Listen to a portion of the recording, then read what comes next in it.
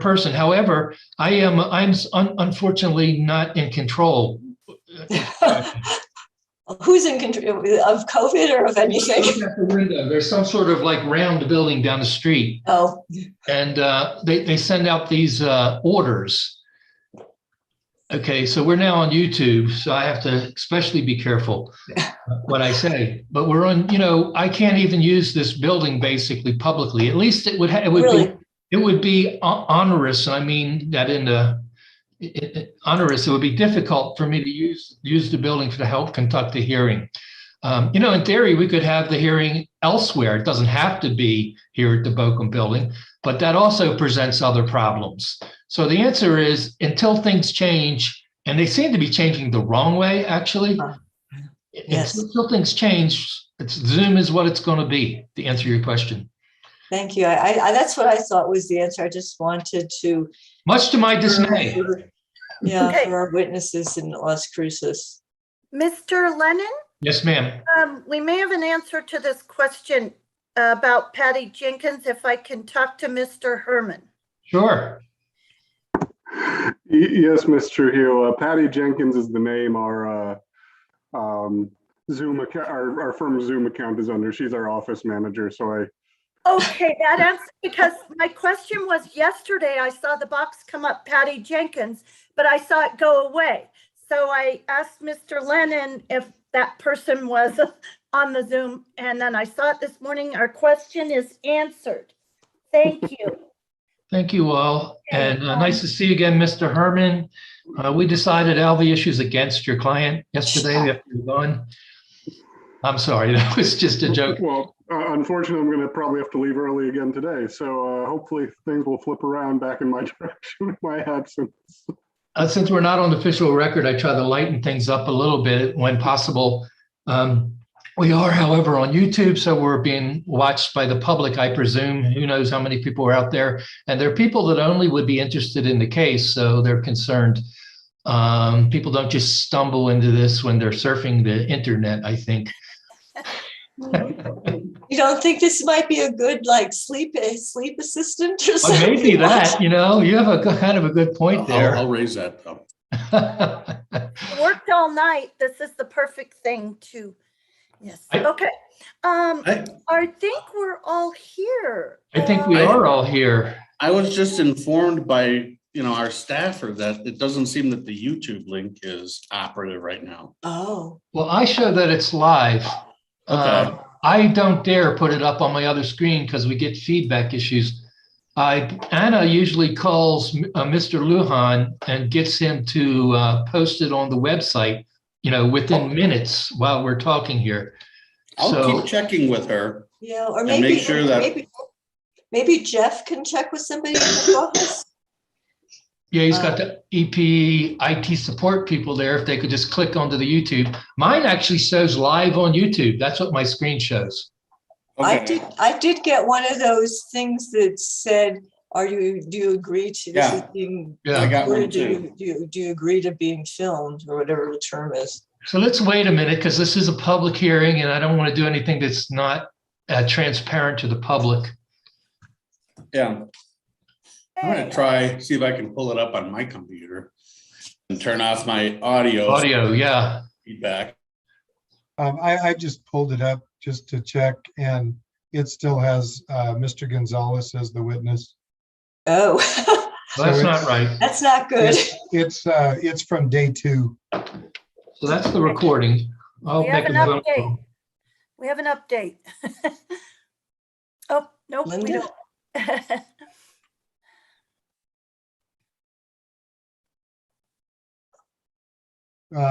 Yeah, the other issue we might be seeing is that the notice that's up here is showing the meeting starting at 10 a.m. So I'm not sure.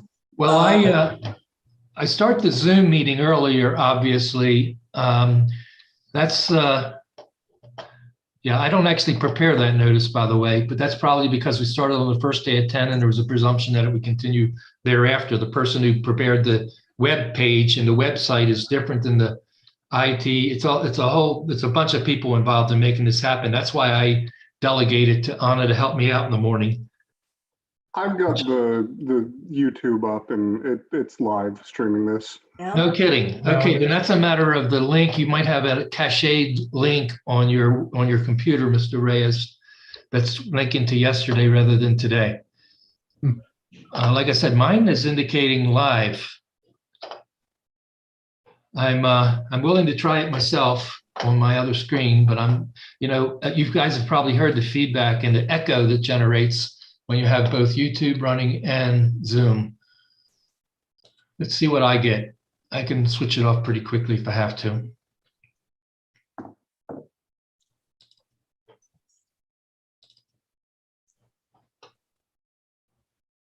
I'm going to public hearings. I just checked on mine, and while there's probably about a 10-second delay, it is operating. I'm checking mine as well. Yeah, it's definitely Okay. working. So then we can proceed. I'm confident that it is actually working. Yeah, I'm Like I just said, confirming this right now. sometimes your computer saves, I think it's the URL, they stick it in a cache just to make cache, things quicker, yeah. cache. And then if you press the same URL, it'll go to the old one rather than you have to require to type it in. Oh my. All right, so what time is it? It's 9:09. Okay, and I've gotten confirmation that it's working for it now. So Thank you, sir. We are public and this is a public hearing. Is there anything else anybody wants to discuss before we go on the record? Okay, well, anyhow, there's one thing I wanted to discuss before we go on the record. I have kind of a pet peeve. I used to do hearings at another agency, and lawyers would actually talk on their cell phones during the proceeding, and that bothered me. And I would stop the proceeding and say something like, well, whenever you finish your telephone call, we'll continue. And that kind of got the message through. But my point is, while we're doing the proceeding, I'd like that we all do the proceeding and that we give it the attention that it deserves and not do other things during the proceeding. It's a matter of respect to the other parties, including pro se parties, and respect to the other lawyers. And I actually think because this is a public hearing and people are watching, I think it's respect to all concerned, and I think it serves us well that we give it the gravitas, if you will, that the hearing deserves. So if we could keep our attention to this hearing, even though it's very tempting to do something else, especially while we're doing Zoom. All right, that's enough lecture. I'm ready to go on the record. Is everybody else ready? Yes, no negative responses. yes, sir. I'm ready. Okay, Ms. Trujillo, on the record. All right. Good morning, everyone. Once again, my name is Robert Lennon for the record. We are live on YouTube. This is a public hearing. This is a continuation into day 3. It's now about 9:09 a.m. Case number 2100064 UT before the New Mexico Public Regulation Commission in the matter of the application of El Paso Electric Company for a variance from the fuel and purchased power cost adjustment clause methodology. This is, like I said, day 3. There was, before we went on a record, just some brief discussion. Well, actually, we were concerned about broadcasting live on YouTube. Everybody is quite in good spirits today. That's nice to see. I brought up an issue about us all giving our attention to the hearing while we're doing the hearing, especially while it's being broadcast on YouTube. And that's about all we discussed. We did not discuss the merits of the case. And if anybody disagrees with me, I would like you to speak up now. I didn't expect any disagreement. I just wanted to announce that. And like I said, I'm dictating into the record. So yesterday we concluded essentially the EPA's case. And now we're moving on to the intervener's case and then ultimately to staff's case. The parties had agreed in advance, and I appreciate that, to a certain order of presentation of witnesses. The next witness would be the pro se litigant, Miss Mary Lee Souls. After Miss Souls, we would have Jose F. Provencio. And after Mr. Provencio, we will hear from Edwin Reyes Jr. Finally, we would hear the staff witness, Gabriella Deschino. The direct testimony has already been filed, so there won't be any friendly direct testimony. We will be open for cross-examination. We may have redirect if necessary within the scope of the within the scope of the cross, and then we may have cross-examination. That's how I intend to proceed today. As for breaks, I'll try to take a break every hour for about 10 minutes, perhaps 15. It usually doesn't happen, and it usually doesn't happen because we're in the midst, M-I-D-S-T, I believe, in the midst of testimony, and I'm not going to interrupt testimony just to take a break unless we go too long. It's a judgment call. We will take probably a lunch break if we reach the lunchtime hour. We're starting about 9, so 12:30-ish seems like a fair time to take a lunch break. Probably will take an hour, unless we can complete the case by 1 or 1:30. We'll just push through and take a late lunch break. That's my plan for the day. Are there any comments from council on that plan? No. Good. Thank you. We've already talked about the Zoom decorum, which is please keep your mute on unless you're speaking. It's just a practical matter. I appreciate seeing the faces of everyone. So you guys already know that. I've spoken too much already, so you guys know how this works. On day 3, Ms. Souls will be sworn in by Ms. Trujillo in a moment, and then we'll proceed with the introduction of her direct testimony. I understand she filed corrected direct testimony. I have it in my hand, as you can see. So Ms. Souls, I'm going to leave it up to you to introduce your testimony into evidence as appropriate. I won't be examining you. That's up to you. So Mr. Trujillo, please swear in Ms. Souls. Yes. Ms. Souls, would you raise your right hand, please? Do you solemnly swear or affirm the testimony you're about to give will be the truth, the whole truth, and nothing but the truth? I do. Thank you. One comment, we haven't identified counsel, but all the same counsel are present. This is a continuation day of a previous hearing. It's really not necessary at this point. Ms. Souls, good morning. Please identify yourself for the record. My name is Mary Lee Souls. I am a pro se party in this case 21-00064-UT. Thank you. I'm sure you understand I had to do that because you're on the record now, sworn, and you weren't before. You have some direct testimony you want to introduce. Is that correct? Yes, I do. I'm going to allow you, there's preliminary questionings of the typical witness, so you can ask yourself the questions, or you can just declare the necessary evidence. Very well. If you'd rather do it that way, then you lead me through this. I'm okay with that. I have in front of me what is labeled as Exhibit MLS-15. That is my corrected direct testimony of Mary Lee Souls. It was originated on June 18th, 2021. I do have a correction on page 25. Okay, tell us about it. On page 25, line 12, there was a decimal point after the 6. That should be a comma. The value on line 12 should be $6,830,684.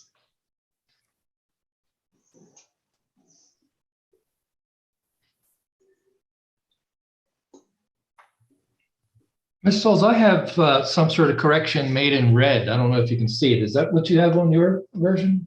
Yes, sir. It is changing a dot to a comma, which of course changes that value by several orders of magnitude. And there's a hyphen. I have a red hyphen in there. That is the scratch out. It's the strike through. The strike out. Yes, sir. Okay. Yeah. It all gets a little confusing with this stuff. It does indeed. Yes, sir. Thank you. Are there any other corrections? There are no other corrections. I do have a question before we go any further, just to be clear, I want to know the difference between the direct testimony you filed earlier and the subsequent direct testimony, which you label as MLS 15. What's the difference between the two? The difference is the title adds the word corrected to the direct testimony of Mary Lee Souls. You are very precise. And the correction that I just provided to you on page 25. So that's the only difference between these two. Yes, sir, it is. To the best of my knowledge, it is. Yes, sir. Well, I would expect nothing less. So let's see if there's any objection to the admission of the corrected direct testimony of Mary Lee Souls. If you testified today, would your testimony be consistent with this exhibit? Yes, sir. I would answer the questions in the same way. Okay, let's go around. You have let's go with Mr. Borman. Any objection? Can't hear you. Oh, sorry. I do not have any objection. Thank you, sir. Mr. Weschler? No objection. Ms. Stevens? No objection. And Mr. Herman? Well, No objection. well, that makes it pretty easy. Thank you again. Mr. Downs has no objection either. Oh, Mr. Downs, I'm so sorry. It's a matter of visually seeing the boxes on the screen. Okay, so there is no objection. Thank you, Mr. Downs, especially. There being no objection, the corrected direct testimony of Mary Lee Souls, which she also labels as Exhibit MLS 15, is admitted as, well, I call it Souls number 1. But it doesn't matter so much what you call it, as long as we all know what we are referring to, and that it's relatively clear and can't be confused with anything else. And we've just heard the testimony describing the distinction between the pre-filed and the subsequently pre-filed.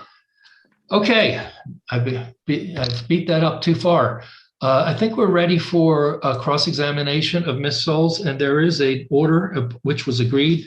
I'm going to allow EPA to cross-examine first, please. Mr. Weschler. Thank you, Your Honor. Good morning, Ms. Souls. Good morning. As an initial matter, you don't offer testimony about EPE's request to amortize the incremental costs over a 12-month period. Is that correct? Should the commission decide that EPE is entitled to those incremental costs, I do not object to the amortization period. Appreciate that. So in order to provide the hearing examiner then moving on to your pre-filed direct testimony, I want to talk about the basis for your testimony. You currently live in Seattle, is that right? I currently reside in Seattle, yes. So you're not currently a customer of EPE? I am not currently a customer of EPE. You have never operated an electric utility? No. And you've never been employed by an electric utility? Correct. Including by EPE, you've never worked for El Paso Electric? You've never asked me. Well, I'm asking now. Have you ever worked for El Paso? Oh, now I understand. Well, perhaps we can talk to personnel, but am I correct that you have never worked for That's correct. Let's see. Part of your testimony is about the Palo Verde generating station, but you've never inspected the Palo Verde generating station. Is that right? I've driven past it. Does that count? Well, it's not for my question. Have you ever entered premises? No. Wait, I'm sorry, I didn't hear the question, Jeff. Well, my question was if she had ever entered the premises and inspected the facilities. No. Now, in your testimony, you include a timeline, right? That's correct. You constructed that timeline from a costing model that was provided by EPE. That was one of the sources of my information. That's correct. And it was one of the primary sources of your information. I would not characterize it that way. I carefully read the testimony of EPE witnesses that have been filed. So your sources of information were the costing model and then the testimony of the EPE witnesses. My primary sources were sources from EPE, that's correct. You also provide some opinions about whether PV3 was needed and used to serve New Mexico customers during the cold weather event. Is that right? I provide a lot of opinion about whether or not PV3 was needed during the cold weather event. And for that testimony, you also relied heavily on the costing model. That's correct. The costing model that EPE witnessed yesterday identified as an accurate record of what took place. Now, you did not create that costing model. I did not. And you do not use the costing model on a regular basis as part of your professional responsibilities. It turns out I use the costing model on a regular basis in El Paso Electric cases because of El Paso Electric's characterization that it is an accurate record of what took place. So you're talking about cases in which you're involved as an intervener. That's correct. You don't have professional responsibilities in which you are using the costing model, for example, in making off-system sales. I am not involved in making off-system sales. Let's take a look at El Paso Electric Exhibit 11.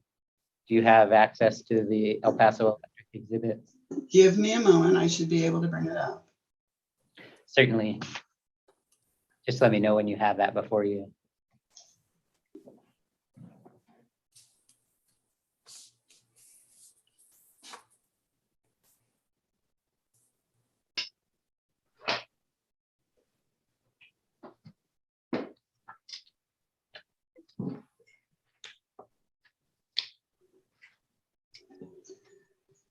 Mr. Weschler, I don't have an El Paso 11 admitted into evidence. Is it something that you didn't admit yet? It's not admitted yet, Your Honor. This is the recommended decision from case number 18-00006 UT, which I'll be using for demonstrative purposes. Okay, I got it. It's a potential exhibit. It's marked as an exhibit, but it's not an exhibit in the case yet. I got it. Thank you. I have that in front of me. Thank you, Ms. Souls. And if I can get you, this was EPE's last fuel continuation case. Are you aware of that?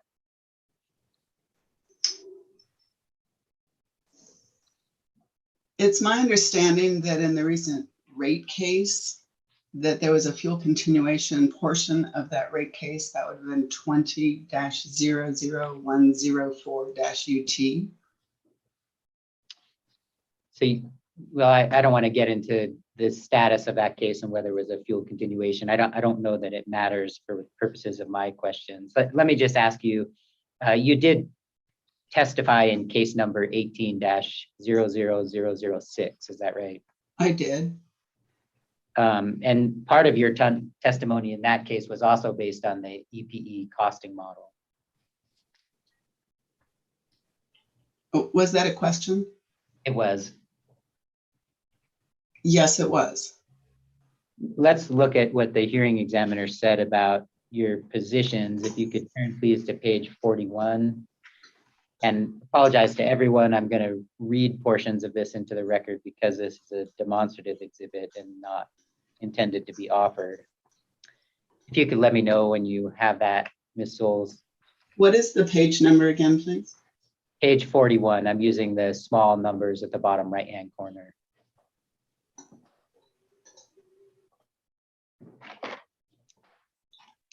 Yes. And here at the top under the heading off-system sales, beginning with the second sentence, it indicates the city, Ms. Souls and Mr. Downs ignore Mr. Hawkins' testimony explaining that the company is required to provide reliable service to its native load customers, whether or not it makes a single off-system sale, and the provision of such service to native load customers results in cost causation that must be assigned to that service. Skipping a sentence, then it says the testimony of lay witnesses, Ms. Souls and Mr. Downs misunderstood and misapplied renewable energy and incremental cost concepts and refused to acknowledge or apply reliability considerations in their analysis. And this section of the recommended decision, Ms. Souls, that's referring to you when it indicates Ms. Souls? I'm sorry, sir, I was not able to follow you. Would you start that again, please? I will. I'll identify the first parts of it. I don't know that I need to read the whole thing back into the record.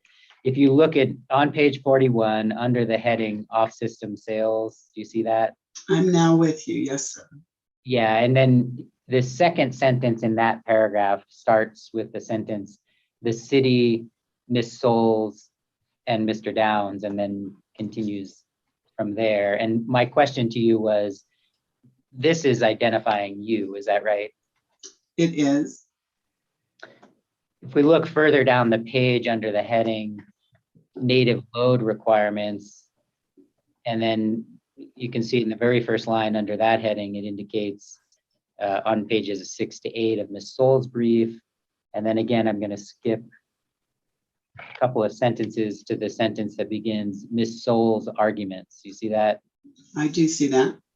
And here it says, Ms. Souls' arguments reflect her lack of knowledge and understanding of electric utility operating and reliability requirements.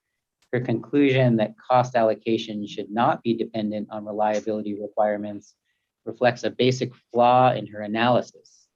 She fails to recognize that native, turning to page 42, load customers will incur the costs allocated in the costing model regardless of whether any off-system sales were made. And then skipping the indented paragraph there, the hearing examiner finds that Ms. Souls' arguments here are not supported by record evidence and are based on underlying misconceptions and errors and shall be disregarded. And that's also a reference to your testimony in that case, is that right? I read it as such, yes. What's the significance of that? That's another case, sir. Credibility, Your Honor, and it's also testimony that she's providing about the costing model, and it reflects a similar error that she's making in this case related to reliability, the way the costing model works and the way the resources themselves work. Thank you. Again, for the same reason, I'm going to ask Ms. Souls to look at another exhibit with me. Again, another exhibit I will use as demonstrative purposes, and this is demonstrative exhibit 18. I'm sorry, EPE exhibit 18, which again is not yet in evidence. I'm sorry, I did not understand which exhibit.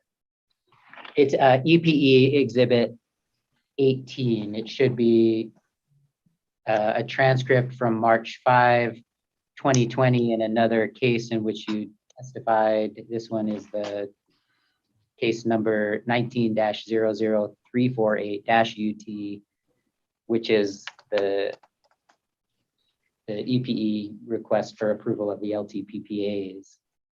And again, for your honor's purposes, again, this goes to credibility of the opinions that Ms.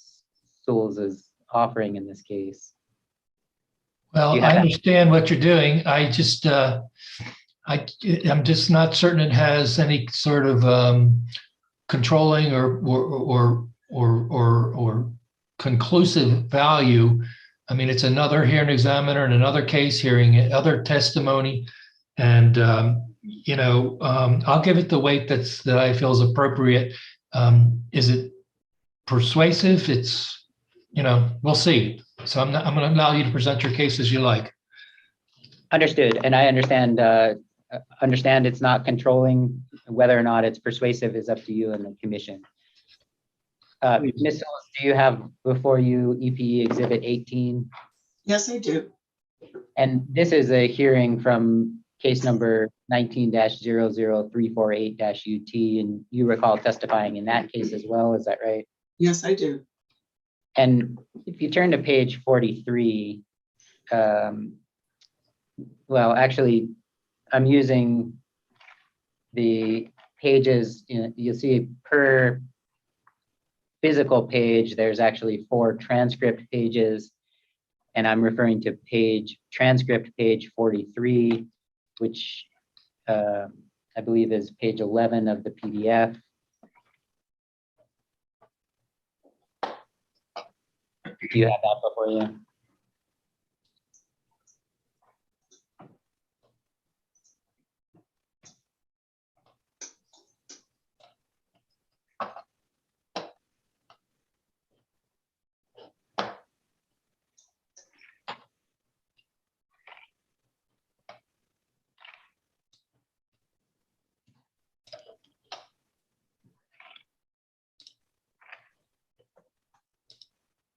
Maybe you could just let me know when you have it, Ms. Souls. Tell me again what I'm looking at. I have numbers everywhere and Understood. Why don't we use, for starters, do you see in the upper right-hand corner of the very first page, it says 1, and then in parentheticals, pages 1-4? I do.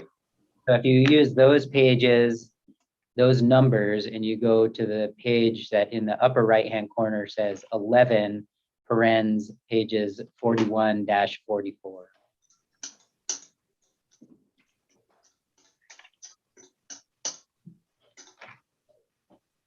I believe I'm where you want me to be.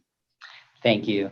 And you recall that in that case, EPE challenged your qualifications to offer any expert testimony. Do you recall that? My experience is that EPE always challenges my qualifications. We appreciate your patience. It's nothing personal. I hope you understand that, because we very much do appreciate your participation and think that you have a lot of value, add a lot of value to these proceedings. Nonetheless, I am going to read in to the record again, the hearing examiner Hurst's ruling on that motion, where she says, okay, very well. Based on the review of the modified motion, the questions and answers of the witness here today, and answering Mr. Wexler's questions, and in answering my questions, I don't believe Ms. Souls, pardon me, in the areas claimed by the El Paso Electric with regard to the utility-specific areas of loads and resources planning, forecasted retirement dates and generation planning, utility resource acquisition, levelized cost of energy, and costing methodology for utilities, or in regulatory background and technical generation expertise as it relates to this proceeding, I don't believe that you have qualified as an expert as indicated, so I'm going to grant that part of the motion. And you recall that being the ruling of hearing examiner Hurst in that case, is that right? Before I respond, Mr. Hearing Examiner, Yes, please help me with this. I don't know how to object on my behalf, but I would like to object. well, the truth is, I'm not permitted to help any parties because I am, I don't, it's not my role. Then I'm going to object. Thank to you. this line of That's how you object. And then I would probably ask you, what is the nature of your objection? And then I would hear from other parties in argument, perhaps in support of or against your objection. So I can tell you about procedural stuff. I just can't do it for you. So you've just objected. So what is the nature of your objection? Well, first of all, I'm still struggling to be where Mr. Wexler is. He didn't cite the line that he started reading from. Okay, well, that's a practical matter. It referenced a motion. The motion is not here as part of this. So this is an incomplete record. It doesn't, I don't know what we're referring to except my recollection of what took place in a hearing in a small matter without the larger context. I want to object on that basis. Like I said, I can't do your case, but I can comment procedurally. This is cross-examination stage of litigation.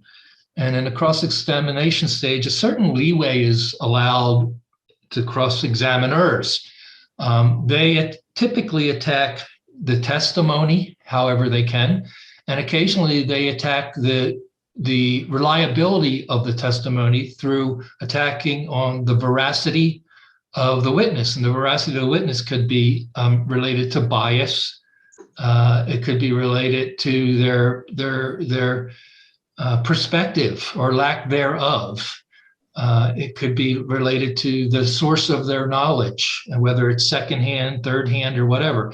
Anyhow, that's what Mr. Weschler is doing. Essentially, he's attacking. That's a legal term, not as in armies attacking, but he's attacking your veracity and the reliability of the testimony you're offering, and he's doing it in a way of presenting your previous testimony of you and the commission through the hearing examiner's response to your previous testimony. He's using other cases and he's using the language from other hearing examiners. I'll be honest with you. I see Mr. Provencio moving around down there. Anyhow, I'll be honest with you. I give it the weight that's appropriate, and I haven't decided what weight is appropriate. But I think he knows, as I indicated, it's of, let's call it, limited value. In other words, it's not conclusive and not binding on me, if you will, that another hearing examiner in another case decided that the evidence you presented in that case was not sufficient. And that's essentially what he's doing. As I said, this is cross-examination, and in cross-examination, there's a lot of leeway allowed to the cross-examiner to impeach the veracity of a witness. So I'm allowing him to continue to ask those questions. And I hope that helps a little bit. Those are just procedural things, general procedure, not exactly precise to your situation. Okay, Ms. Souls, does that help any? Very well. Okay, now let's hear from opposing counsel whether there is any response to your objection. Mr. Weschler, any response to the objection? None other than the discussion that we've already had. Okay, Mr. Borman, any response? I don't have anything to add to this discussion. Mr. Downs, response to the objection? My recollection is I shouldn't be testifying. No, I have no response. Ms. Stevens?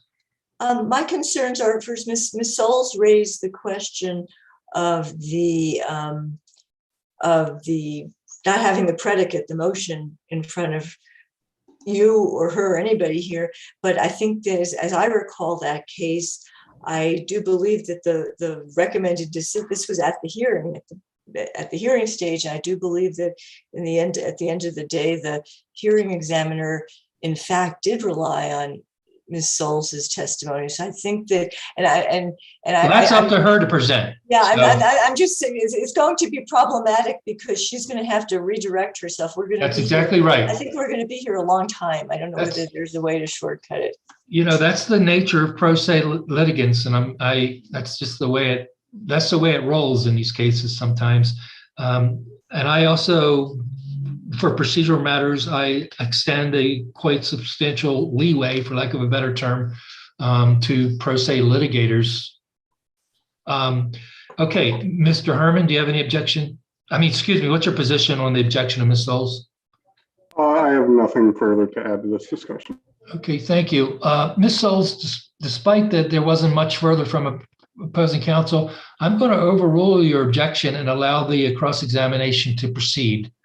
Thank you. Please go, Mr. Weschler.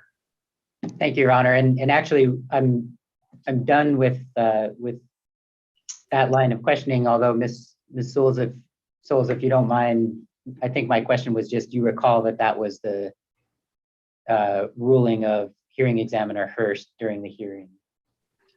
So I would note that in her specific discussion here, that she says with respect to loads and resources planning, and that has nothing to do with what we're talking about today. With respect to forecasted retirement dates, that has nothing to do with what we're discussing today. Generation planning has nothing to do with what we're discussing today.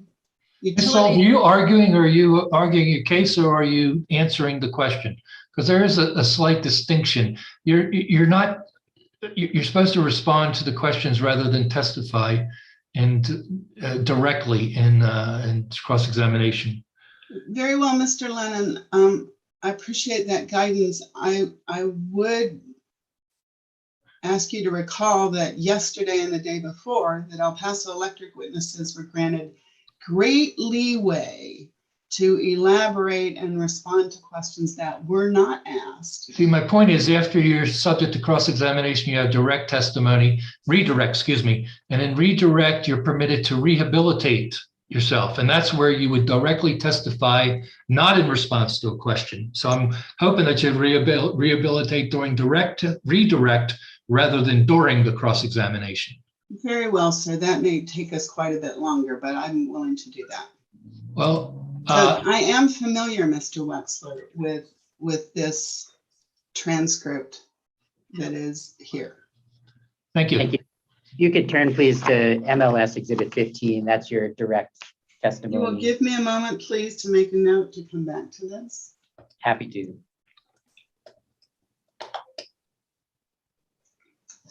If you guys, while you're doing that, I don't mind mentioning, I'm a bit of a traffic cop around here.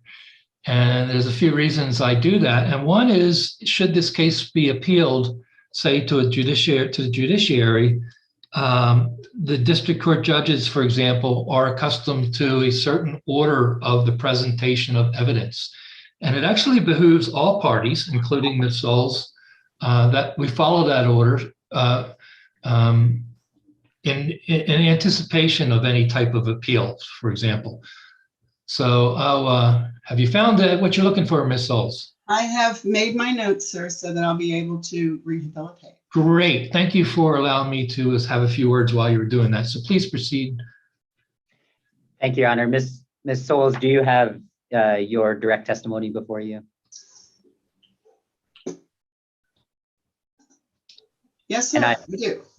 Great. And so I'm starting on page 19, and just generally will refer you pages 19 to 22 and just get you to confirm this is the timeline that you offered as part of your testimony, right?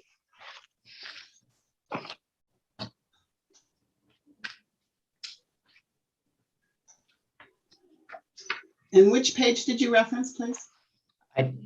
19 through 22. It should be 19, line 13 through page 22, line 5.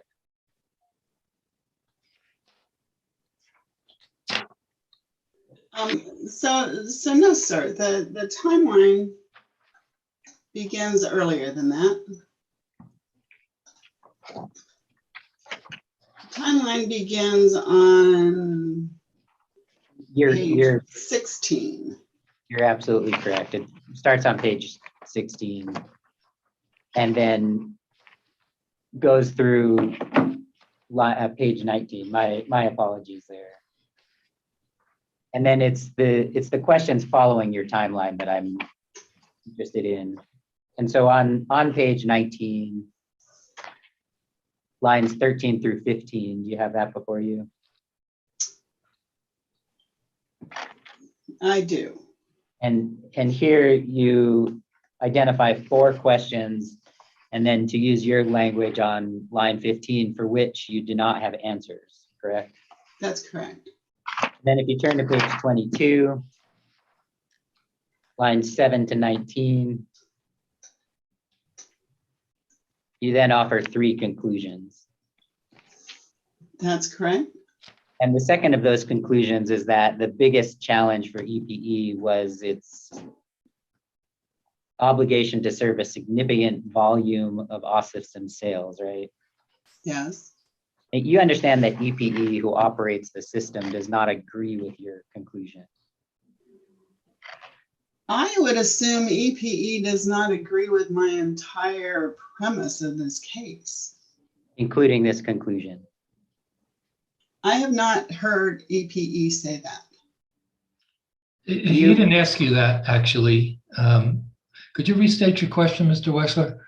I can. My question was, you understand that EPE, who operates the system, does not agree with your second conclusion. So you understand that, Ms. Souls, they don't agree, right? The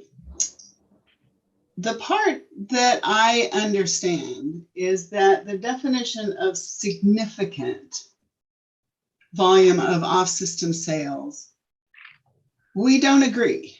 That Mr. Gonzalez indicated that 250 megawatts of off-system sales at any point in time was what he considered to be not significant.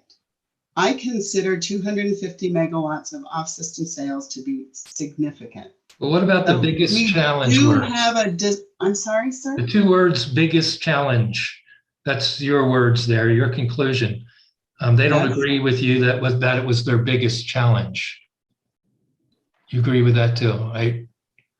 So I don't want to be testifying on behalf of El Paso Electric unless I've heard them or read their testimony that says something. Well, I just want to make sure you answer the question that he asked, that you understand that El Paso doesn't agree with you, not about the entire sentence, which included the words biggest challenge.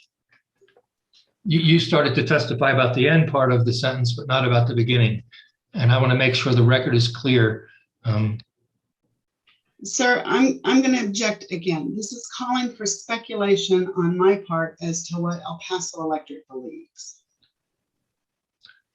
Overruled. Okay. Are you going to answer the question about whether you understand that they do not agree that their biggest challenge was obligations for off-system sales? I would make an assumption without knowing what EPE believes or doesn't believe, that they would have us believe that their biggest challenge was something different. Thank you, Ms. Souls. Counselor? Thank you.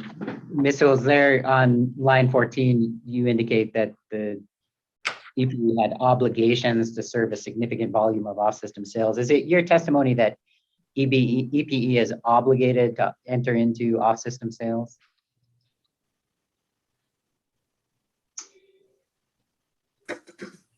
It is my premise that once EPE has a contract for an off-system sale, that they treat that as an obligation.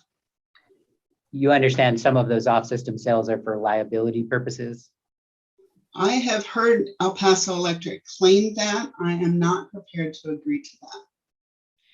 You just don't know. No, that's not correct.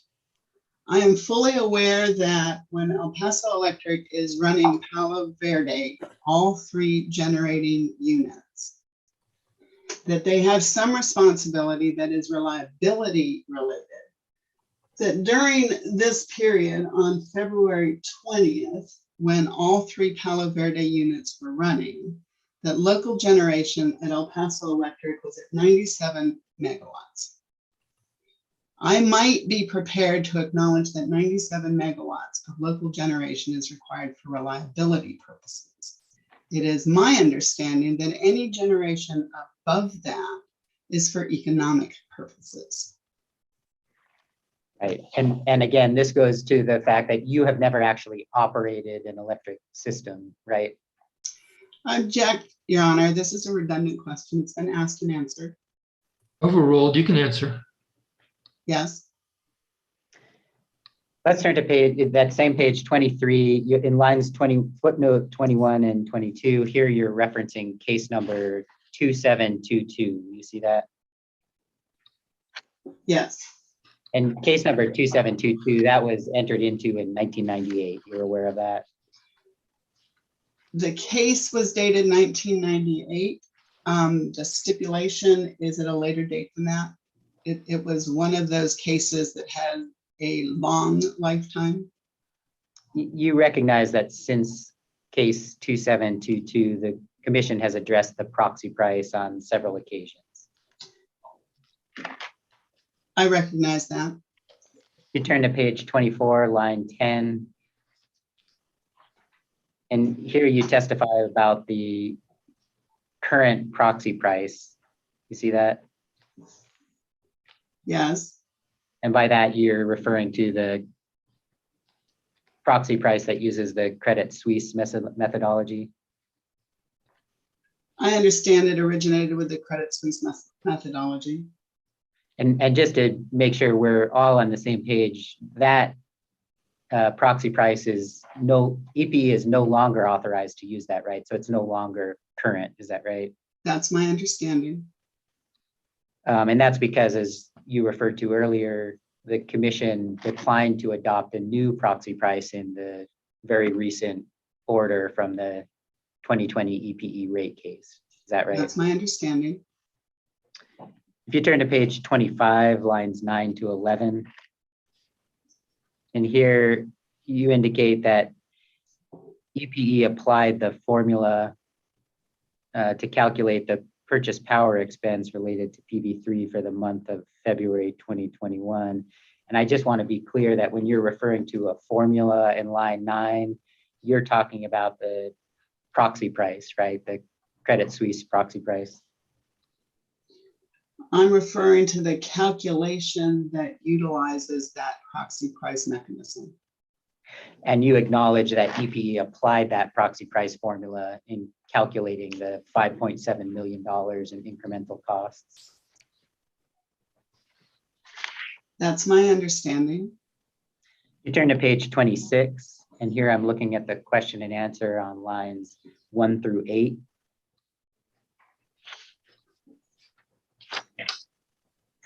Yes. And this is actually beginning a section. So from page 26 and for several pages after, you're using the costing model to discuss available resources, right?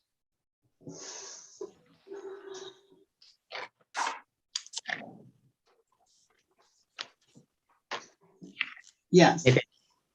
Yeah, and if it helps you, Ms. Solz, you actually identify that on page 30, lines 6 through 8, where you indicate you're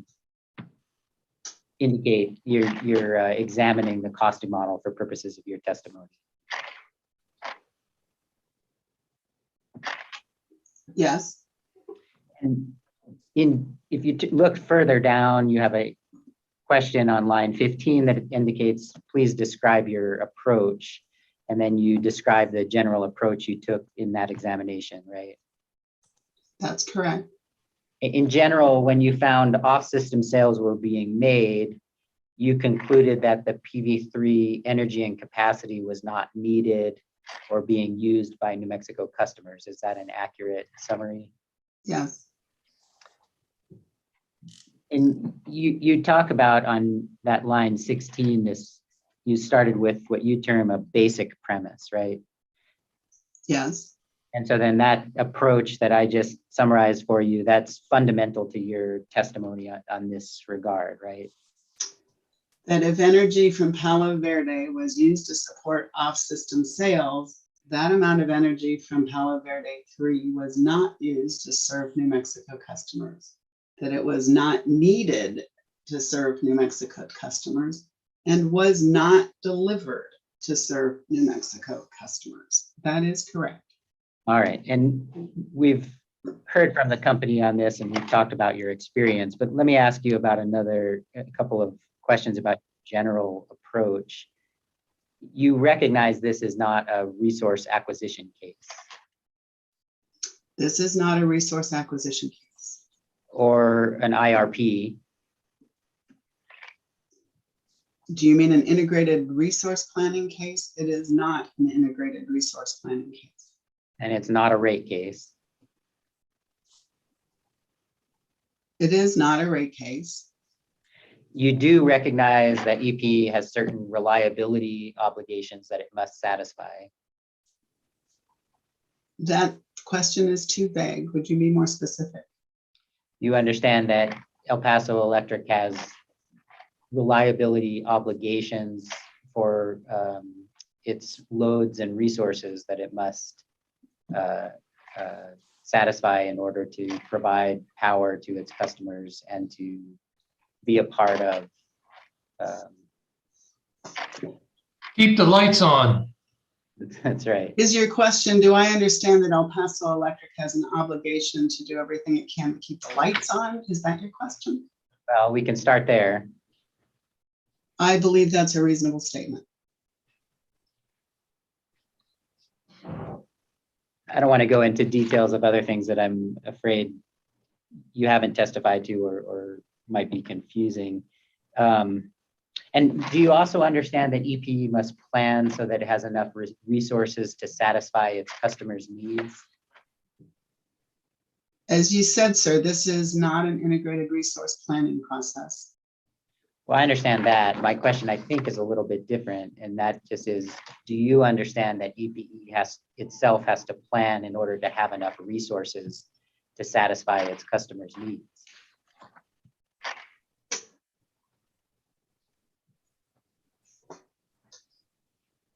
Yes. You're moving your head left to right for the record, as if indicating no, but you're saying yes. Is there some significance to that? I'm struggling with the nature of the question again, Your Honor, which is, are we saying that the sun comes up in the morning? I don't understand the purpose of Mr. Wexler's question. Well, So you know, yes, the sun comes up in the morning. I'd rather you not try to overthink him, just to listen to the question and answer the question. That's what I'd rather hear. A separate question, Ms.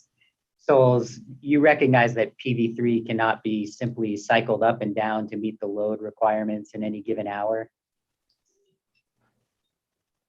Mr. Wexler, I understand that El Paso Electric owns PV3, and in owning PV3, it is required to take the output from that generator, and that as a nuclear baseload generator, that PV3, unless it is down for its quasi-annual refurbishment, essentially generates every hour of every day. I understand that EPE has that obligation. Yes, sir.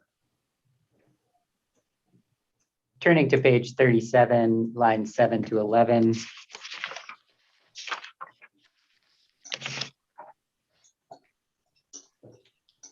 Now, one of your positions in this case is that PV3 charges were not actually incurred by El Paso Electric. Is that right?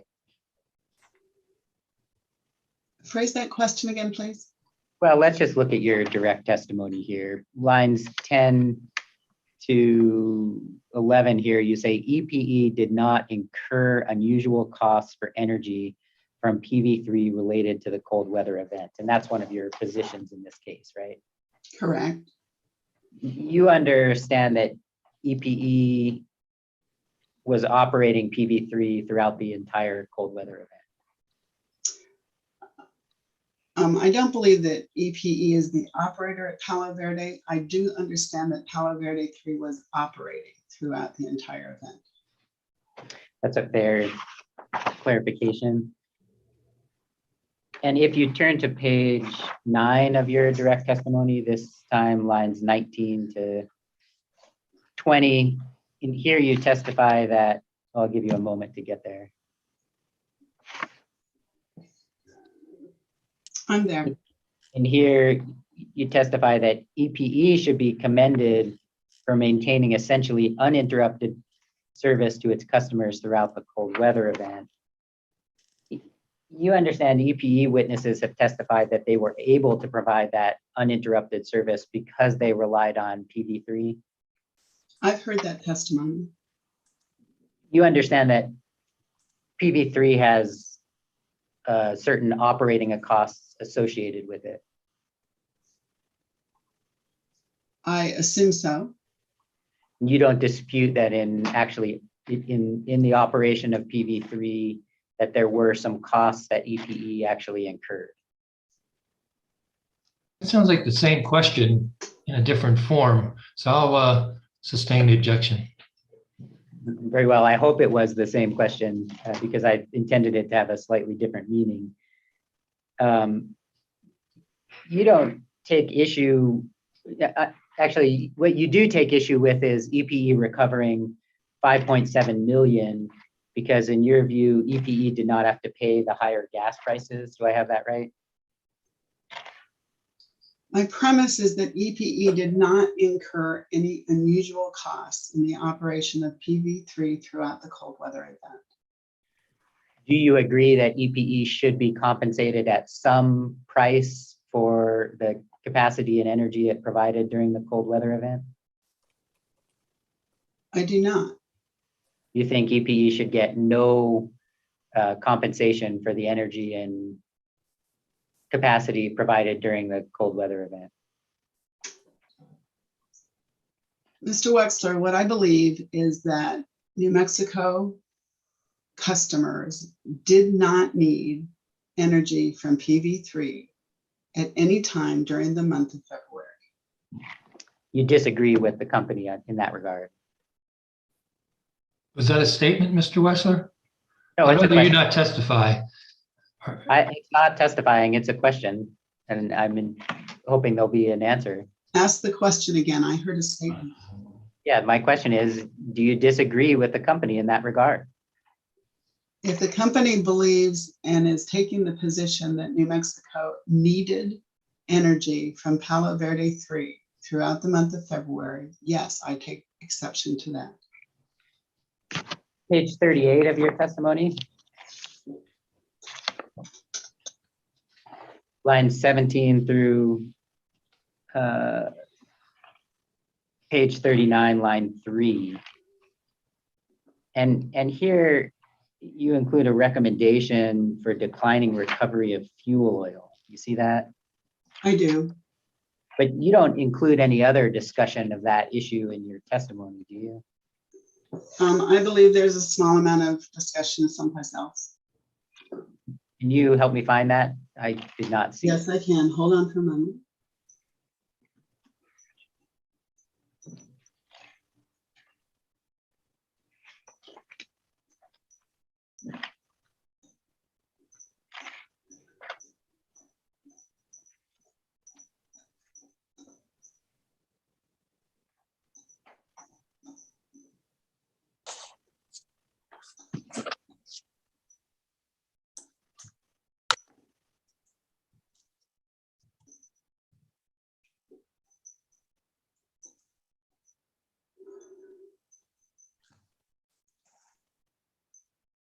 I believe page 11 might be wrong.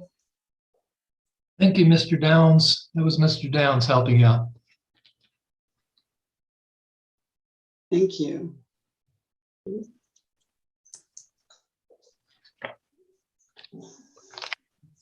Page 11, beginning at line 1.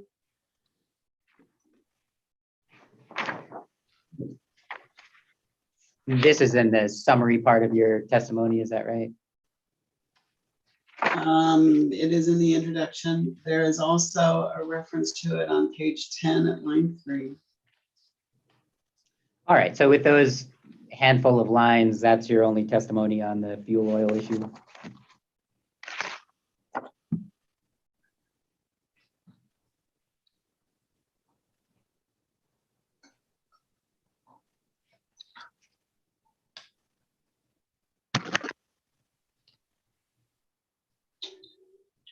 And line 20,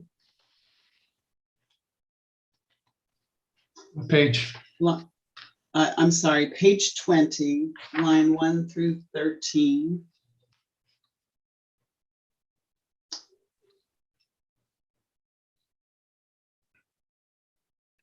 And that section is under the heading of critical questions for which you do not have answers. Was that a question? Is yeah, that it's a right? question, and I understood it. The question you were answering on page 20 is your question on page 19, where you ask yourself, does the timeline answer all of your critical questions as to what happened during the exclusion period? And then you have 1, 2, 3, 4 continuing, and you were referring to answer number 2, which was according to EPA's request for proposals and thereafter. That is correct. And I did attach the exhibit MLS 06, which was El Paso Electric's request for proposal related to the fuel oil as a backup fuel, which portrays all 5 of the Newman generating units as being capable of utilizing fuel oil as a backup fuel. Now, Ms. Souls, you have not evaluated or tested the fuel oil that was present at the Newman station, have you? Of course not. You don't know if it was appropriate for use at the Montana units. I don't know that. Thank you, Your Honor. No further questions. Thank you, Mr. Wessler. Okay, let's move on to the rest of the parties and the order agreed. Let's see here. City of Las Cruces, do you have any cross-examination? No, I don't. Mr. Downs, do you have any cross-examination? I do not. Mr. Herman, any cross-examination? No questions, Mr. Examiner. Thank you. And Mr. Borman? I do not have any questions for Ms. Souls. Okay, Ms. Souls, that was, you heard what happened. So now you can do what's called your redirect if you choose. This is where your lawyer would typically attempt to clarify, or perhaps more accurately, to rehabilitate you and your testimony to make it more clear and more in your favor. So since you're pro se, you could ask yourself questions. That's one way. It's very clear that way. Or you could just simply tell your story and testify and address the points you want to address. You would be subject to cross-examination for any testimony you do now during direct testimony. So it's up to you. You can do it any way you like. Your Honor, at this point, we've been at this for about an hour. As I indicated earlier, it's going to take me a few minutes to find the documents that I will need to reference. Should we take a break so that I could do that and maybe not use everybody's time? We can take a break generally, and you can use the time for however you like. Thank you, sir. So let's see what time it is. My clock says 10:07. Let's meet back here at 10:20. Is that okay? Let's meet at 10:20. We are in recess until 10:20. Hey, thank you. Thank you, Mr. Heel.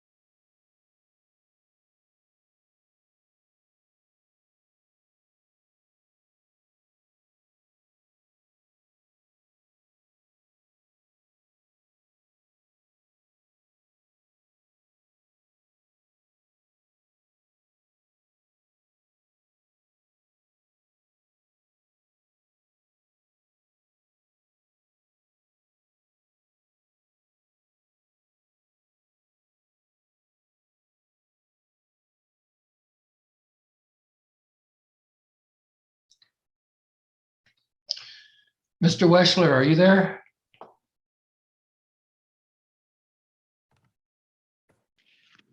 I am. Hi, I'm specifically asking you this online. We're not on the record, however, but I want everybody to hear me. I'm having trouble in my emails finding where you sent me a link to your exhibits, your potential exhibits. Do you know what date that was sent to me? I do. It was sent on Monday. Again, it would have come from Yolanda Sandoval. I think it was in the early afternoon at about 2 o'clock, and it would have come through a share file link. Yeah, it's possible I erroneously deleted it. I certainly hope not. Usually I move my, take my incoming mail and move it over to the appropriate file. And I looked in both places and I'm just not seeing it. Well, I'll forward that. If you can do that right now, it would be helpful. Maybe I did. I see stuff from Miss Sandoval, but I'm not finding the link to your files, to your uploading your file system. Huh. Jeff, I had a similar issue. I emailed Teresa on Tuesday for that link because the email she forwarded me showed that it was sent to me, but I checked my junk folder and my deleted items, and I never found it. Thank you, Mr. Herman. That makes me feel just slightly better. But Mr. Weschler, I'm here waiting for that to pop up in my inbox. Yep, I'm understood. I'm just getting it now. Unfortunately, I have way too many unanswered emails from the last several days, so it's taken a moment to find it. I normally get stuff from Miss Pacheco. You know, I have to learn the names of the legal assistants and relate them to the various parties to recognize the names. Well, it may have, I may be wrong. It may have come from Ms. Pacheco. So I don't Looking know. at Monday, the 22nd, I see that she sent your response in opposition to the city of Las Cruces. I see that she sent the response to CLC motion to dismiss. She sent it in Word and in PDF. Teresa, it's coming from Teresa Pacheco. Yeah, that must be right. It was at 1:33 p.m. Okay, I got mail from her at 8:50 and at 5. Well, no, I responded at 5:20. That must have been the time I got home. I checked my emails at home too. Yeah. She sent it at 4:51. She sent me a response to CLC motion to dismiss. So she's definitely sending me stuff. She sent me something at 4:50, but I didn't get that particular, I guess it's a link to a URL that lets me see your exhibits, or not your exhibits, but your potential exhibits, your papers. That's correct. Can I, You're just- not on the list. Can I just forward it? Yeah. Mr. Provencio just asked the same question, I'm but not picky. I did, if this works, I'll just try you, Mr. Lennon. Sure, thank you. I was going to ask the same question if I needed to copy everyone, but I appreciate that, Ms. Stevens. You know, I looking should probably at figure it the- out. I don't like one central lockbox as some of the other examiners do. It's just like another layer of technology I'd rather not deal with. So email technology usually works for me. Let me know if that works. Okay. I had kept it, I always debate whether to put it into the archive file or not. And this one I kept in my email. Maybe that was the problem, that something got lost in the process. Well, I just push send receive and it shows all my folders up to date. Oh, there you are. Something from A. Stevens. That would be Miss Stevens. Yeah. El Paso's Company's electric exhibit list. Well, that's the exhibit And then list. go into the text. That's where you see the link. Close a share file link to Yes. this. Okay. That takes Now, I don't me know whether the link still works because I downloaded everything the moment it came to me into a, I don't see a link. in the text. It's in the email text. Yeah, in the email. You know, it doesn't show up as please see attached El Paso Electric's exhibit list. Below is a share file list to the exhibits, and it's, you know, That's not what I have on my screen. That's weird. Maybe, Jeff, do you have a function that just demolishes your share file links that we don't know about? No, I was just looking at the share file and it's. I'll try just copying the link, Mr. Hearing Examiner, and just sending that to you without the forward. I appreciate this, you guys. Yeah, I just followed the link and it got me in there. I had to enter my, my name and email address, but it works. And I show that you're on the distribution list for the original email on 11/29 at 1:32 p.m. Yeah. From Teresa Pacheco. Joe, were you able to open it when I just forwarded it to you? I think you may be in the same boat as the hearing examiners. Well, see, I actually printed out that email, as you can see, but I didn't do the link to the other exhibits because frankly, I thought it was just the exhibit list, not a link to the other exhibits. Yeah, the link is in the body of the email. I don't have that. I don't think I do. I don't have it, no. Did you get it now from me? Well, let me take a look. Thank you. It's just the link. I just copied and pasted that. Oh, yeah. Well, let's see what that brings up. Okay, that brings me up to another page. Thank you, thank you. Let's see what I get. It must be full of stuff because it's taken a long time and this is a really fast internet system here. Wow. It just keeps going round and round and round. Hold on a second. Let's give it some time. I've got to, okay, I'm on Montgomery and Andrews. We could have success here. Okay, it asked me to enter my information below.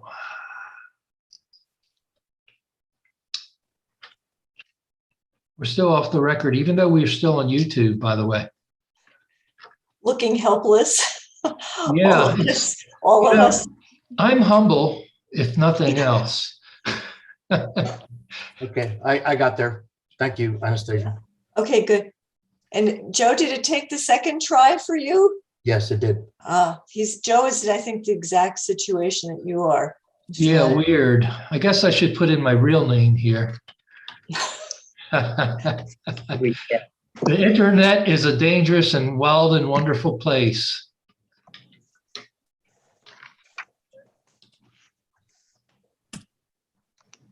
Okay, I am into your file sharing. Wonderful, wonderful. Okay, so thank you, thank you. I'll have to move that to yet another screen so I can access it if I need it. Okay, I can't answer that phone. Goodbye. All right, hold on. Someone else is sending me stuff. Okay, Linda G. Pleasant just sent me a link, sent me the link as well. So thank you for that. All right, so I apologize for wasting everybody's time there. I don't think it was a waste for me, but it may have been to you all. But we'll move on. I think it's probably for all of us that you have our exhibits. So. Yeah, well, this is what I meant about me liking to do hearings live. Yeah. What can I say? It loses the human touch, and communication is, I don't mind the Zoom hearings. They're good, but they're not as effective as being in person. Ms. Souls, you've had a little time to, let's see, we're actually way beyond when I said we would reconvene at 10:20. Ms. Tria, are we back on the record? Well, I'm waiting for your cue. Okay, so let's go back on the record. Oh, thank you. We're officially back on the record. It is, excuse me, about 10:29. Everybody did report in about 10:20. And we were having a discussion, frankly, to help me with some technical difficulties, getting a link into the file sharing at EPE's counsel's office. And we straightened that out with the help of each other. It's kind of nice when members of the bar all help each other out. And Ms. Souls, the next thing is your direct to redirect testimony, where you can clarify any of your cross-examination testimony which could be misconstrued, and you can rehabilitate your veracity if you think it has been successfully imputed or negatively affected. So because you don't have a lawyer, it would be nice to have a lawyer at this point, but it's all up to you. So you're on your own. Go ahead. You're still under oath. Thank you, sir. Not that I believe that my veracity has been successfully trashed, but I would like to elaborate on some of those areas that Mr. Wexler was probing. So could we go back to the EPE Exhibit 18? And that's something that was discussed in the cross, correct? That's correct. And apparently you weren't able to view it when he was asking me questions about it. That's correct.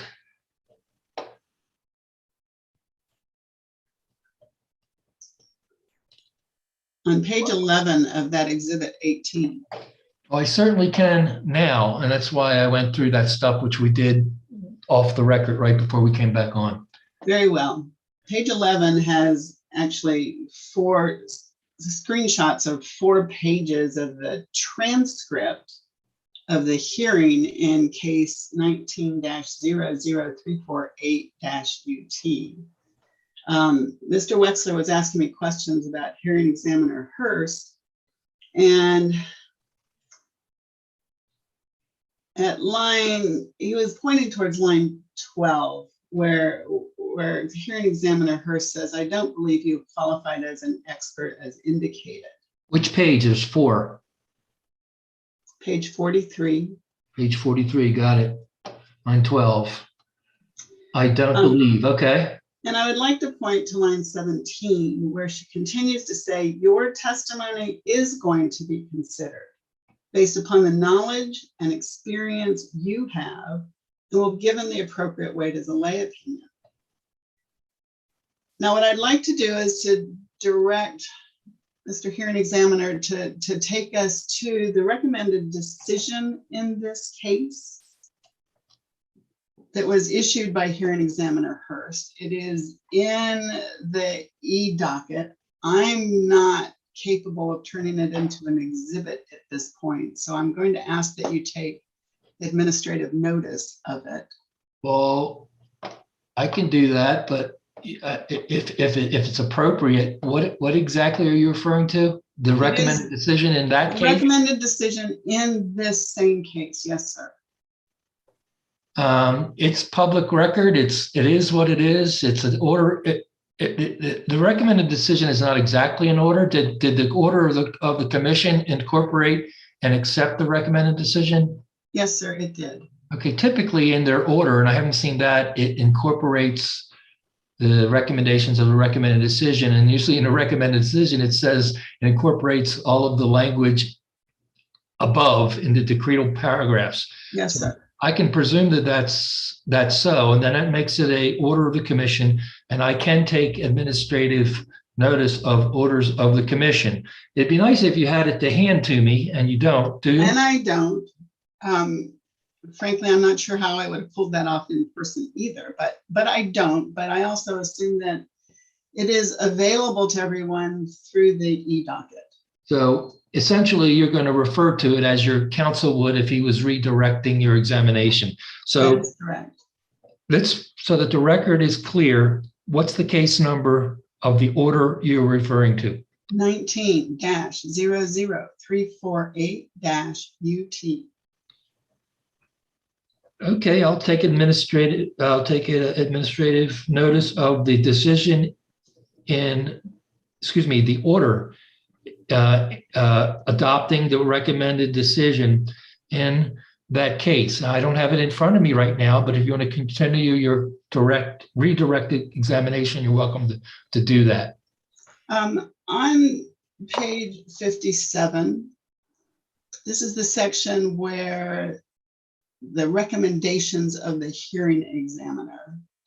And I'm going to refer to the second paragraph there. As a matter of context, this case was El Paso Electric's application for approval of 3 long-term purchase power agreements later clarified that one of those was an energy storage agreement.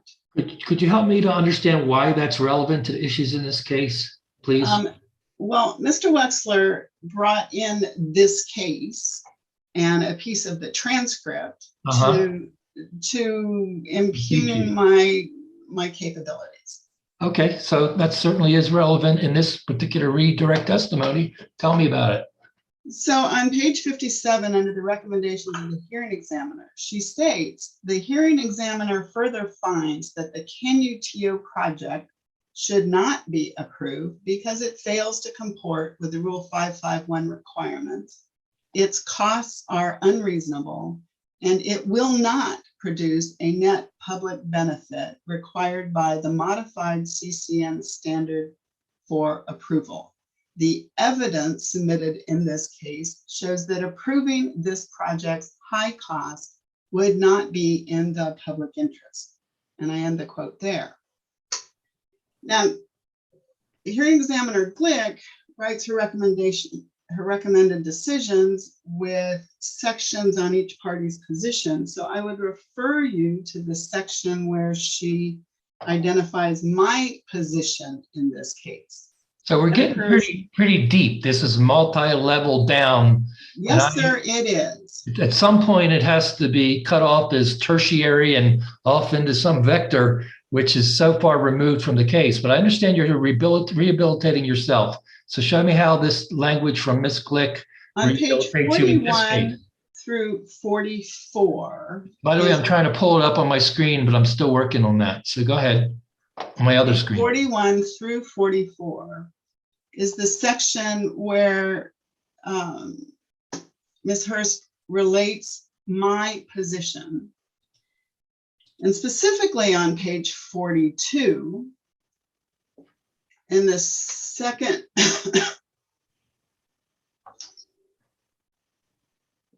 wait a minute, on page 42.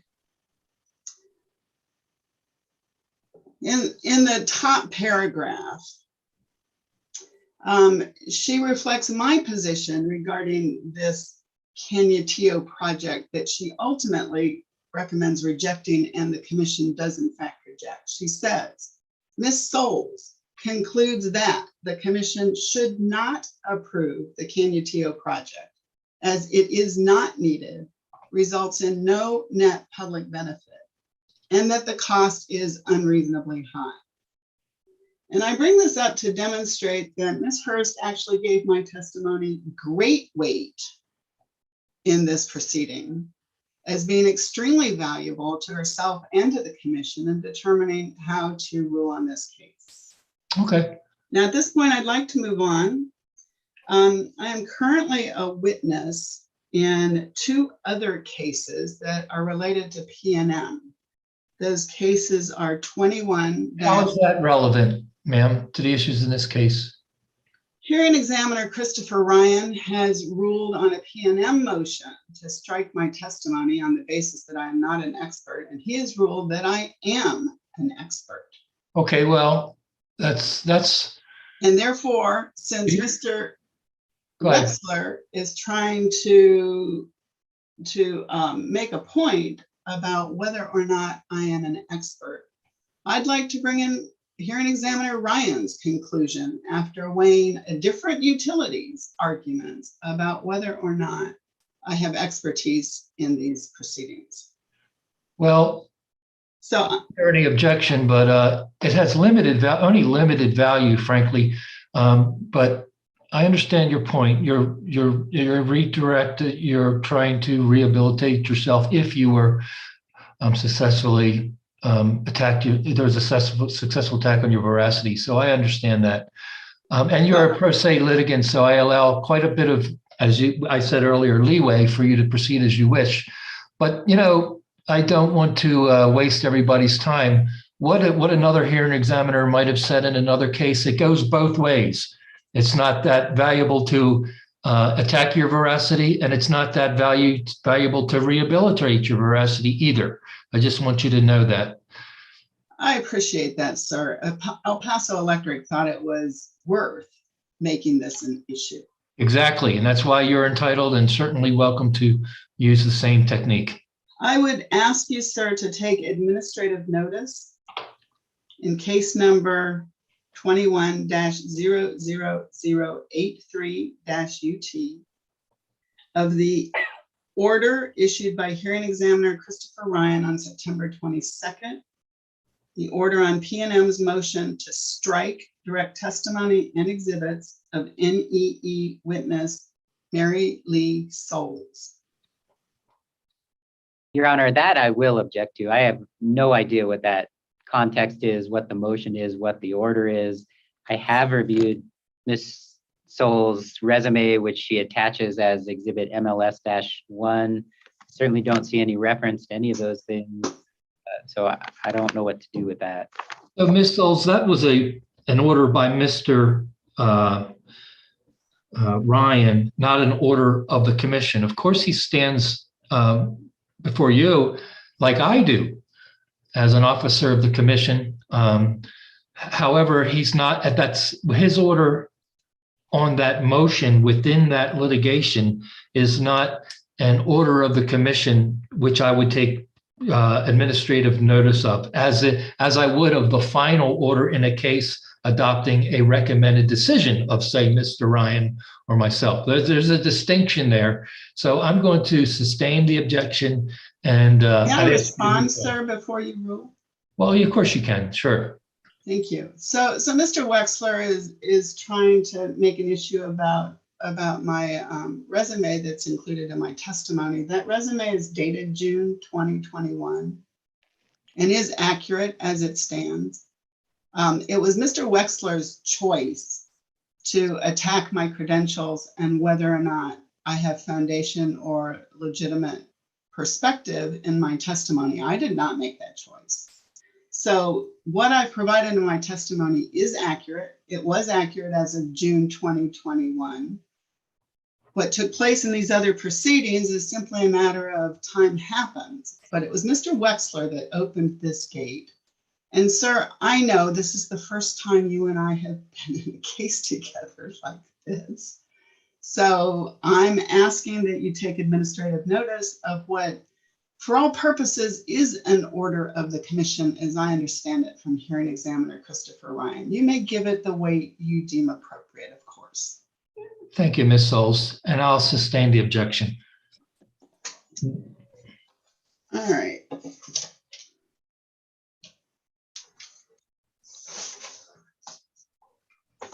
I have one other thing that I would like to address. Mr. Wexler continually asked me about the nature of the disagreement in perspective between myself and El Paso Electric. El Paso Electric would have you believe that this case is simply a matter of confirming their calculations regarding the extraordinary amounts they are seeking to recover from New Mexico ratepayers and approving their proposal to recover those amounts from New Mexico ratepayers over a 12-month period. Your Honor, this is not the most important aspect of this case.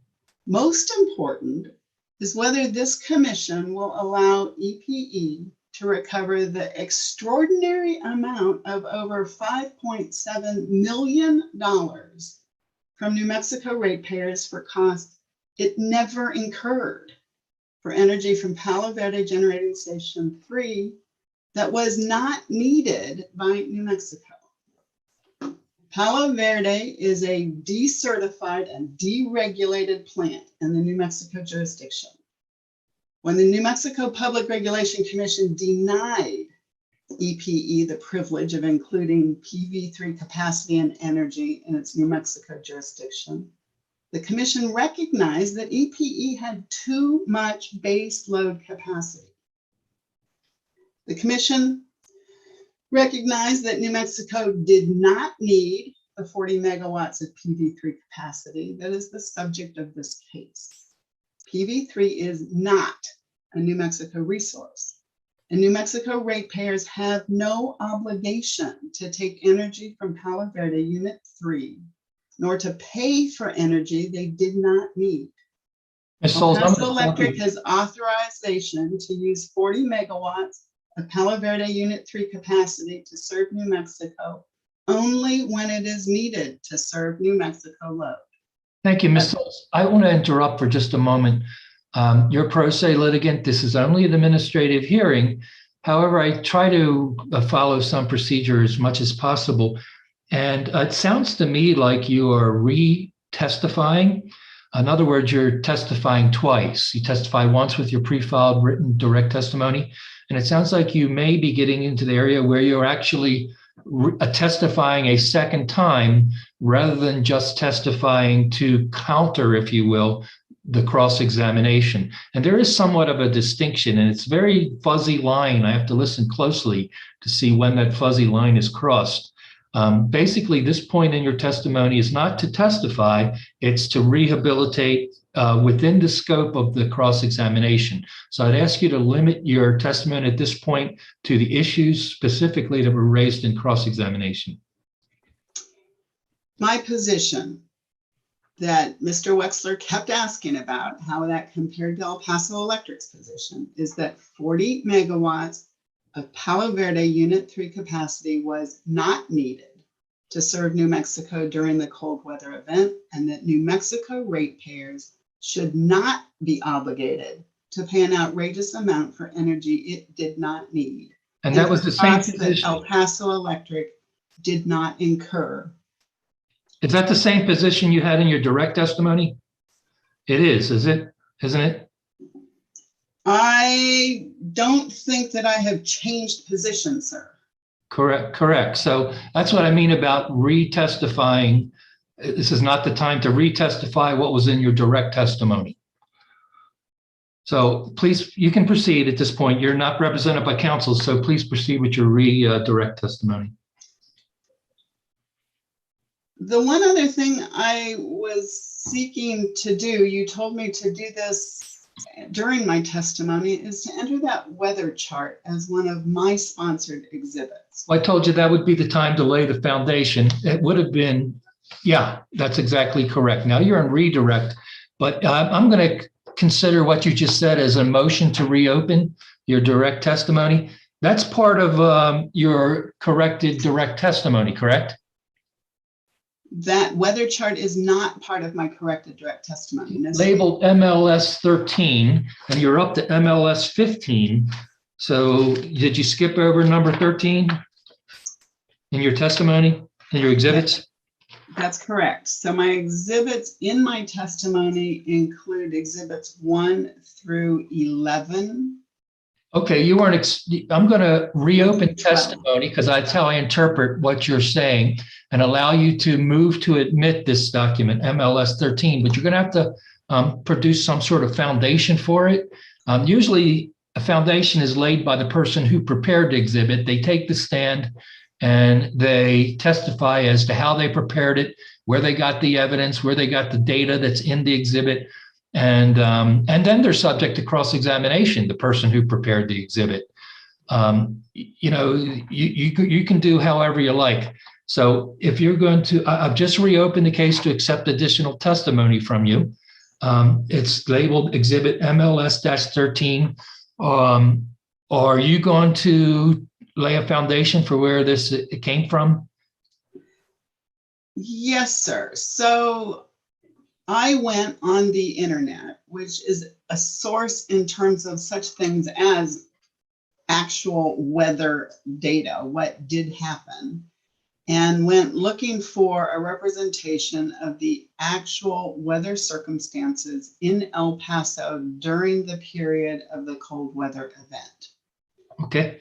This particular representation came from the timeanddate.com site, and from my research was very representative of other data.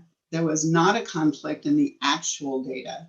It did represent what was going on in El Paso, and it represented it in the most comprehensive single location way for understanding the weather that actually was experienced in El Paso during the cold weather event.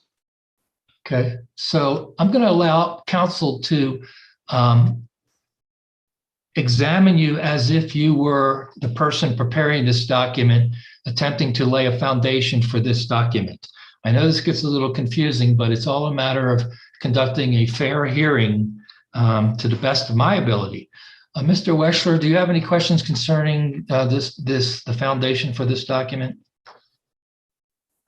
I mean, at this point, I just understand the foundation to be Ms. Souls pulled it down from the internet. So I don't have any further questions. Okay, Mr. Borman, any examination? No, sir. Thank you. Mr. Herman No. and Mr. Downs? I do not, sir. Ms. Stevens, you do not as well? I would just ask one question. Yeah. Ms. Souls, you said that this was the best representation you found.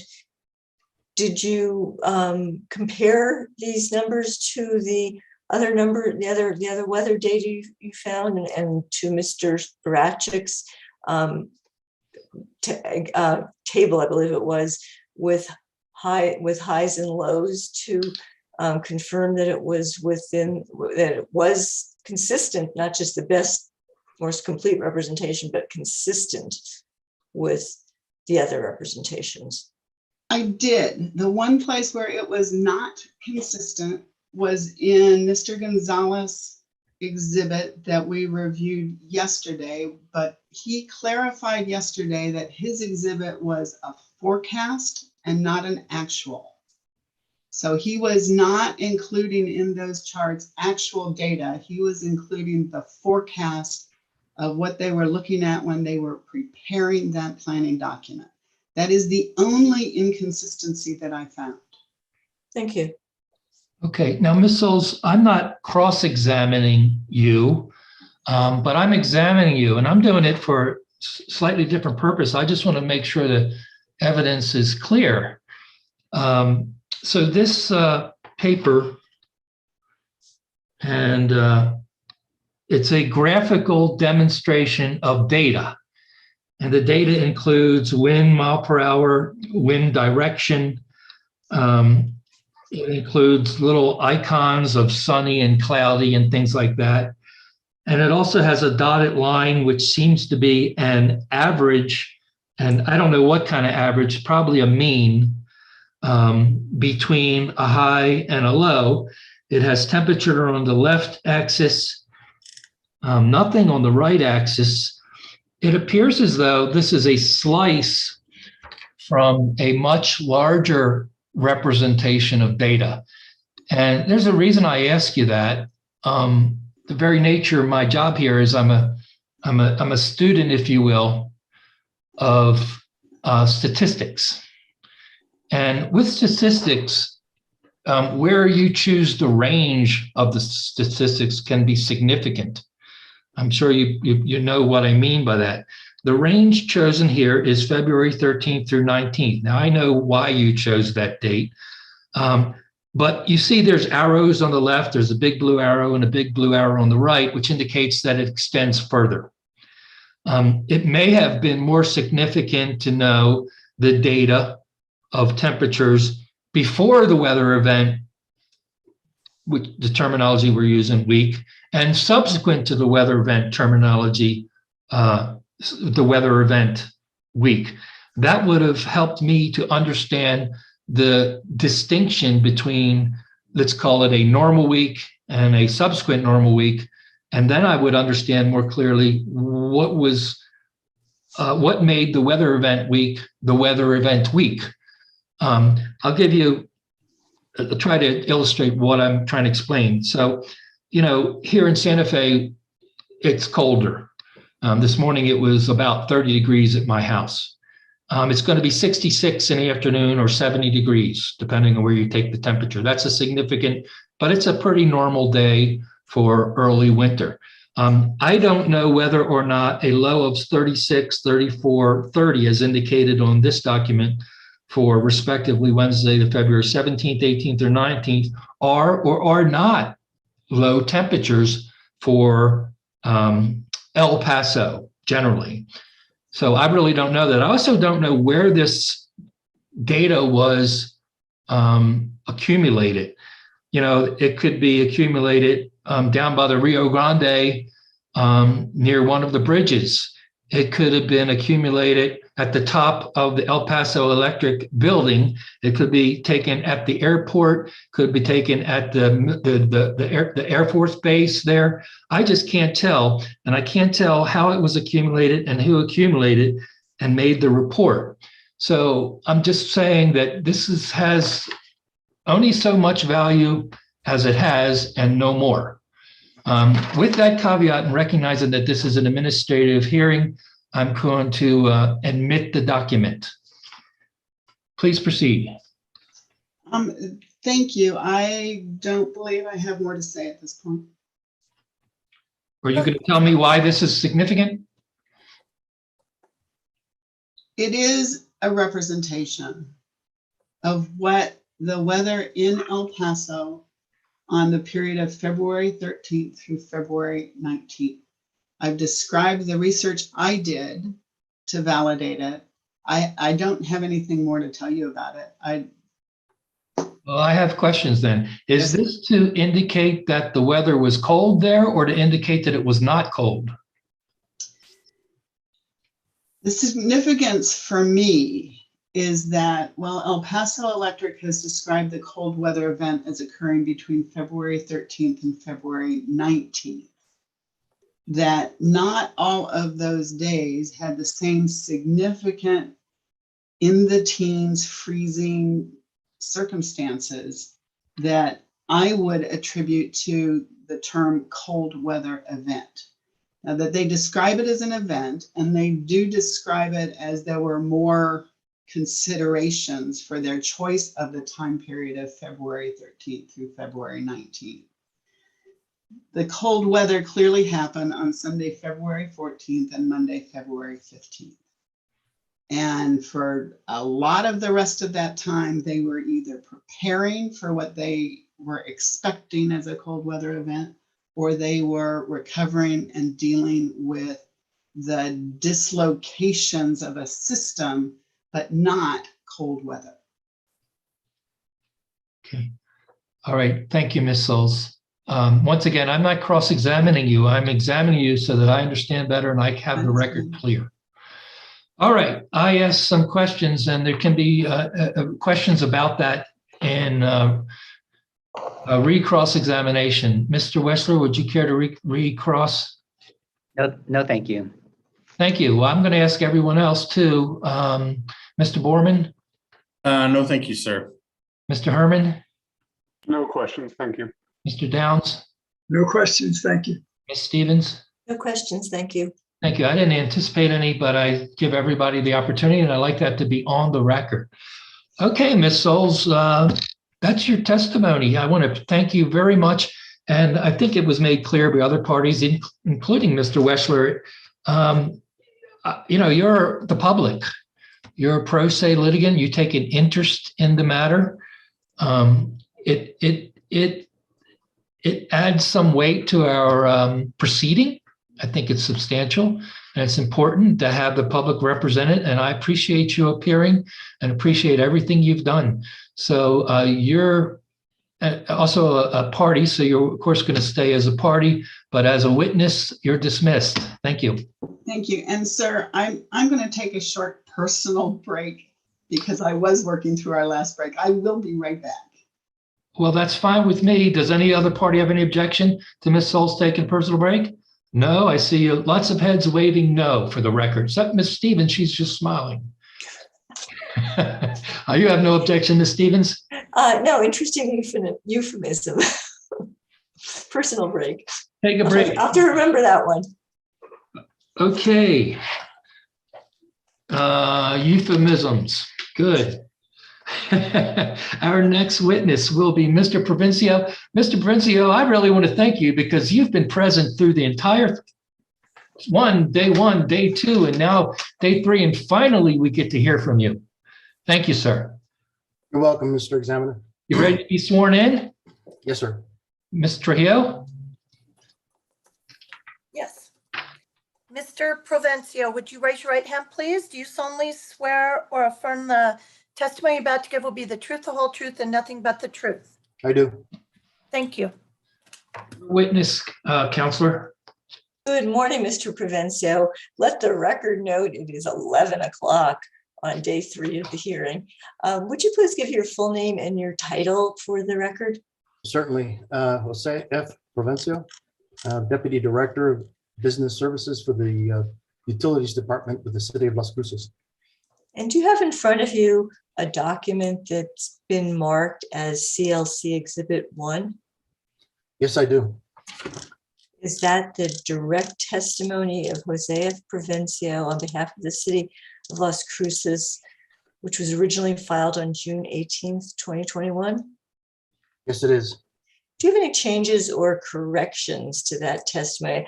Although it's not marked corrected, there are a couple of red line changes. Is that right? There are 2 corrections. And would you turn to page 18 and tell us why that correction was made? What those corrections are to make sure everybody has. Does everybody have the version of Mr. Provencio's testimony that was circulated Monday afternoon? Now, I have one that was printed out earlier. Oh dear. Not Okay. found. Okay, then we'll walk through this because these are just a couple of number changes that are really easy. If you want to just pencil them in, they Will do. are the ones that I uploaded for the court reporter on Monday. Okay. Well, his testimony will allow me to also use the one previously filed, even though it's not the most recent one you circulated. Absolutely. They're just three numbers with fairly obvious corrections to them, just typographical ones. But since they're numbers, we wanted to change them rather than do it orally. So if make sure the hearing examiner is with us. We're on page 18 of your direct testimony, Mr. Francio, right? Yes, page 18, line 13. And what is the numerical change there? Excuse me.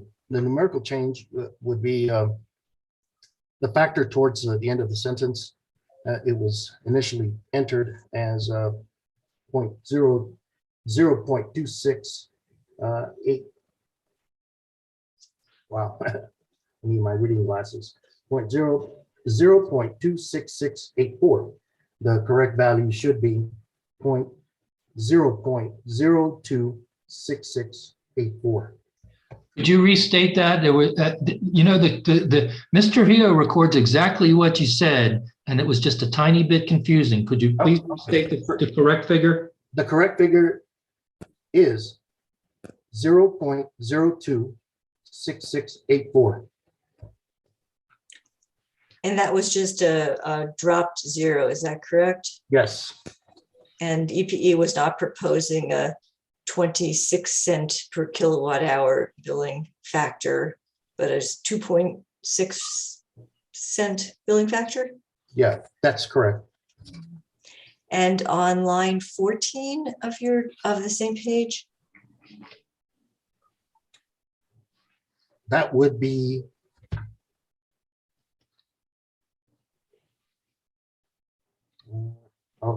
I don't have that value here. Let me pull it up. Yeah, oh dear. Mr. Provencio also printed the old one.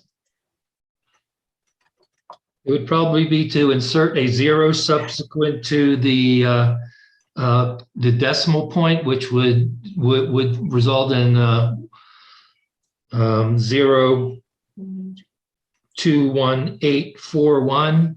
Now you take my testimony. I can't testify. That's So correct. That's correct. Well, let's just to make the record clear, Mr. Provencio, why don't you read out the first number and the corrected number? The originally entered number is 0.21841.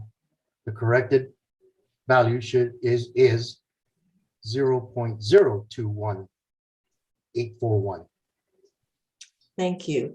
And if you would turn to page 31 of your corrected testimony, I want you, maybe need to look on the screen for that one also. Yes, I'm headed towards that page. That's the first page 31, line 1. right?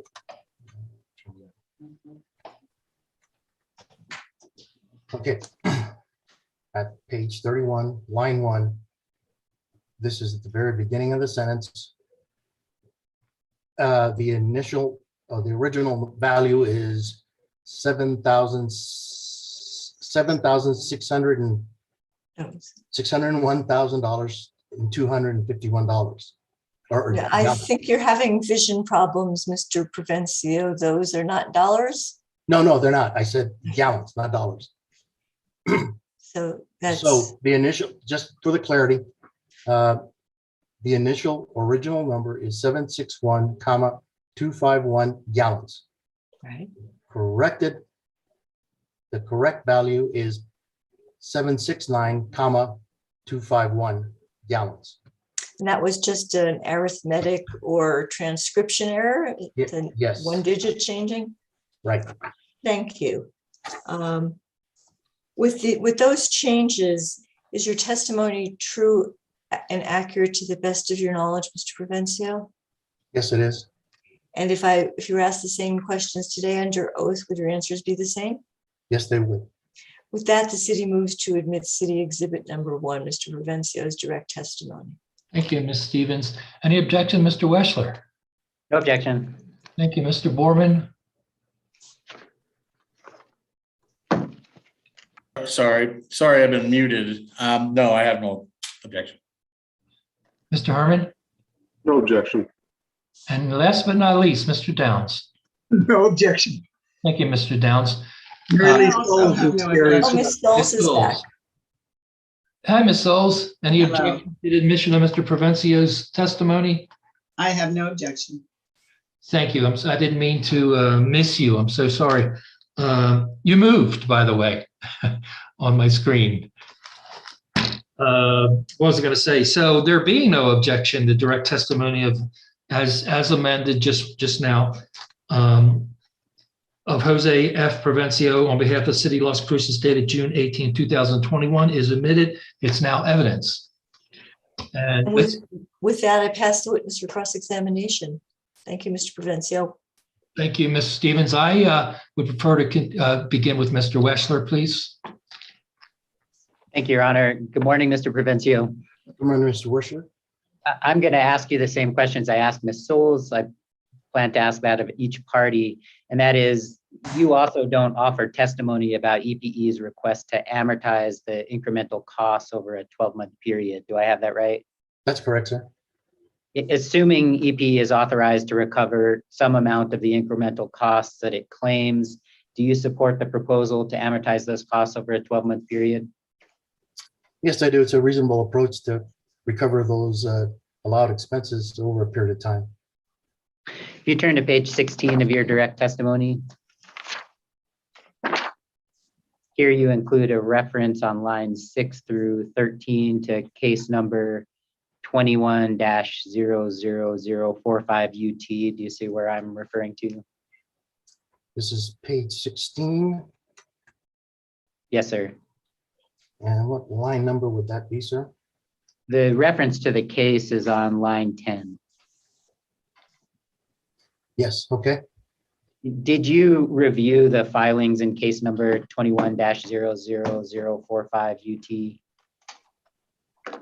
Not directly? Very well, then I won't ask you about any of those filings. Are you generally aware of what that docket, what the purpose of that docket is? Well, yes, I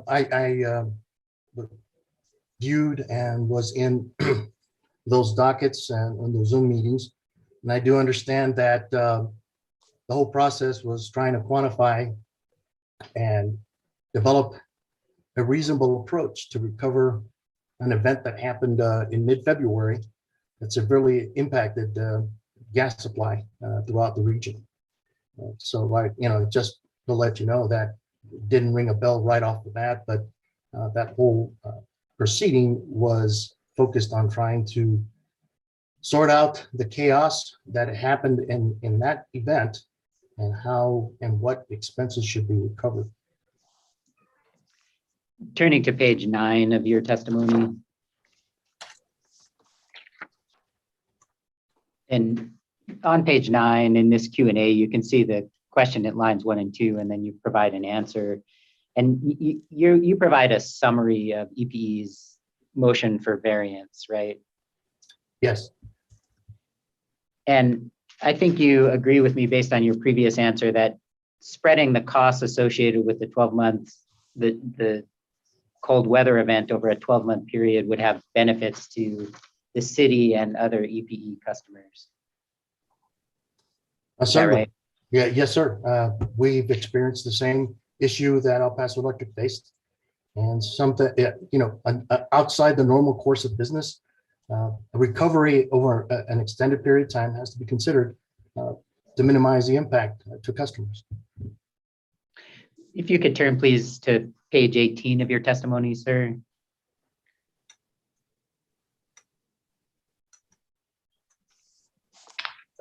And this time I'm looking at the Q&A, which starts on page 18, line 18, and spills over to page 19, line 10. Okay, in there. On page 19, in lines 4 through 6, you're quoting a part of Rule 550, is that right? Yes, I am. And I'm not going to ask you for any legal interpretations, but as a regulatory matter, has EPE passed through the price of PV3 energy and capacity as a purchased power cost? Can you repeat the question again, sir? Yes, you recognize that for a number of years, EPE has been able to recover the price of PV3 energy and capacity, is that right? Yes. Under normal circumstances, that was the practice and approach. And that was passed through the FPPCAC? Yes, And it was passed through the FPPCAC as a purchased power cost. Is that your understanding? that's correct. If you turn to page 21, please. Okay. And here I'm looking at the Q&A, and I'm just providing you context for the whole Q&A. I'll focus you in on parts of it. But the Q&A is on page 21. It starts at line 11. It continues to, the answer ends page 22, line 6. My question is, you worked for El Paso Electric for a time, is that correct? Yes, I worked with El Paso Electric for 30 plus years. I think you retired in 2008. Do I have that right? That's right. EPE is a public utility in New Mexico. Yes, it is. And as a public utility, EPE is regulated by the New Mexico Public Regulation Commission. That they are. One area that the New Mexico Public Regulation Commission regulates is the rates that a public utility may charge to its customers.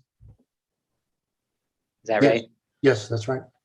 And as a regulated public utility, El Paso Electric is only authorized to charge rates that have been approved by the commission. Is that your understanding?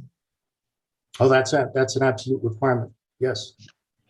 If you look at that page 22, which is actually in part of the next Q&A, and this time I'm looking at lines 15 to 19, and I'll just read this portion. You say NMSA 1978, section 62-8-5, and that's a portion of the New Mexico statutes, is that right? Yes. And you continue, provides that no public utility shall, quote, directly or indirectly by any device whatsoever or in any wise charge, demand, collect, or receive from any person a greater or lesser compensation for any service rendered, end quote, by the utility than that prescribed in the utility's schedules filed with this commission in accordance with the Public Utility Act. And I take it from your inclusion of that language in your testimony, you understand that that applies to El Paso Electric? That applies to any utility in the state of New Mexico, which is all tariffs must be published and approved by the commission. And until they're revised and approved by the commission, those are the standard published tariffs that the utility can charge for its services. Are you aware that El Paso Electric has a tariff for its FPPCAC?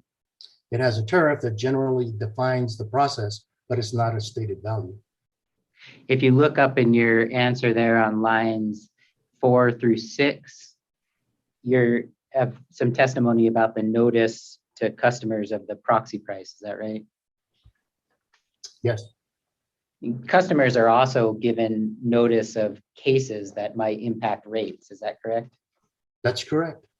In fact, the notice is typically approved and issued by the hearing examiner or the commission itself as part of a case. Is that your experience?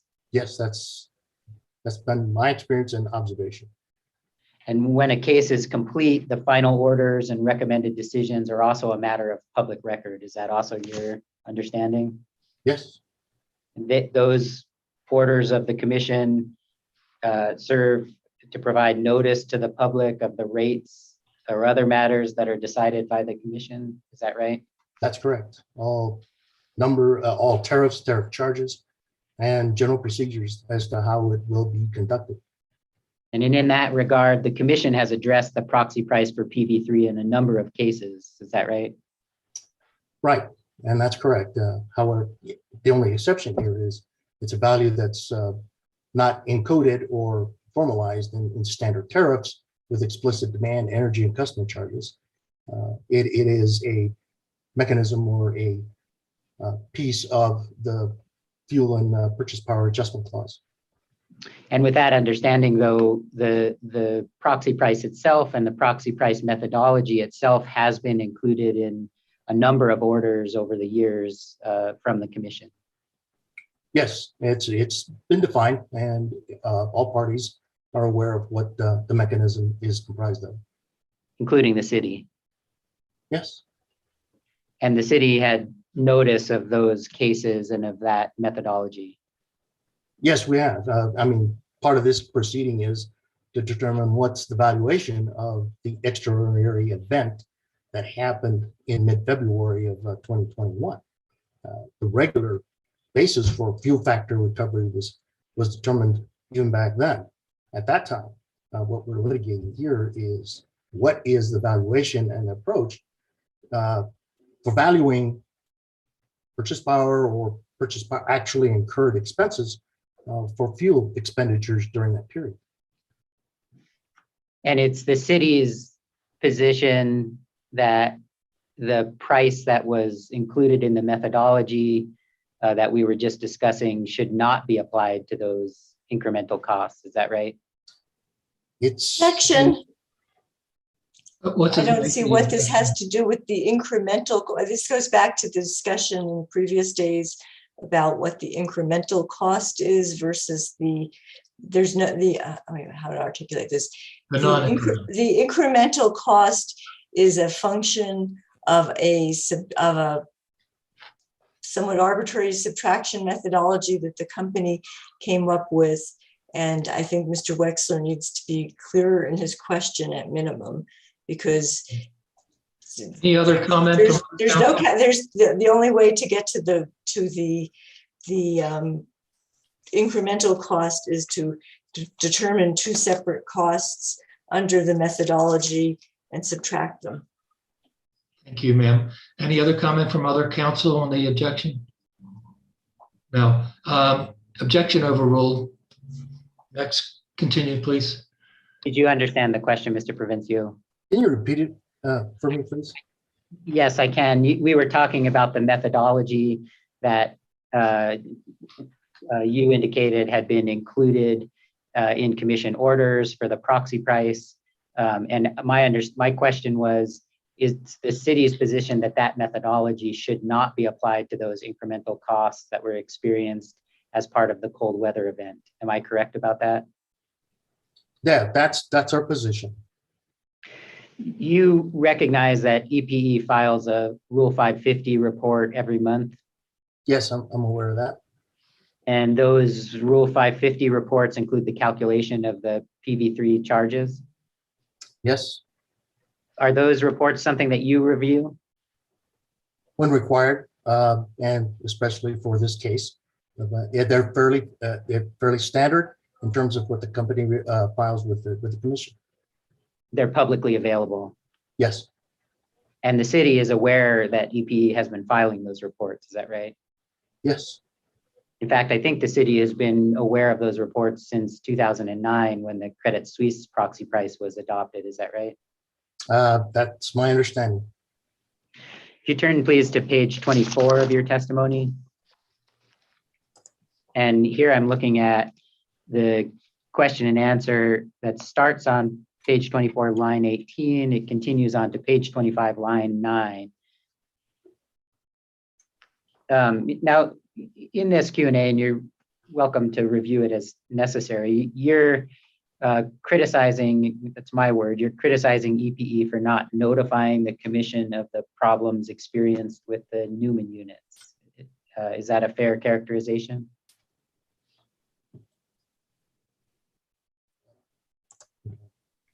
Hold on.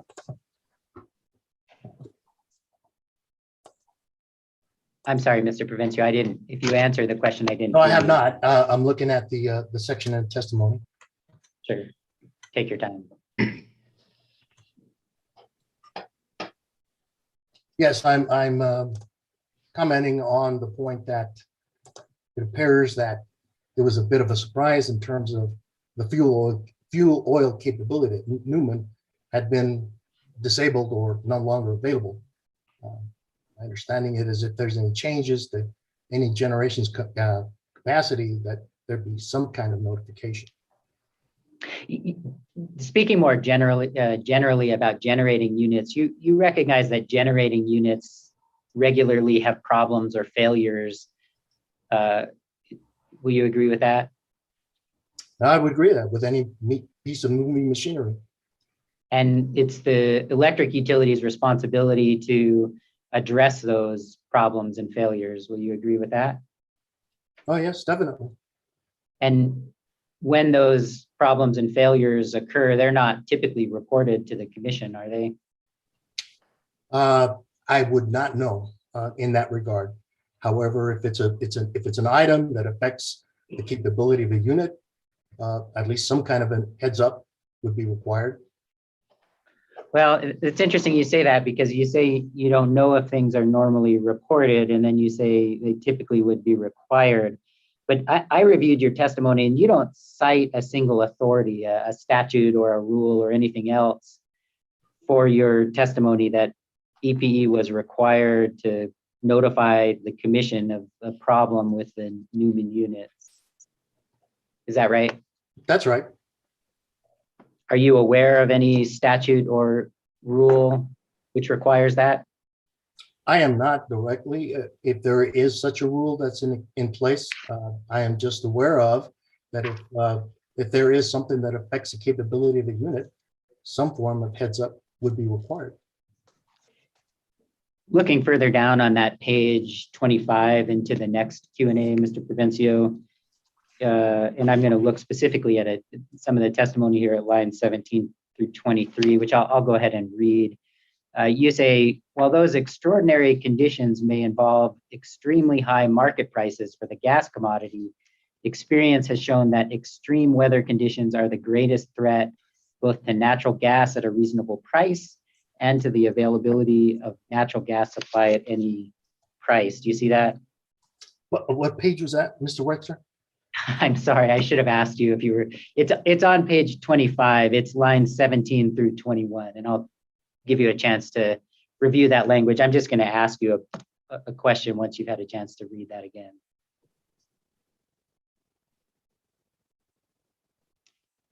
Okay. So then, Mr. Provencio, my question has to do with the cold weather event, which was experienced in February of 2021. And you used the language in that passage I just read on line 19 about extreme weather conditions and that presenting challenges.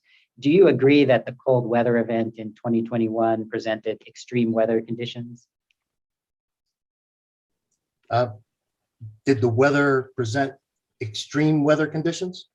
That's right. The event in February 2021, which we've been calling the cold weather event, did that present the sort of extreme weather conditions that you're testifying to on this page 25? The weather that that passed through the region at that time. Why it was not, it was extreme, it was cold. It did create certain domino effects in the production of natural gas. And we experienced the same issues that probably El Paso Electric encountered. So the weather itself probably caused or had some causation to some issues in the supply of natural gas. And all entities had to respond to that effort and address all the follow-up issues in terms of financial charges and all the other after effects that happened after that event. And I just want to be clear, Mr. Provencio, you're talking about we experienced something similar. And when you say we, do you mean the city of Las Cruces? Yes, I do.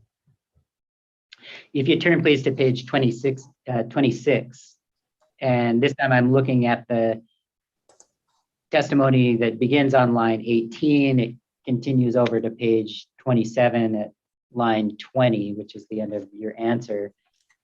And here you're commenting on the EPE's decision to remove fuel oil capability from Newman units 1, 2, and 3.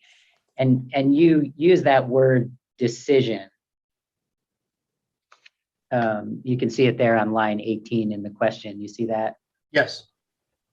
Now, you've reviewed the rebuttal testimony of Mr. Parachek. Is that right? I've reviewed his rebuttal.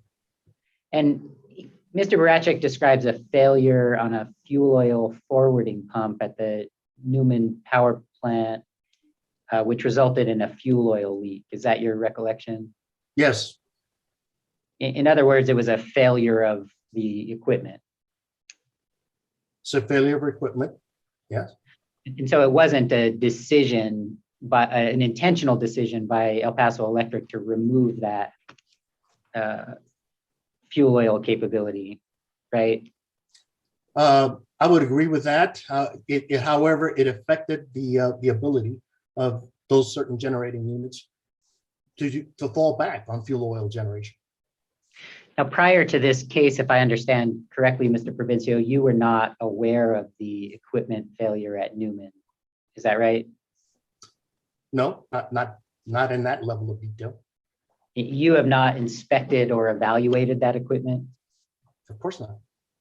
And you haven't assessed its condition?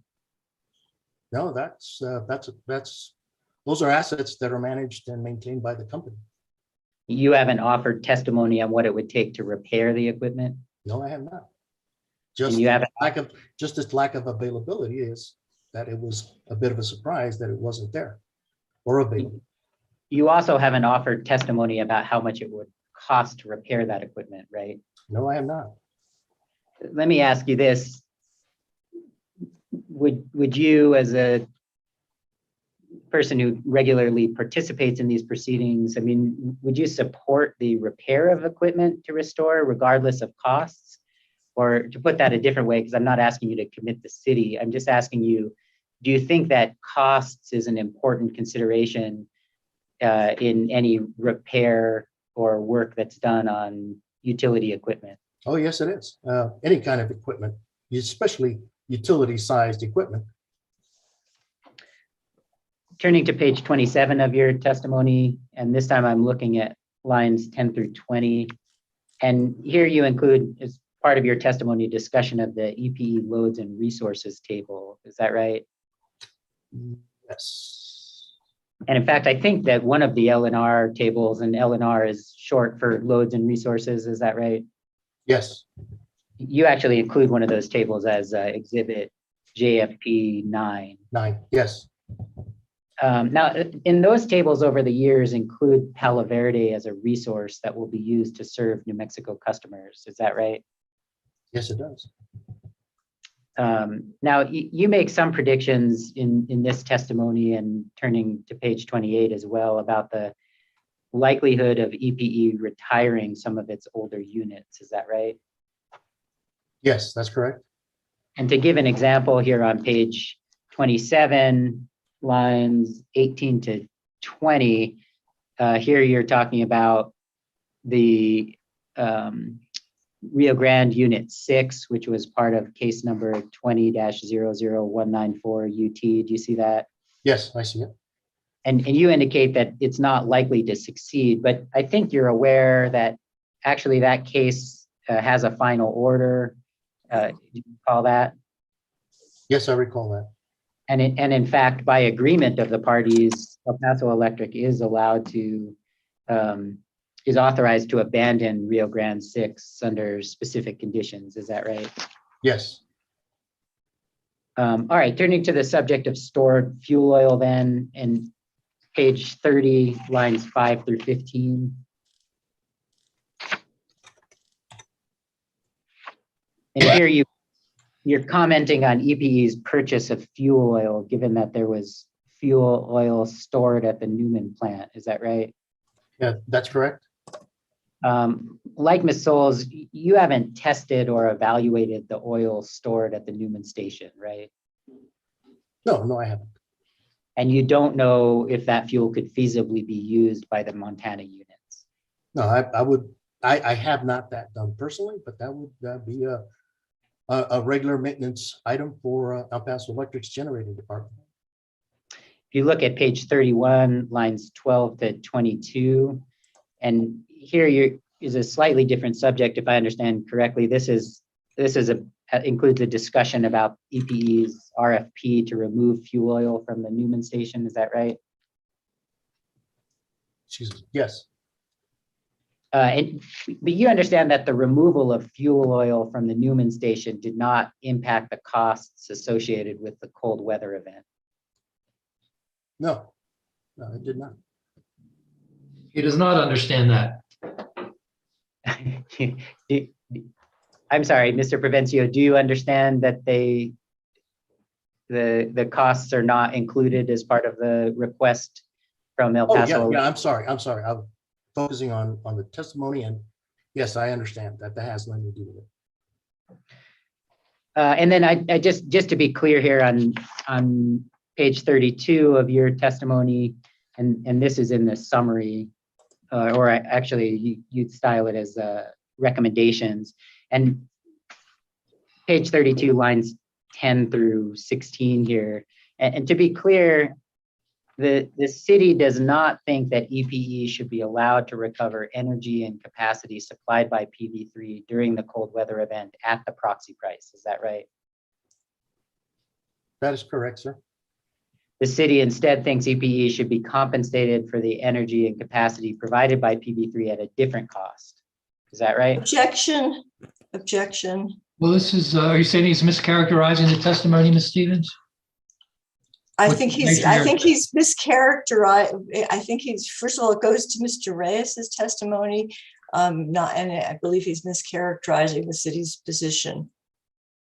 Okay. Thank you for your objection. Respectfully, I'm going to overrule the objection. Please ask the question again, sir. Happy to. My understanding, Mr. Provencio, is that the city thinks EPE should be compensated for the energy and capacity provided by PV3 at a different cost. Is that correct? I'm going to object again because he's making the question again assumes that the energy and capacity was provided by Palo Verde 3, and the question at issue, both through Mr. Reyes's testimony and Ms. Souls' testimony, is whether in fact and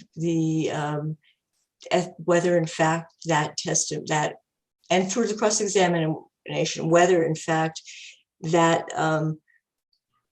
the resources that were used to supply New Mexico during the cold weather period and throughout the month were properly obtained, were in fact obtained from Palo Verde 3, and if they were obtained from Palo Verde 3, were appropriately and necessarily obtained from Palo Verde 3.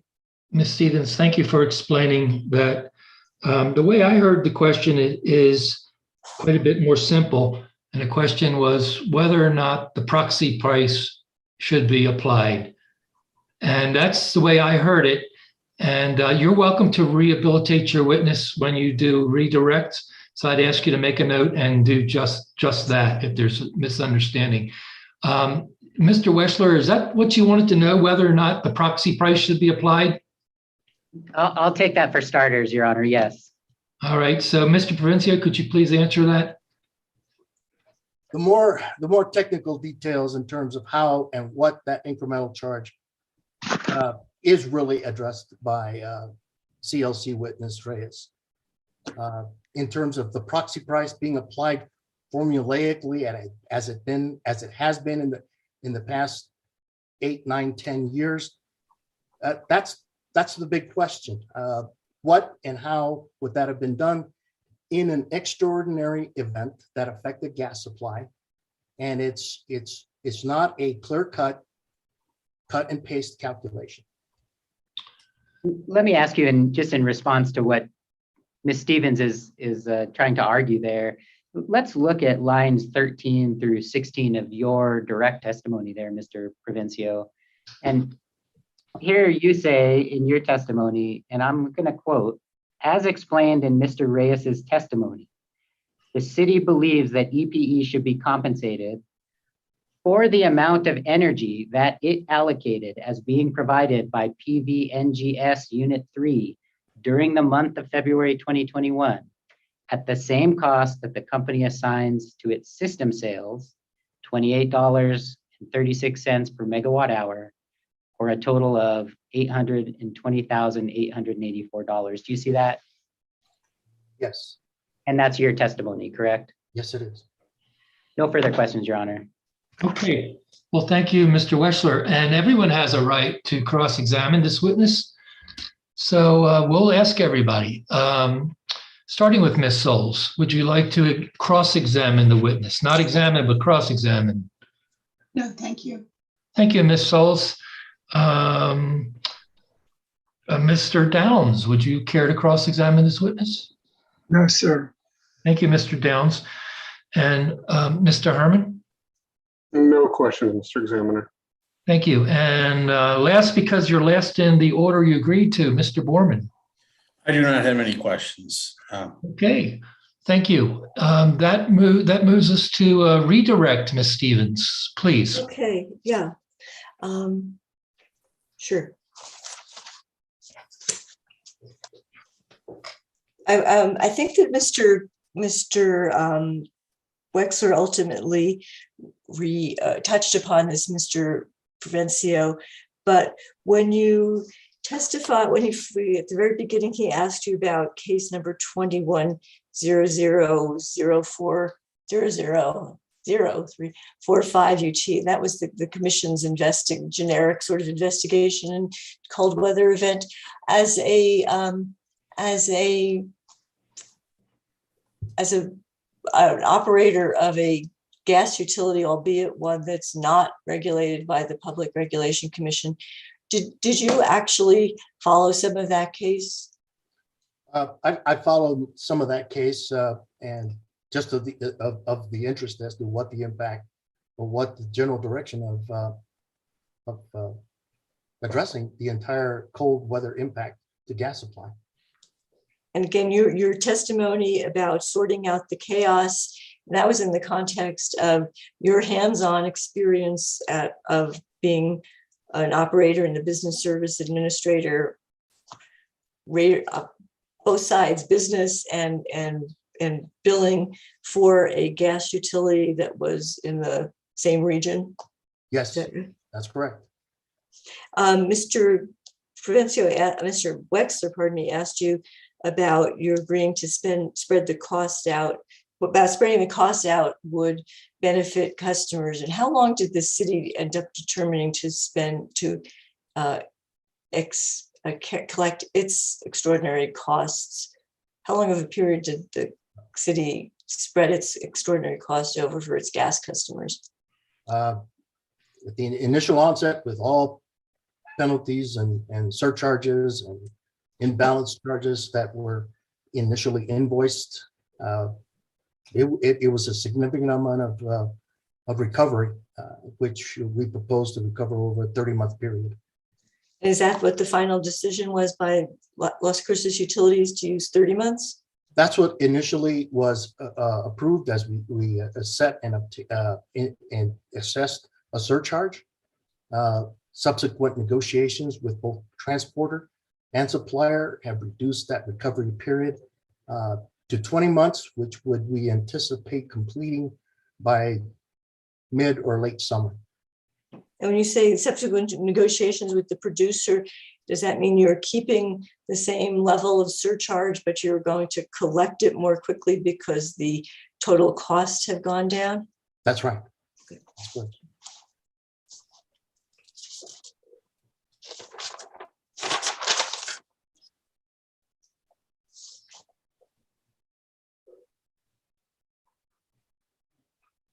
Give me a second here.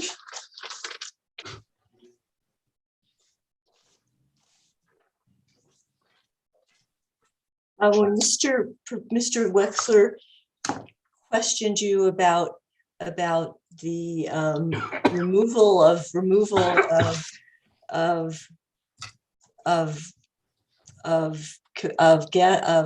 dual fuel capacity at several of the Newman stations, Mr. Provencio, find that testimony again.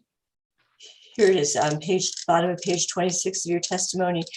And you agreed that it was not an intentional decision. Was it an intentional and do you agree that is the intent of your testimony to say that the disabling of the fuel oil capability was a result of the fuel oil leak, but the subsequent decision not to restore that capability was an intentional choice of the company? Yes. And did the city ask in discovery for information about the costs of the estimated cost of the potential restoration of those capabilities? Yes, I recall that there was an interrogatory or request for discovery about had any analysis, cost benefit analysis been conducted on the issue of fuel oil supply to Newman Power Station. And did EPE provide the city with any cost estimates? No. And were you here yesterday when Mr. Barachik was being cross-examined? Yes. And did you hear Mr. Barachik's testimony that that there was internal discussion, but it didn't rise to the level of the company memorializing that on paper to give us a document to support their decision? Yes, I heard his testimony. And as somebody with well over 40 years of experience in regulation, is that a concerning response to you? My observation is simply this. In a regulated industry, you want to have some level of formalization, memorialization of certain key decisions. And when Mr. Wexler asked you whether the city had an estimate or the city had put a cost on it, do you believe that it was the city's responsibility or ability to provide that sort of information? No, we're not in the power generation business. But the city did try to elicit that information from the company without success, correct? Yes, that's correct. Okay. Now, also, Mr. Wexler asked you about whether the company had a legal duty to notify the commission of the situation at the Newman units when the fuel oil capability went down and the company didn't choose to restore it. And he asked you your answer was that a heads up was required. Would you please turn to your own exhibit JFP 7?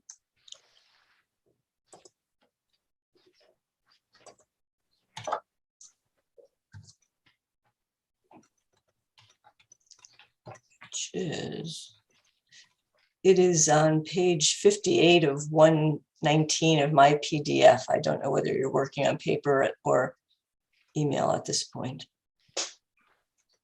I'm at page 58. which is a exhibit JFP 7, and that appears to be a interrogatory. Did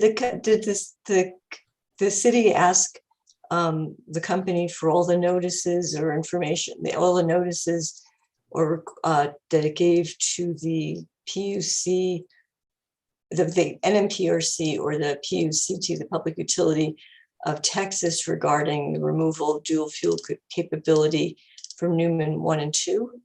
That was what we asked, right? Yes. Yeah. And would you read the response?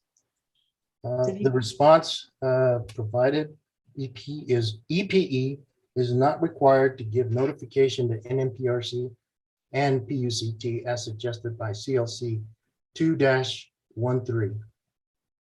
Nonetheless, EPE included relevant information in filings with the PUCT after the decision was made in 2020. And so does it concern you that EPE evidently voluntarily provided information to the PUCT about that decision and did not give that kind of information, chose not to give information to the NMPRC? I'm going to back to that question as irrelevant and lacking some sort of foundation.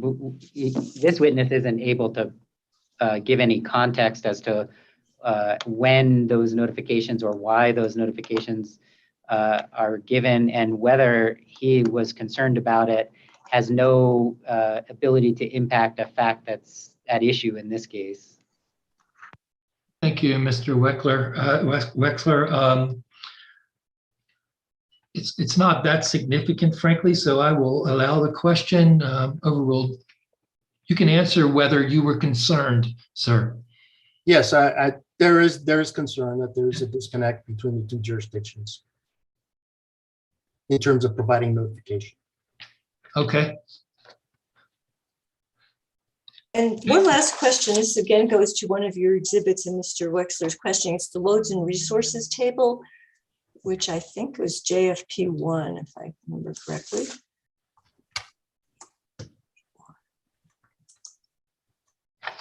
No, that's not JFP1. I'm sorry.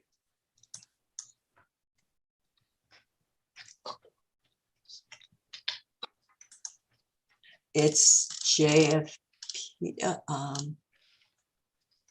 Where is it? Oh, it's JFP9. And this is at page 65 of 119 for those of you who are following at home. Okay, I'm there.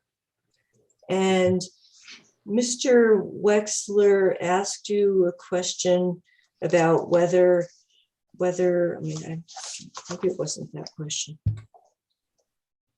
Oh, Mr. Wexler asked you whether Palo Verde 3 has been shown on EPE's loads and resources tables as a New Mexico resource.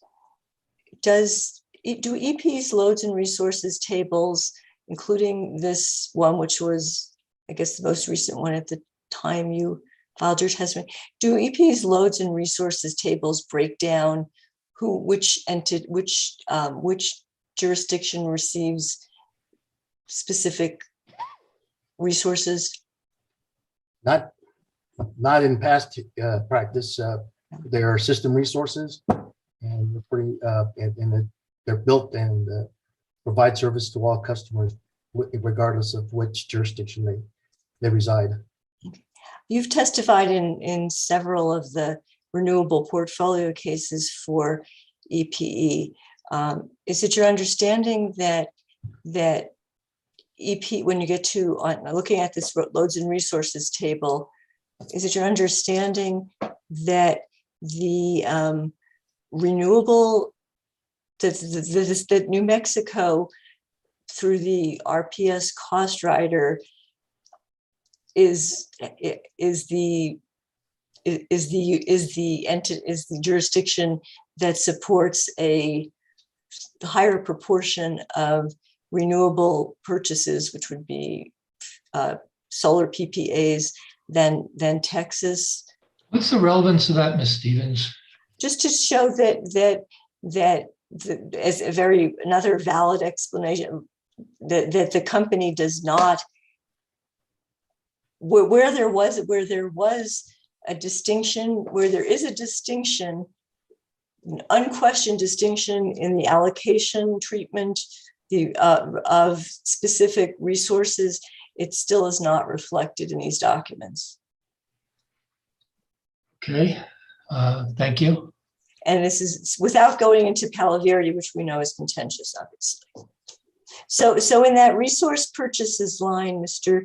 Provencio, on that loads and resources table, and that one shows 73 megawatts of renewable purchases. That includes those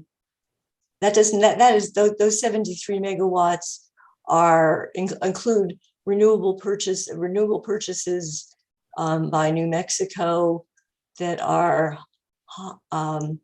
equal to or greater than the amount of renewable purchases for Texas, even though on a system-wide ratio, New Mexico represents about 20% of system load. Is that right? Yes, that's what's being presented. And when you go to the next year, which was then shown as 2022, where there were new renewable purchases, does that 43 figure include some a 50 megawatt project that was specifically acquired or approved in case number 19-00099 for New Mexico RPS purposes? Your Honor, I'm going to object to this whole line of question. I mentioned we had a single question about the LNR table, and now we're going into all kinds of nuance that I don't see the relevance for. So I'm going to object as both beyond the scope and totally irrelevant. Well, with respect to Ms. Stevens and Mr. Provencio, I was hoping somebody would object because I really wasn't getting it either. It seemed to be so tertiary to the issues herein. I just wasn't getting any meaningful information from examination on these points. So, Ms. Stevens, you may respond.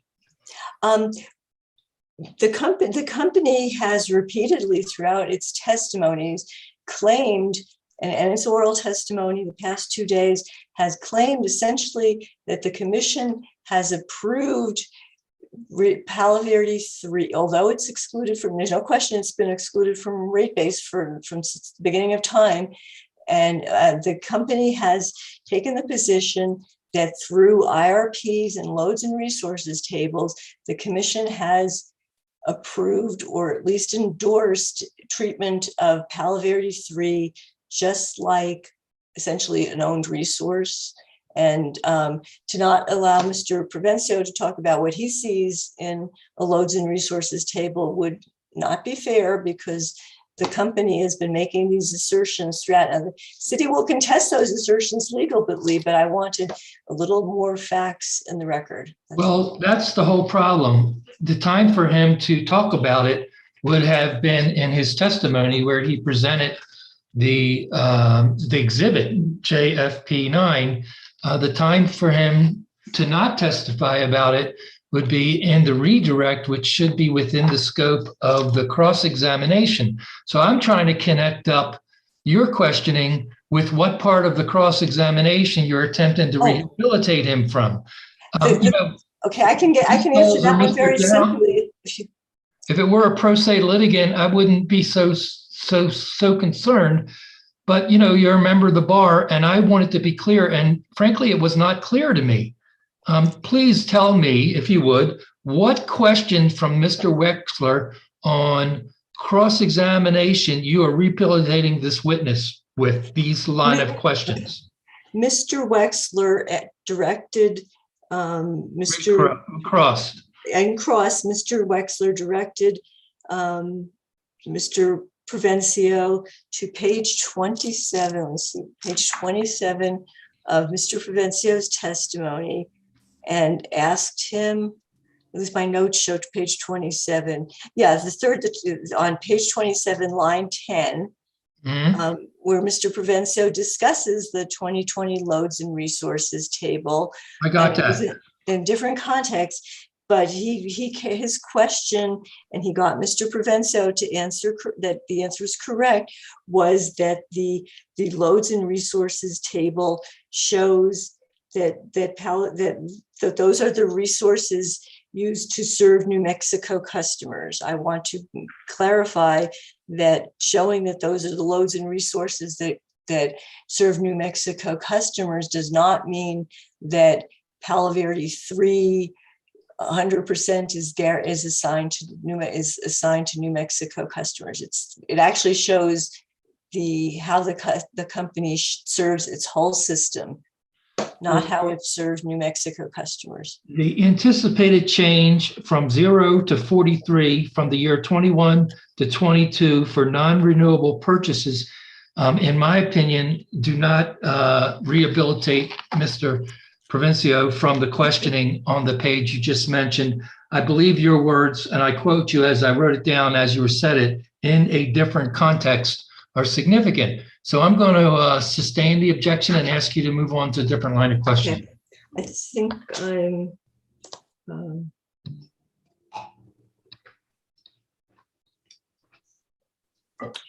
I think that's it. Give me 1 second here. Oh no, this is something that I think is important for the record, and this is the reference, because I believe we should have made a correction when Mr. Provencio took the stand and Mr. Wexler made further factual error. Darn. It was the request. It was the testimony about. Let me find the right page. And I apologize for not updating this, but okay, take us to it. Yeah, no, I've got the wrong document. It's testimony. Shoot. Okay.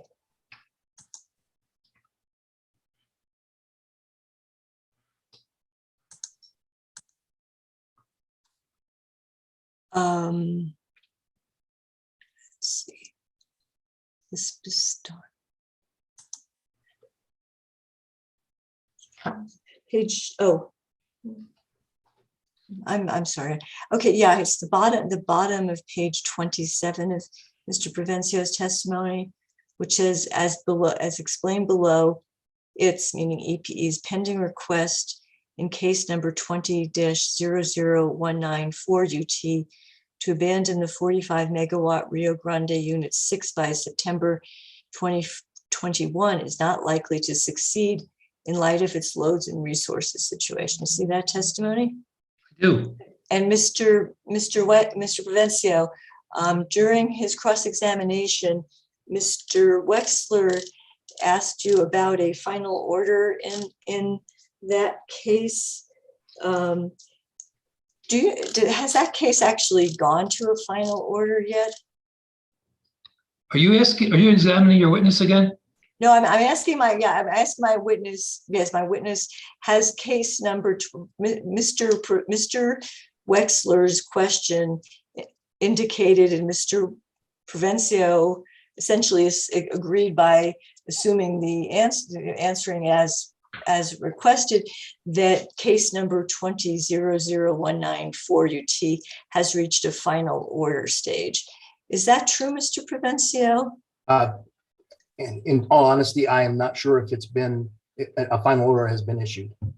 And there is a stipulation in that case. Yes, that I'm aware of. Right? Yes, there is a stipulated agreement on that one, but in terms of it reaching a final order, I do not know. Do you recall that the stipulation, whether it's still pending or not, provides for retirement no sooner than 2023 for Rio Grande Unit 6? I would believe that was one of the pertinent points of settlement. With some further provisions for pushing it out if there are certain contingencies? There's certain conditions, certain contingencies. That's it. Thank you, Mr. Provencio. Thank you, Ms. Stevens, for clarifying that. Since you did some redirect, there can be some recross, so I'll go straight to Mr. Wexler for recross. Within the scope, please. I have no recross. Thank you. I suppose I should ask everyone. Mr. Borman, any recross? No, sir. Ms. Souls, any questions for this witness? No. Mr. Herman, any recross? No, sir. Mr. Downs, I'm not just always asking you last. Do you have any Yes, sir. You said no, sir? No, sir. Thank you. I did say no, sir. Thank you, sir. Ms. Stevens, do you have another witness you'd like to call? We have another witness. I guess I would Take a break? suggest that you might want to take a break, and whether you want it to be a lunch break or not. I don't know how, obviously, we have Mr. Reyes and we have Mr. Dashino.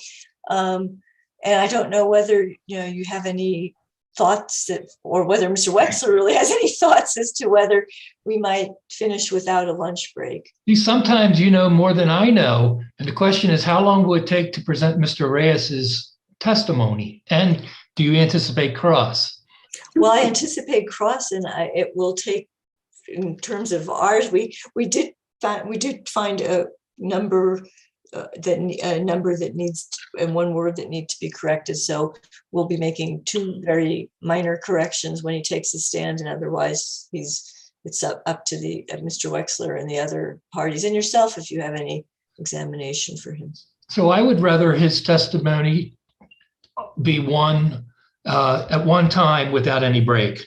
So, that means we should take a break now. Is there any objection to taking an hour off right now? So let's take a lunch break. We'll reconvene just to make it even at 1 p.m., which is about an hour break. Is everybody good with reconvening at 1? All right, great. I see a lot of nods of heads and no objection. So we'll be in recess, and I'll see everybody at 1 o'clock. Thank you.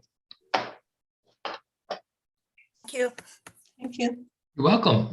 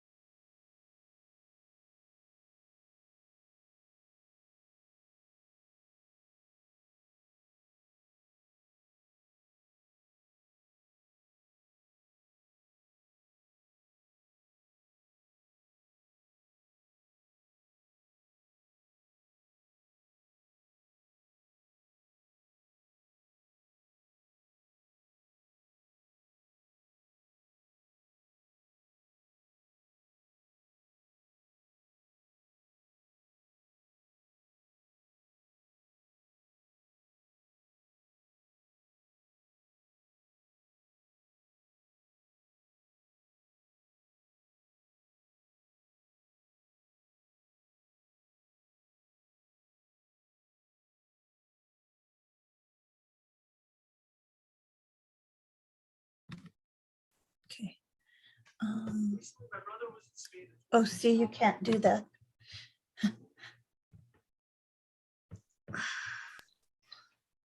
Hi, Mr. Trujillo. How's it going? Hello, just fine. Let's see, are we all back? I don't know. Mr. Herman, yeah, he's there. Okay. Looks like it. I'm looking for my witness. I see on your screen because I don't see him. Mr. Reyes. No, I don't see him. Yeah, He should be here a second. Did everybody get the revised testimony, the corrected testimony of his that I sent about 10 minutes ago? I can't speak for everybody. I got it. I'm sorry, Mr. Lane, I know you have paper and it's just two little things that you could handwrite or whatever. Stevens, I got it, but it came through as a .dat attachment, which A what? that seemed to have no way of opening. Is that a peculiarity of my email program? I've had this before. I've never heard of such a thing. Let me see. The only thing I can think of is I did use a PDF editing function on it, but let me see what it looks like as it went out. Okay. My email is so slow. My email reads that the attachment is entitled winmail.dat. Oh, that's not good. Did you get both? It looks like in my outbox, I've got two of them, but they both say PDF. I'm not sure why. Did it go to you guys twice? Or did So let's assume it's a problem with me and it's not vital that I have a revised version. So let's continue. It's going to go through the changes, and they're not at all complicated. They're just little typos. Hey, is there anything else we can discuss or we should discuss off the record? How was lunch? Hey, does anybody go to lunch anymore? That would Not be really. I got emails on a case I worked on 7 years ago, a guardianship proceeding in Las Cruces in the third. And the new lawyer was asking me to approve a motion, to consent to it or not, 7 years ago. And I was at another agency in between this agency and that agency when I was general counsel at Aging. So that was interesting. Yeah. Sometimes back in the days of landlines, you used to get some as a lawyer, I used to get some phone calls that were from like 10 or more years ago. Now, I don't think that happens with cell phones. Maybe because I haven't had a cell phone that long. We were talking about going to lunch, and the advantage of Zoom meetings is that going to lunch just means going to the other room. Well, if you're at your home and you can do a meeting at your home, yeah, it means going to the kitchen, which I used to like. Yeah. That's why I come into the office, because I can't do that. Well, not your home kitchen anyhow. We now have a kitchen here at the. So is your beautiful cat, Brad, now since we're off the record, is your beautiful cat getting to stay at home, or does he or she He come stays with at you? home. He always stays at home. I wanted to tease you. I couldn't help it. Yesterday, I was looking at that cat picture again, thinking, what a beautiful cat. He's got a little attitude, though, like his owner, but I don't think I would call his owner as beautiful as the cat. Thank you for that. I don't know. Does that cat have some attitude, or is it just a picture? Yes, well, all cats have attitude. Yeah, well. Okay. Well, I thank you all for talking for a little while. I actually think it serves a purpose, and I encourage the off-the-record banter. Like I said, just so we recognize each other as humans and treat each other kindly when we're trying to advocate for our clients. So with that being said, in the interest of getting finished earlier rather than later, Ms. Trujillo, are you ready to go back on the record? I am. And we'll do just that right now. Thank you all. We are back on the record. It is 1:03 on the third day of this hearing, 1:03 p.m. We have just taken a 1-hour break, and everyone has returned. We had just some brief banter, to quote myself, about nothing in particular, such as cat pictures and the like, but nothing about the merits of the case or even the procedural about the case. So we're about to continue with Ms. Stevens' examination of her, well, her presentation of direct examination, anyhow, of her witness, Edwin Reyes Jr. Ms. Stevens, is he ready to be sworn in? Yes, the city calls Edwin Reyes Jr. Here we are. Do you? Okay, Mr. Reyes, would you raise your right hand, please? Do you solemnly swear or affirm the testimony you're about to give will be the truth, the whole truth, and nothing but the truth? I do. Thank you. Ms. Stevens. Good afternoon, Mr. Reyes. Would you please give us your full name for the record and explain whom you're employed by? Edwin Reyes Jr. I'm a consultant with Enchantment Energy Consulting LLC and and advising City of Las Cruces in this case. Okay. You have in front of you a document that's been marked CLC Exhibit 2. I do. Is this your direct testimony of Edwin Reyes Jr. on behalf of the City of Las Cruces, filed on June 18th, 2021, with a couple of corrections that we're going to discuss? Yes. Would you direct us to where you have made corrections to the testimony that was filed in June? Okay, on page 7, PDF, page 9, at line 12, reads proxy price dash 2021 103.02, and it should read 97.23. And that corresponds to the number on line 2 of that same page? Correct. Did that change affect the period weighted average on line 13? No, it didn't. Those are drawing, well, it's the way that the data is analyzed, and so they are not drawing from that column of data. They are each drawing from the same data, but just being identified differently. They're in lookup tables. So anyway, I was doing some other analysis and had this active linked to the spreadsheet I was working with, and apparently it changed it when I did that. And so anyway, that's what the change is. It's immaterial. It should be 97.23. And your next change? Next change is on the next page, on page 8, PDF page 10, and it is in line 7. And it reads generators such as stat charges. It should read generators such as start charges and insert a new comma, minimum run times. Sorry, where are you? It's on page 8, PDF page 10, okay, line 7. Well, my line 7 starts with the word generators. Is that what you're Yes. saying? Yes, generators such as start. It should read start, not stat. Thank you, sir. And then after charges, there should be a comma inserted. Got it. And another comma after run times? So that's an argument with an English teacher. Your attorney was the one who did this for you over lunch. You can live with that comment. Can you live with two commas, Mr. Reyes? I can live with 2 commas. With those changes and with those corrections, is your testimony true and accurate to the best of your knowledge? Yes, it is. And if you're asked the same questions under oath today, would your answers be the same? Yes, they would be. The city moves to admit CLC exhibit number 2, Mr. Reyes's corrected direct testimony. Okay, thank you. Mr. Downs, any objection?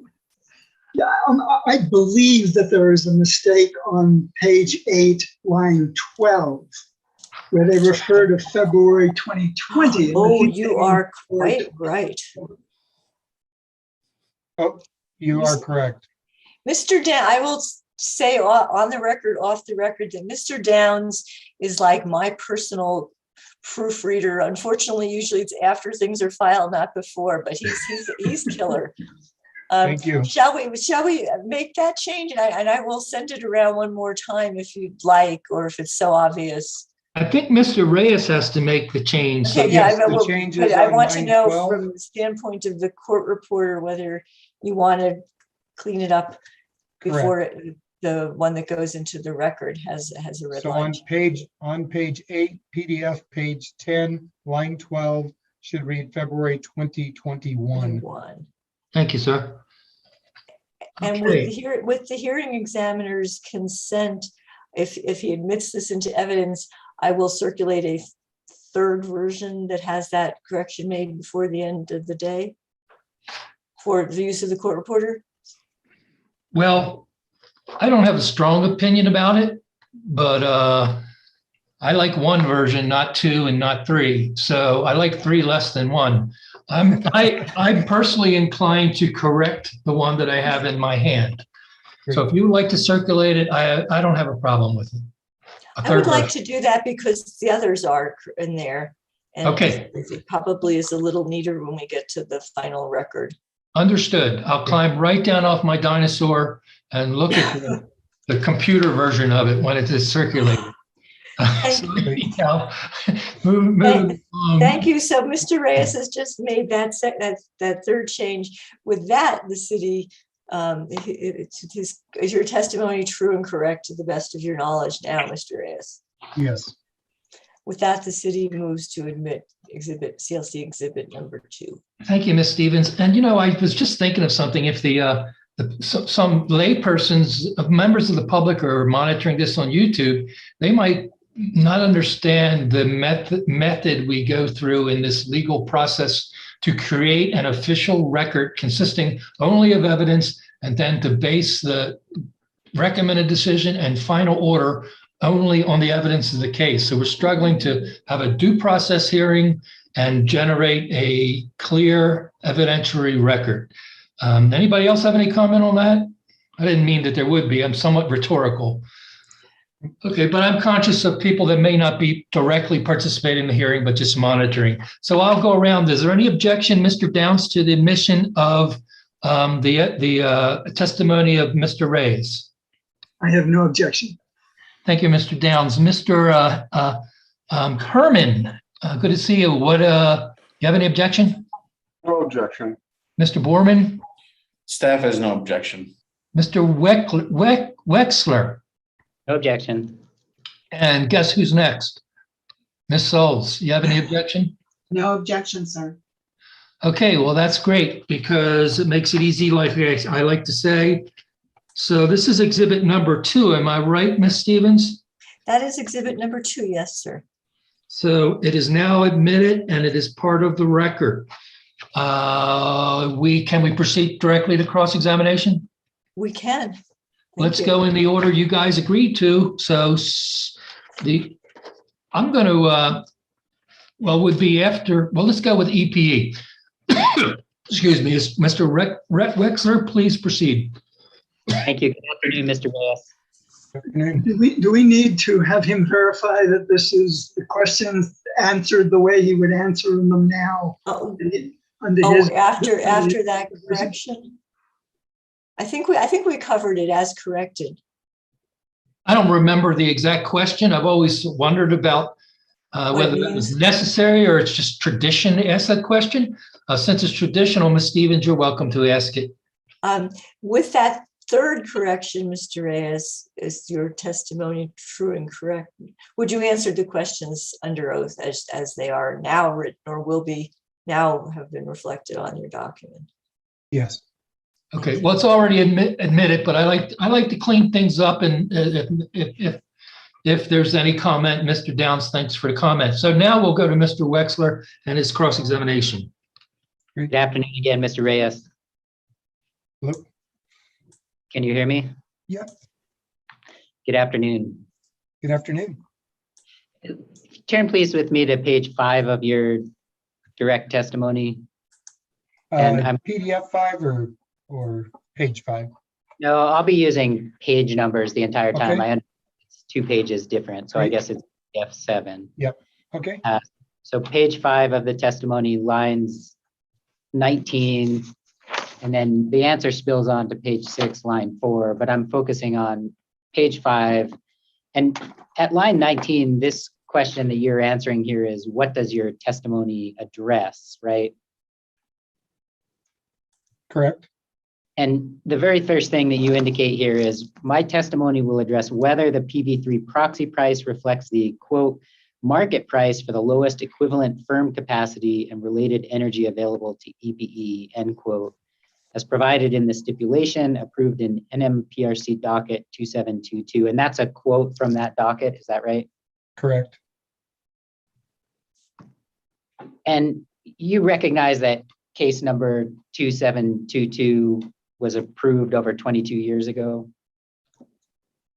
Correct.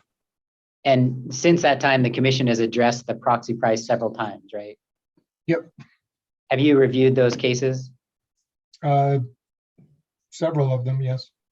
One of the reasons that the Credit Suisse proxy price was adopted was the commission found that the proxy price represented, and I'll pull a quote here from 2009 rate case, which is,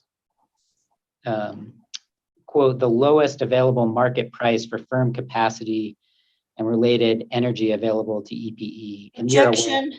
I don't know what you're reading from. I hear the witness doesn't know what you're reading from. Yeah, I'm asking him if he's aware of those statements, Your Honor. I'm happy to present that stuff. I certainly would appreciate it if Ms. Stevens would allow me to finish my questions before she objects. Thank you, sir. Let's all try to be kind with each other and respectful, and yeah, wait until the question's asked. But I understand that objections, it's difficult to know when to object.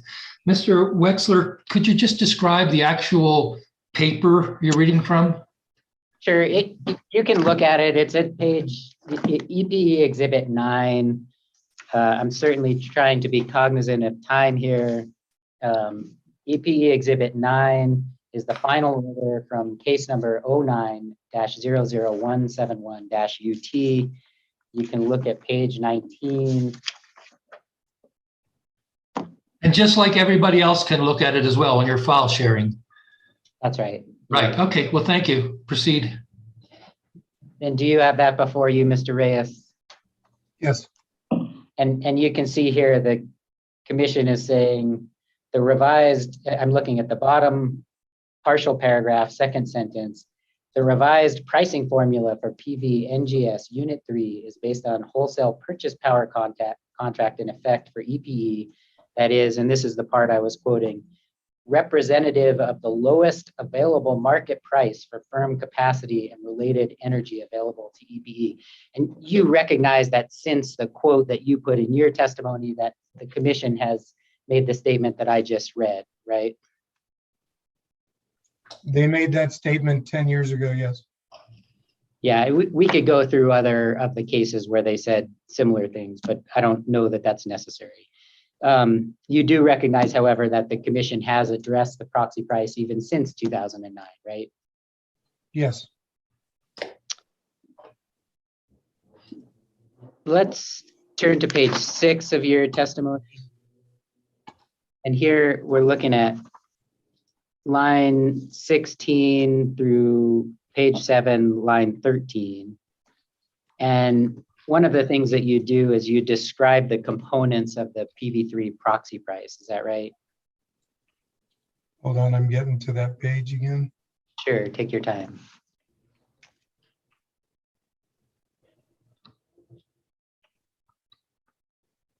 Okay, what page again? 6?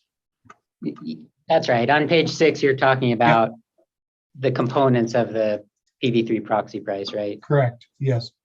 And then on page 7, lines 5 through 13, you show that the proxy price for each year has varied, right?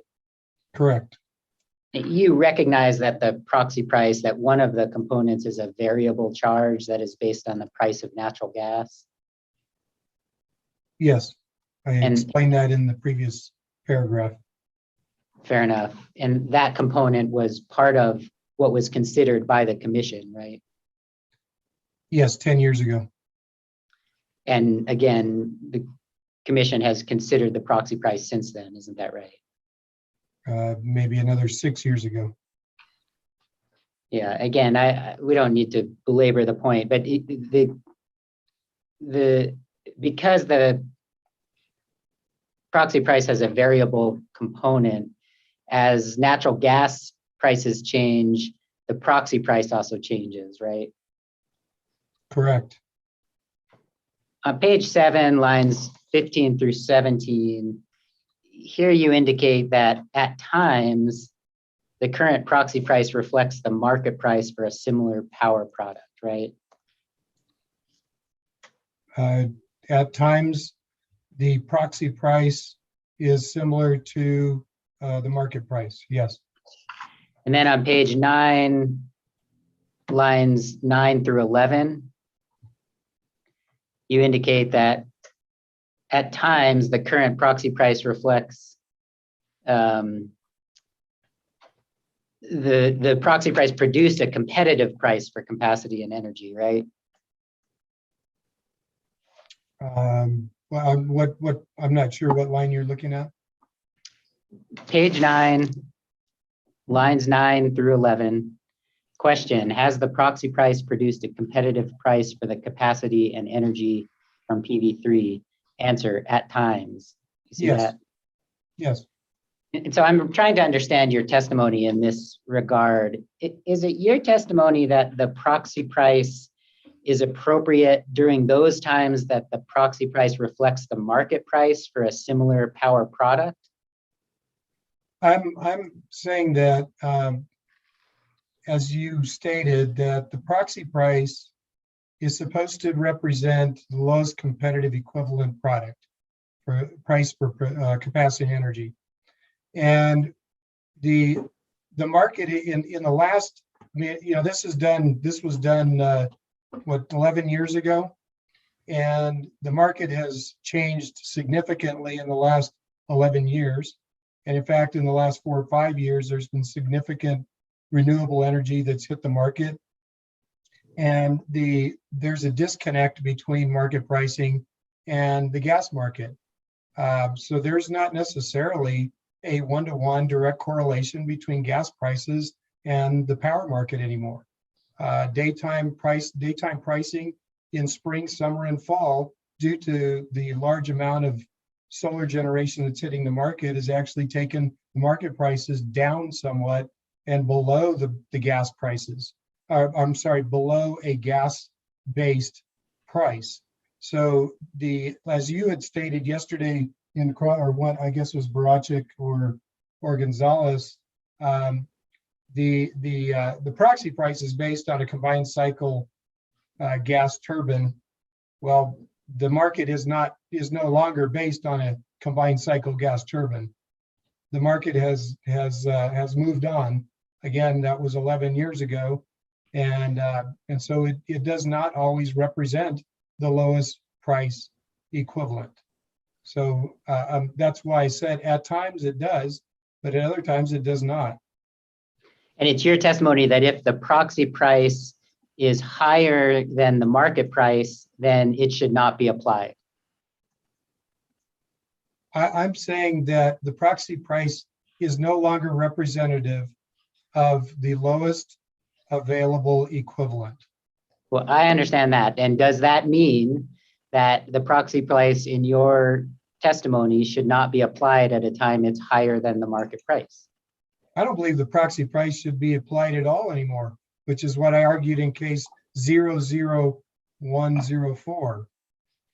And in fact, the commission did not apply any proxy price there in that case, isn't that right? Yeah, I think they decided that that we were correct, that it shouldn't, the proxy price is no longer a valid proxy for the lowest equivalent energy. Are you aware that in this particular case, however, the hearing examiner has held that the proxy price was in place and it's not an issue to be presented in this case? I'm going to object, just to reserve the objection here, that is a characterization of the former hearing examiner's ruling that is not necessarily accurate. So if it's Mr. Wexler's version, if we want to pull out the exact language, I don't care. I just want for the record to be clear that that is the company's characterization of the procedural order, not Mr. Reyes's. Thank you, Ms. Stevens. Continue, Mr. Wexler. Mr. Reyes, are you aware of that order? I'm aware of the procedural order.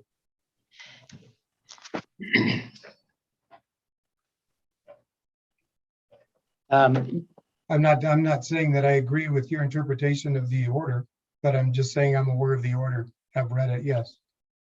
I don't recall asking you, Mr. Reyes, but appreciate that. Now, you do recognize that EPE has consistently applied the proxy price when that price was not advantageous to EPE, is that right?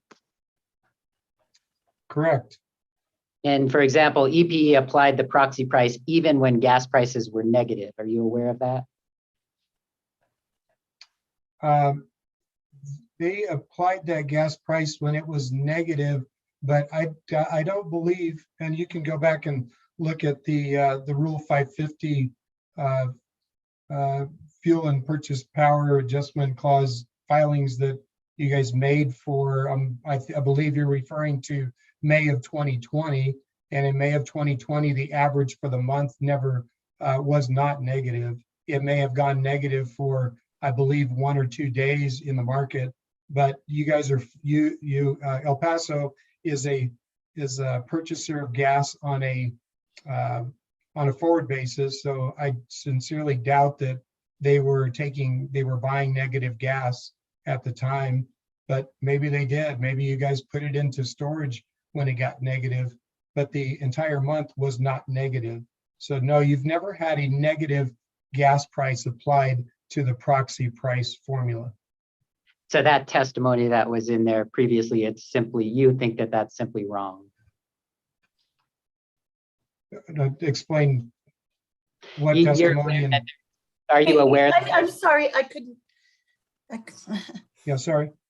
Are you aware that there's been testimony in this proceeding that there has been a negative charge for gas prices used as part of the Rule 550 PV proxy price filed as one of the Rule 550 reports? Are you aware of that testimony?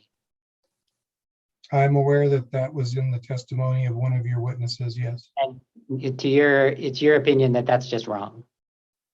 I do not believe that there is a negative gas price that was applied for an entire month in any of your Rule 550s. And if you can show it to me, that would be great. But I've looked at the 550 filings and didn't see one.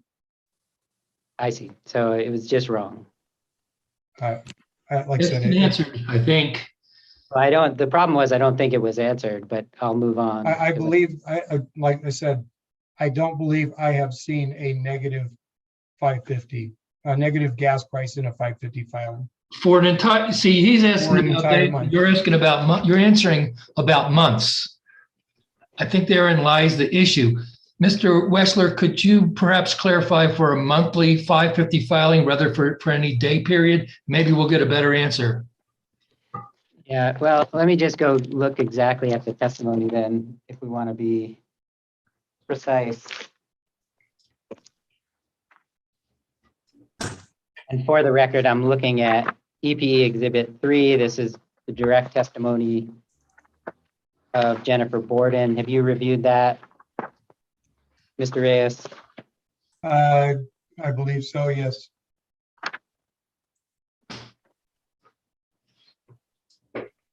And I'm looking specifically at page 7, lines 1 through 8.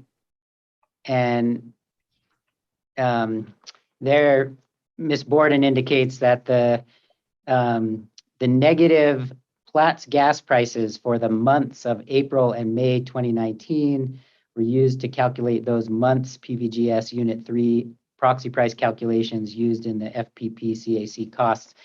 Have you reviewed the April and May 2019 Rule 550 reports?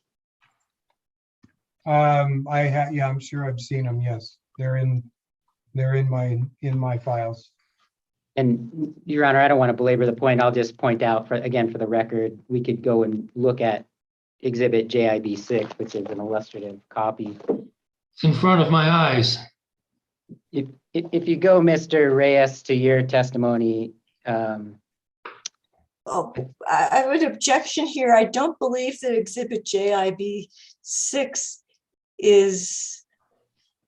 It's an attachment. It's an attachment, but I don't believe it's a fuel clause filing in its entire. Parts of it are fuel clause filing and parts of it are not. So I think you need to either ask Mr. Reyes to look at the exhibit or look at the fuel clause factor for the month, because they are not one and the same. Your Honor, JIB 6 is 16 pages. Each monthly fuel clause factor that the company files is 5 at 5 plus a cover page. Thanks, so Ms. Your Honor, I'm sorry, Your Honor. It's okay. Let's all just take a deep breath. And I'm actually saying literally, take a deep breath. I know. In notwithstanding Ms. Stevens' testimony, Your Honor, I don't think I asked a question. I'll ask Mr. Reyes, please turn to page 11 of your testimony. At lines 10 through 11, Mr. Reyes, here you're indicating that objective C, and there you're referencing Rule 550, is that right? Correct. And you indicate that the rule is intended to assure that the utilities collect amounts for costs, quote, actually expended. How do you define actually expended? You get an invoice, you spent money, and you spent money. So That you spend money. if you have a cost is, I think a cost is pretty self-evident. I mean, you either incurred a cost or you didn't incur a cost. And if you incurred a cost, then what they're saying is that you collect the cost that you actually expended. So Do you understand that El Paso Electric does actually incur costs related to the generation of PV3 power? absolutely. Now let's turn to page 13 of your testimony, lines 9 through 11. And you say here that allowing EPE to charge for costs that were never incurred is neither fair nor reasonable to New Mexico customers. Do you see that? Yes. Will you agree with me that the corollary to that principle is that EPE should be allowed to recover for costs it did occur in using PV3 to provide energy and capacity to New Mexico customers? That's correct. You should be allowed to recover some cost. Now For the lowest equivalent energy and capacity. Oh, well, now you're talking about something different, right? Lowest equivalent. Now, because my point is there are costs incurred by El Paso Electric related to generating PV3 capacity and energy. And I think you agreed with that, right? I did. But you're now telling me that EPE can only recover those if it's the lowest equivalent, even if they were incurred. Is that right? I understand what you're asking, and I'm not cherry picking timeframes here. I'm just trying to, what I'm laying out is the fact that the time frame here that we're dealing with was an extraordinary time frame, and that the previous place where you were directing me to, what I was saying was that El Paso did not incur $235.95 per megawatt hour in cost. So I don't agree that you should be allowed to recover it just because there's there's a formula. I understand that, and you might have to take that up with the commission, but let's stay on this concept of costs that were incurred. Because now you recently testified in the 2020 EPE rate case, right? Correct? In fact, you testified on the subject of PV3 proxy price. Correct? And in that case, which for the record was that 20-00104 UT, EPE requested a new proxy price, right? Correct. And EPE witnesses testified that EPE was not fully recovering its costs for supplying energy and capacity from PV3 in that case, right? I believe that's what El Paso Electric was claiming. In other words, the El Paso Electric claim was that it was not recovering the costs it incurred in supplying PV3 capacity and energy, right? I believe that's what they were claiming, correct? Now, in your testimony, you actually didn't dispute that particular issue, did you? I did not dispute whether or not they were collecting their cost because the unit is decertified and the unit is not in rate base, and there is no reason why New Mexico customers are required to compensate them fully for the full cost of the unit. It's no longer in rate base. That's why I believe that we're supposed to be looking at the lowest equivalent price for our lowest price for equivalent capacity and energy.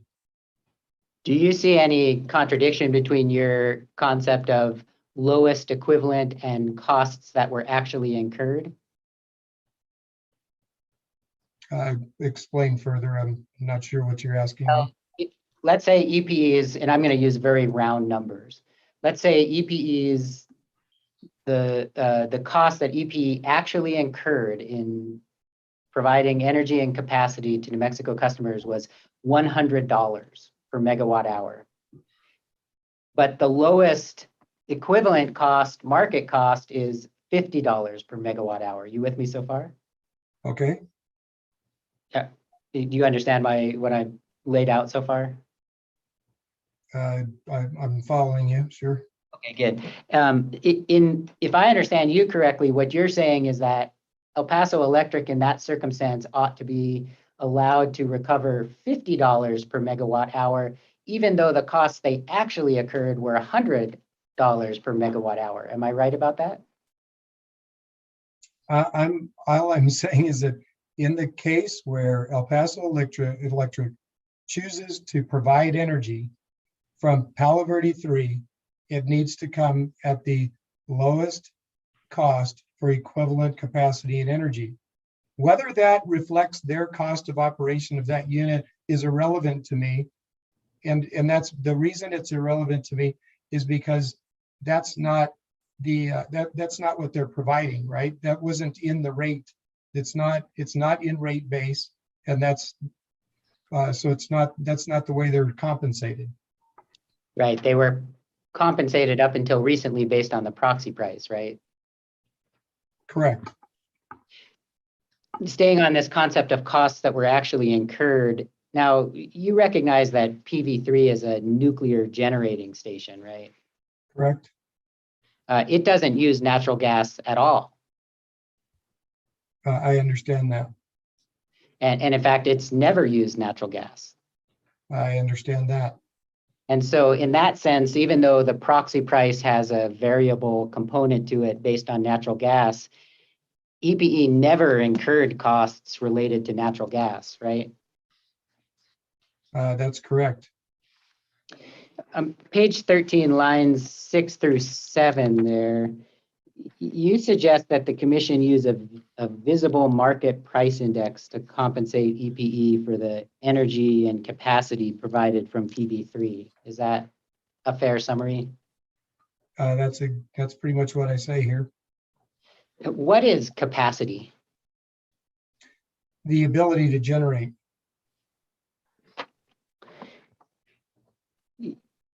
Will you agree with me that market power can be interrupted or curtailed? And I'll give you the example of the WSPP Service Schedule C, the force majeure clause. That's correct. Now, Schedule C includes capacity and energy.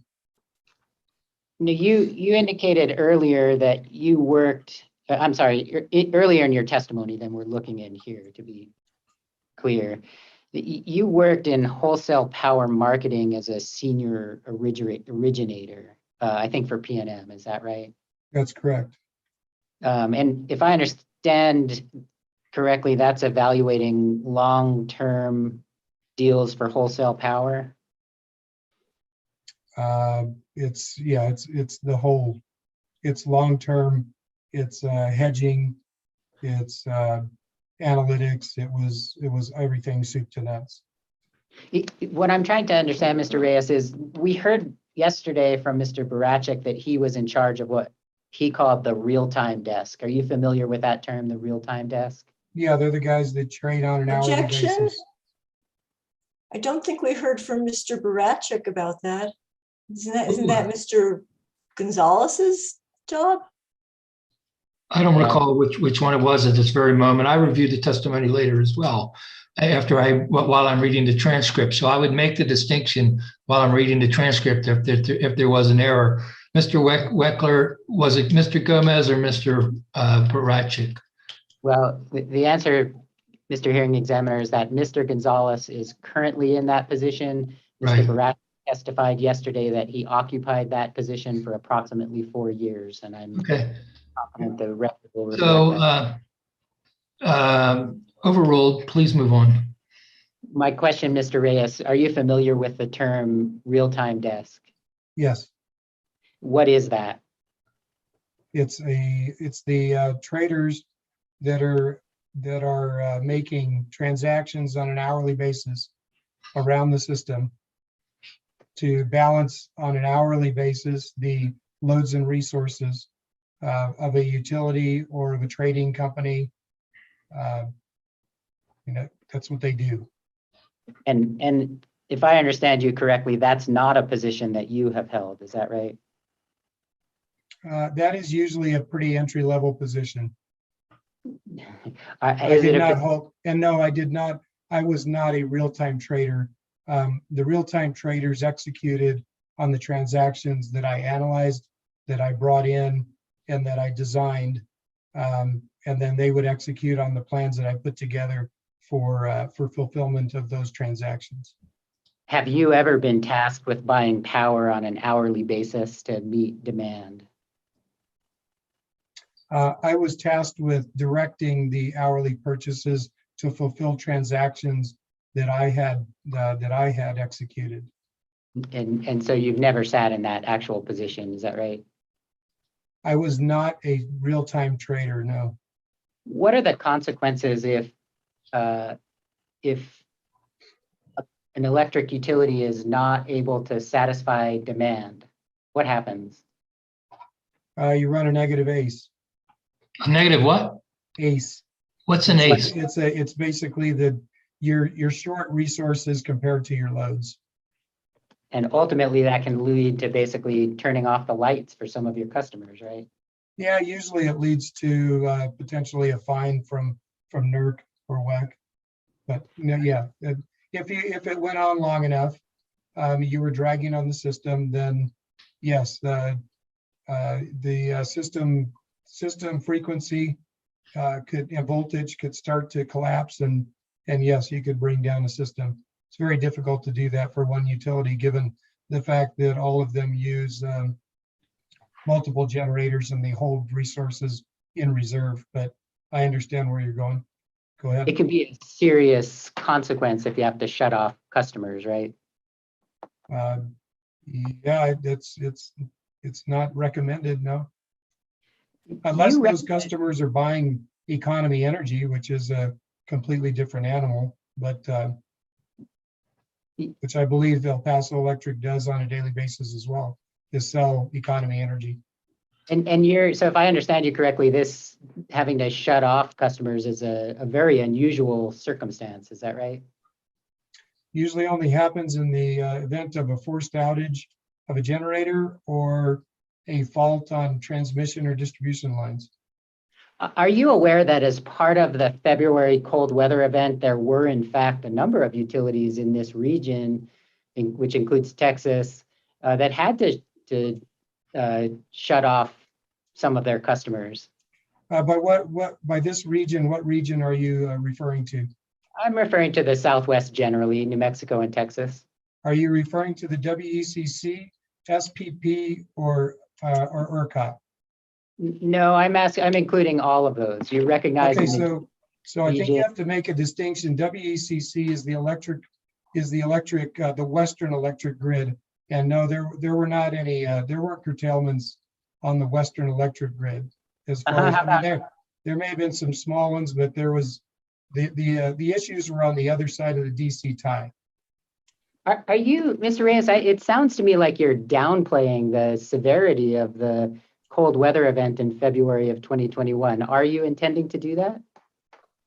I'm not downplaying it. I'm just telling you that the issues on the electric system were on the other side of the DC tie.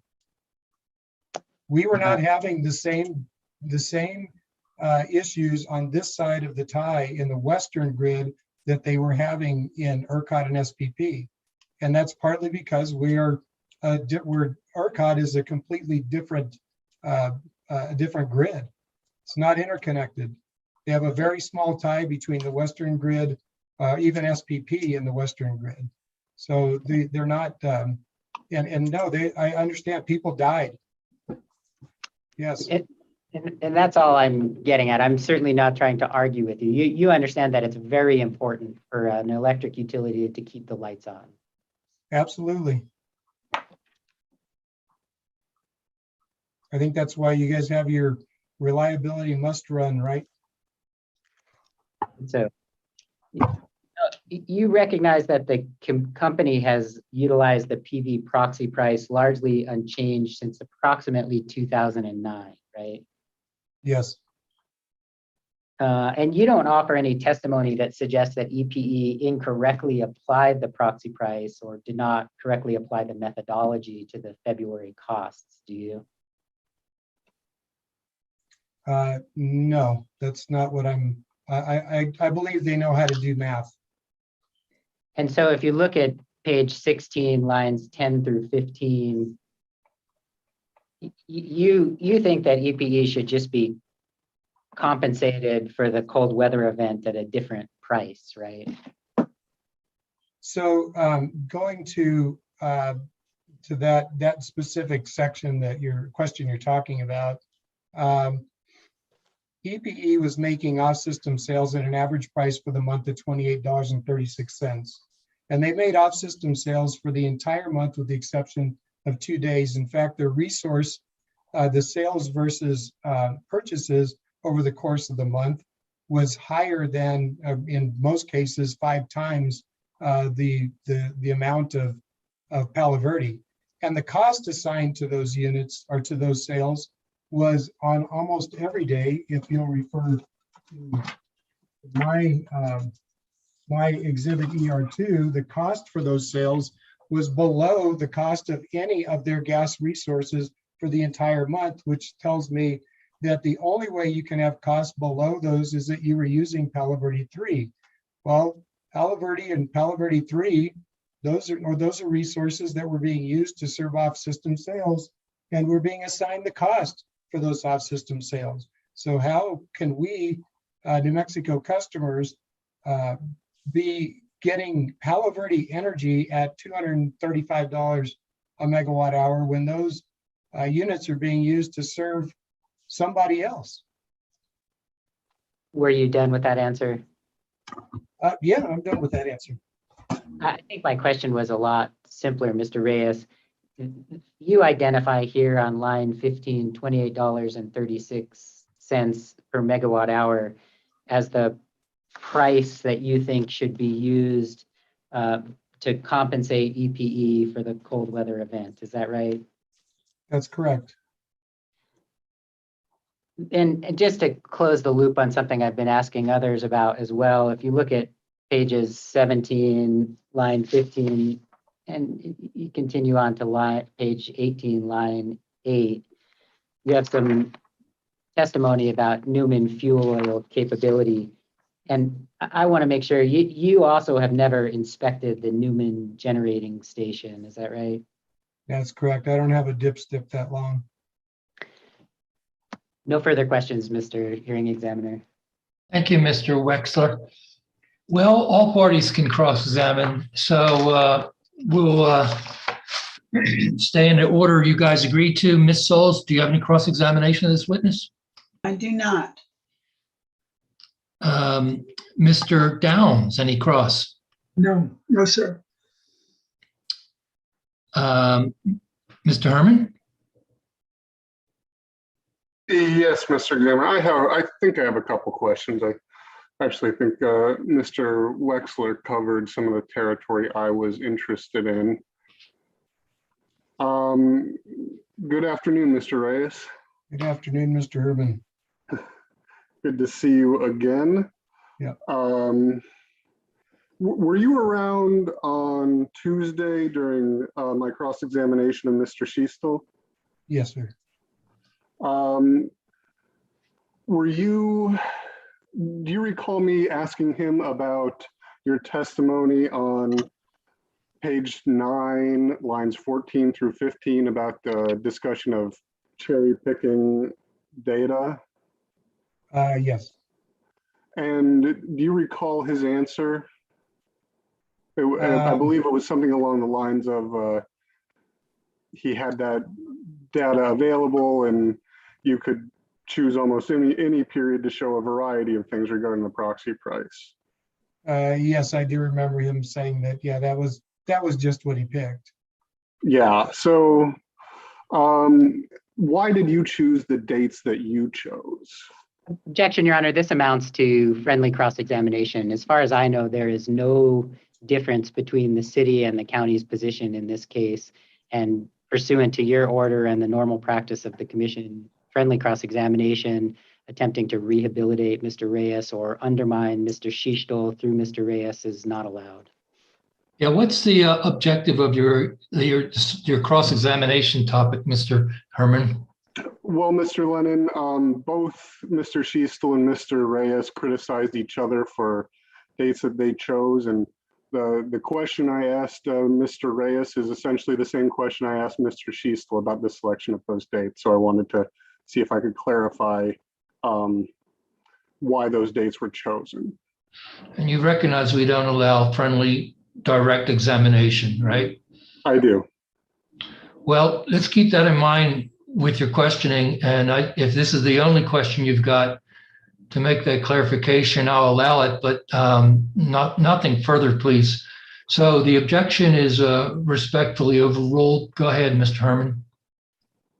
So, Mr. Reyes, I believe my question was, why did you select those dates that you did in your testimony, your direct testimony, I believe around lines 9 or page 9, lines 14 through 15?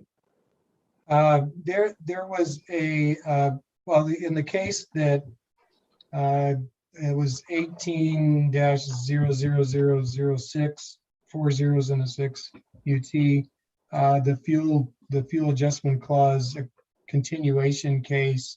I did a similar type of analysis that started back in that time frame. So essentially, I just took the same analysis that I was doing and then brought it current. So I included all of that data and just to show a little bit more complete picture or history of the fuel clause and the proxy price. So any more questions should be limited to cross-examination, Mr. Herman. Okay. Basically, I expect you to be impeaching the veracity of this witness or attacking the data that he provided and the testimony he provided in his direct.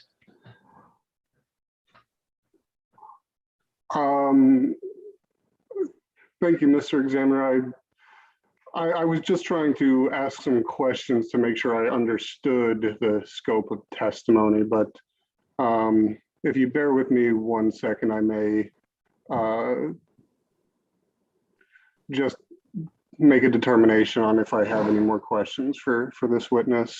Absolutely.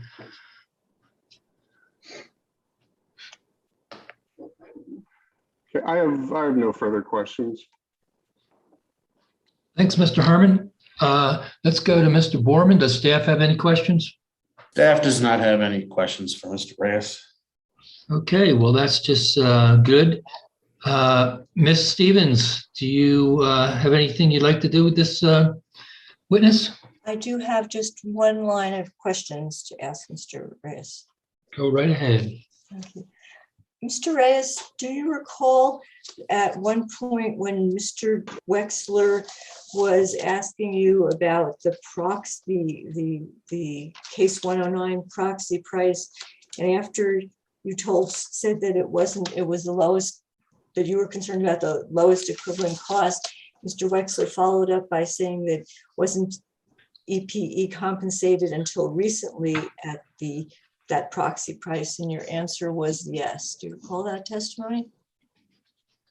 Yes. I'd like you to explain to me whether, well, first of all, what was your understanding of recently in that question that you answered yes to? I believe he was asking me if the proxy price had been utilized up until recently, and yes, the proxy price was utilized until recently, when until I believe the final order was in June. In June, in case 20-00104, when the proxy price was, and the change to the proxy price was not approved, or not. Yeah, I guess it was disallowed, or I don't remember how the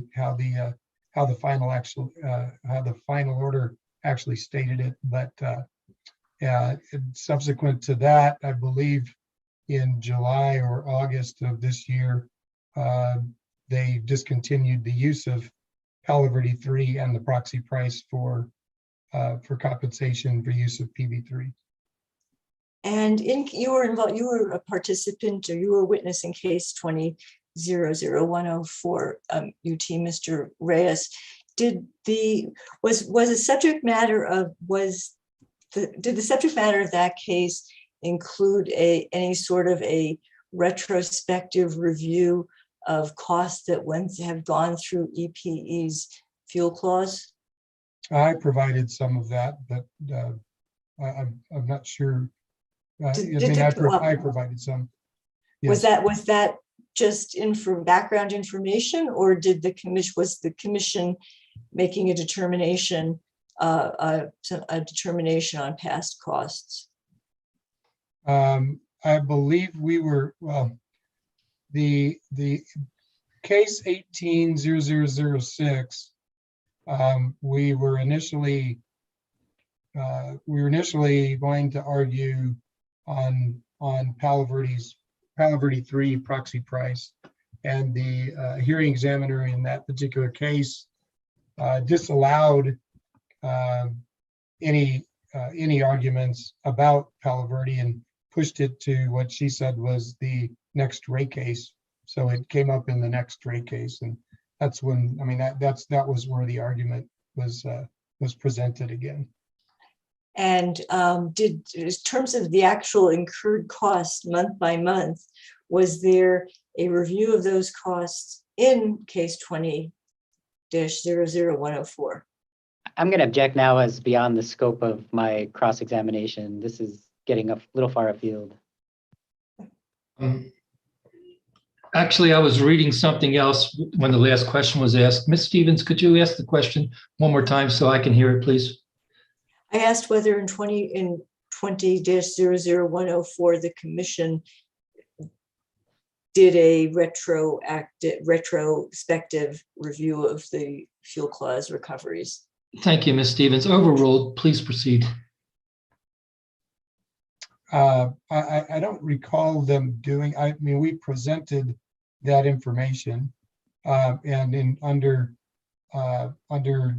cross-examination by the hearing examiner, I believe I presented some additional testimony on the historical, some of the historical PV3 proxy price levels.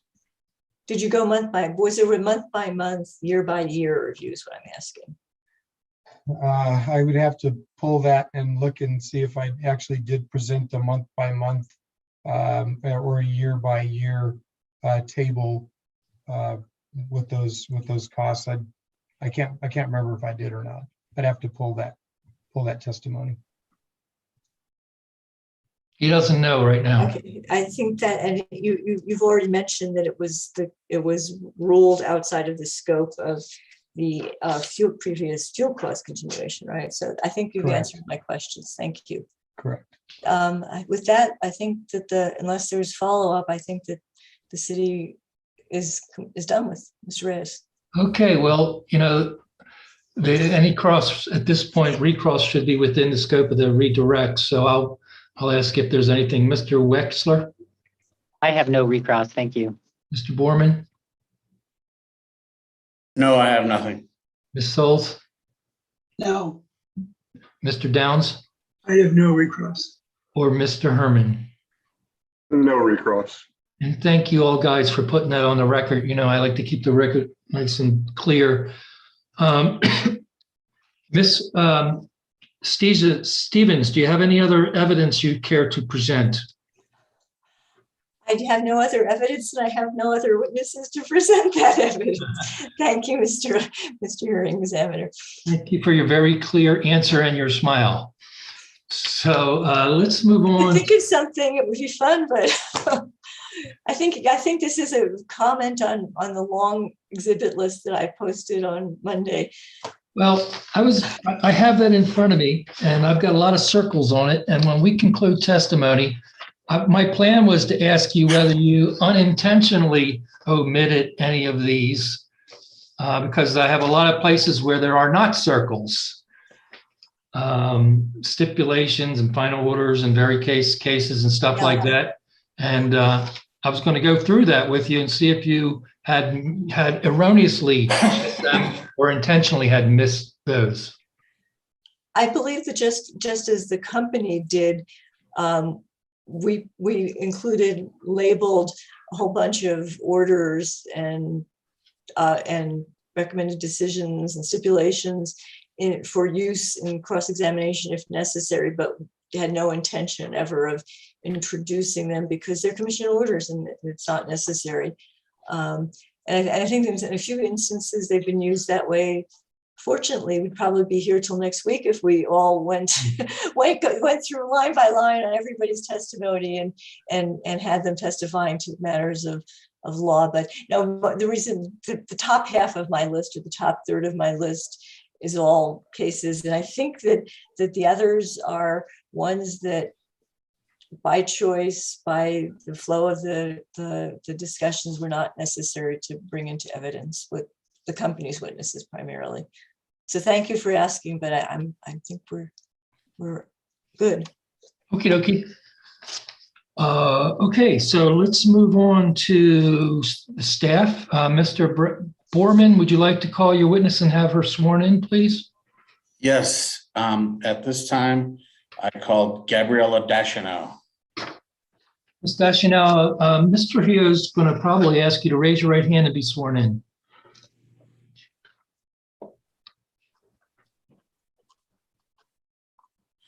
Ms. Deschanel, did you hear Mr. Lennon? Well, Ms. Trujillo hasn't. Okay. Well, it's hard to understand you, Ms. Deschanel. Maybe you can move closer to your laptop or something like that. Make sure your mic's on. Sound is not good.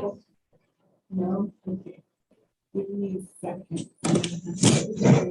Let's give her a minute to figure that out.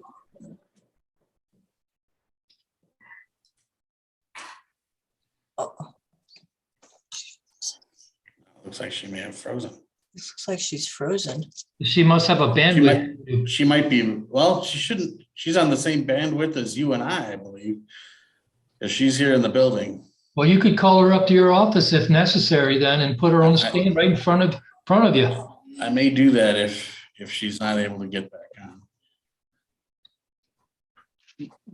Mr. Hearing Examiner, may I just take a couple of minutes and run to the restroom if we're taking a break? Well, only if all of us can. So let's take a 5-minute break. The clock says 2:03. We'll come back at 2:13. That'll work, and I'll make sure Mrs. Dashino is available. Thanks.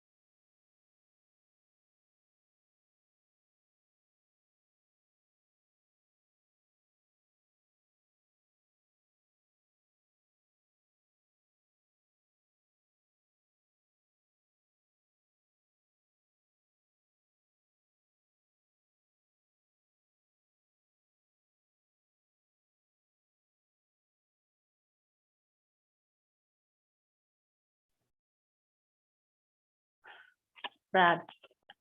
Do I sound better? Yes. Much better? Okay, yes, I'm sorry. I had to change the microphone on my Zoom. Yes, Ms. Deschanel, this is the court reporter. Yes, I can hear you well now. Okay. I Now can't see you yet. Let's see. Let's see. Here I am. There. Okay. Okay. So am I clear? Yes. Okay, great. Donald, Good. Good fix by you. we still have a few minutes, well, 2 minutes left. Okay. We'll use them to relax and breathe deeply, as I said. Sometimes the tension gets pretty serious in the shoulder area. Exactly. That is true. Okay. That's from mediation training courses. You know, they tell you to do that kind of stuff. Oh, do they? Oh, yeah. Take deep breaths, lower the tone of your voice, speak more slowly, Uh-huh. all those things. Take a few practice swings. Do what? Take a few practice swings. Yeah, sure. Yeah, Whatever. and then Move your arms. and then sink the putt.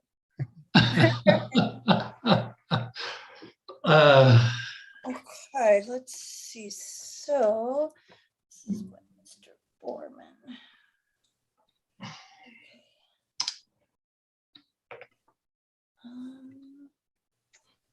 Hmm. Okay.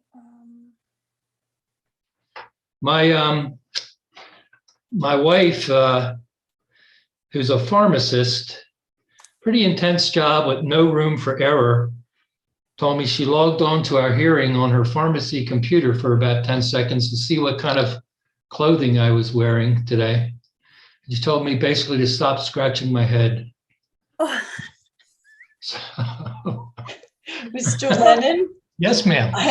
I've been doing commission cases since 1987, and my husband, who's been around since before 1987, not until we did the rate case, I think was the first time he's ever seen me, and he's criticizing me now but not my clothing, my voice, my everything. No, but he has found it kind of interesting. Now, he's not watching this one. He needs the major drama of a rate case. Major drama of a rate case?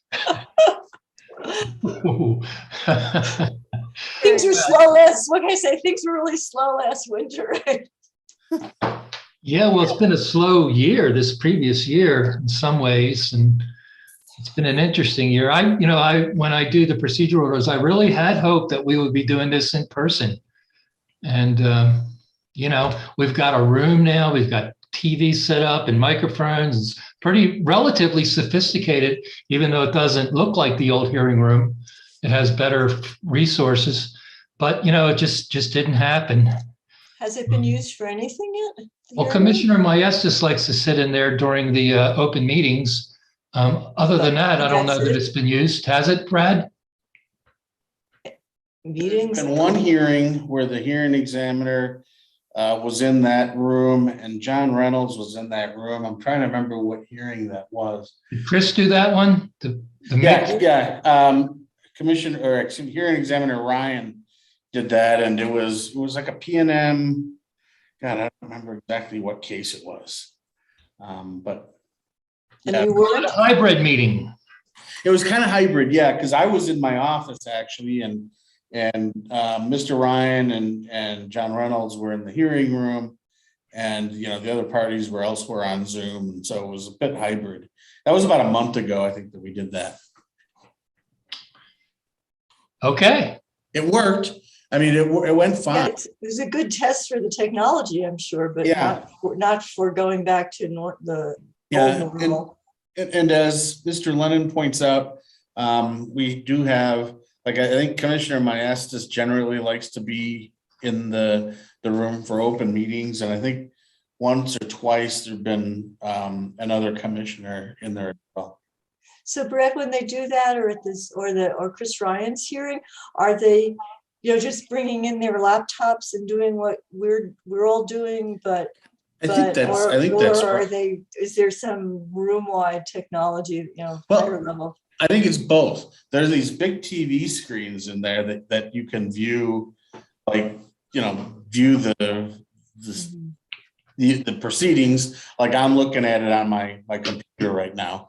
But then I think they also have their laptops or something in there that they can, monitor and do whatever. And there's a camera in there that directly on them.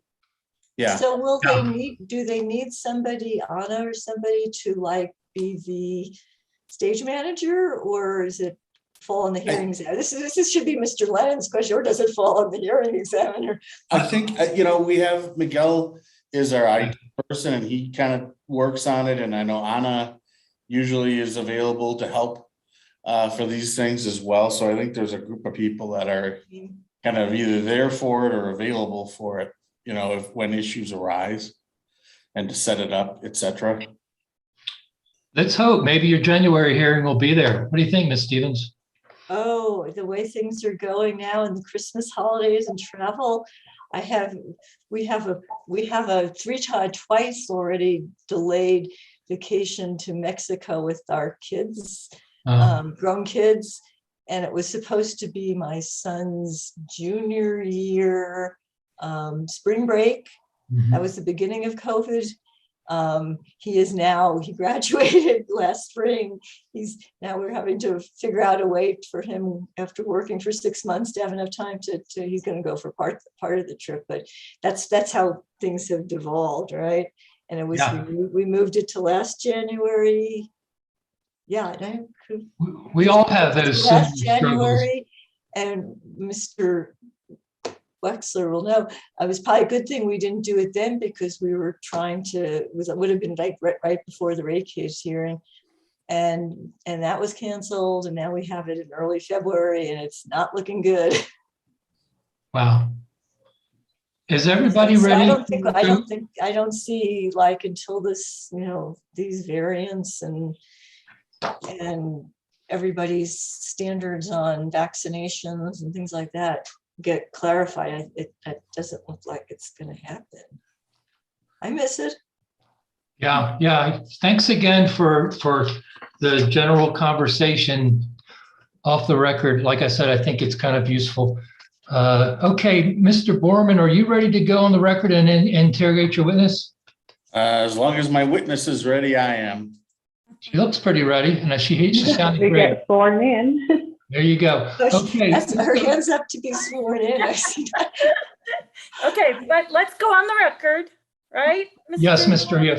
Okay. So this is Bob Lennon again. We are back on the record. It's about 2:18 or so. We did all come back in time within 10 minutes, but we've been having a nice, pleasant conversation just for a few minutes about nothing in particular, but it was pleasant nonetheless. So we're ready to proceed with the swearing in of Ms. Deschanel and examination by Mr. Borman to admit her prepared direct testimony. Then we'll move on to cross-examination. Mr. Borman, let's have her sworn in, please, Mr. Hill.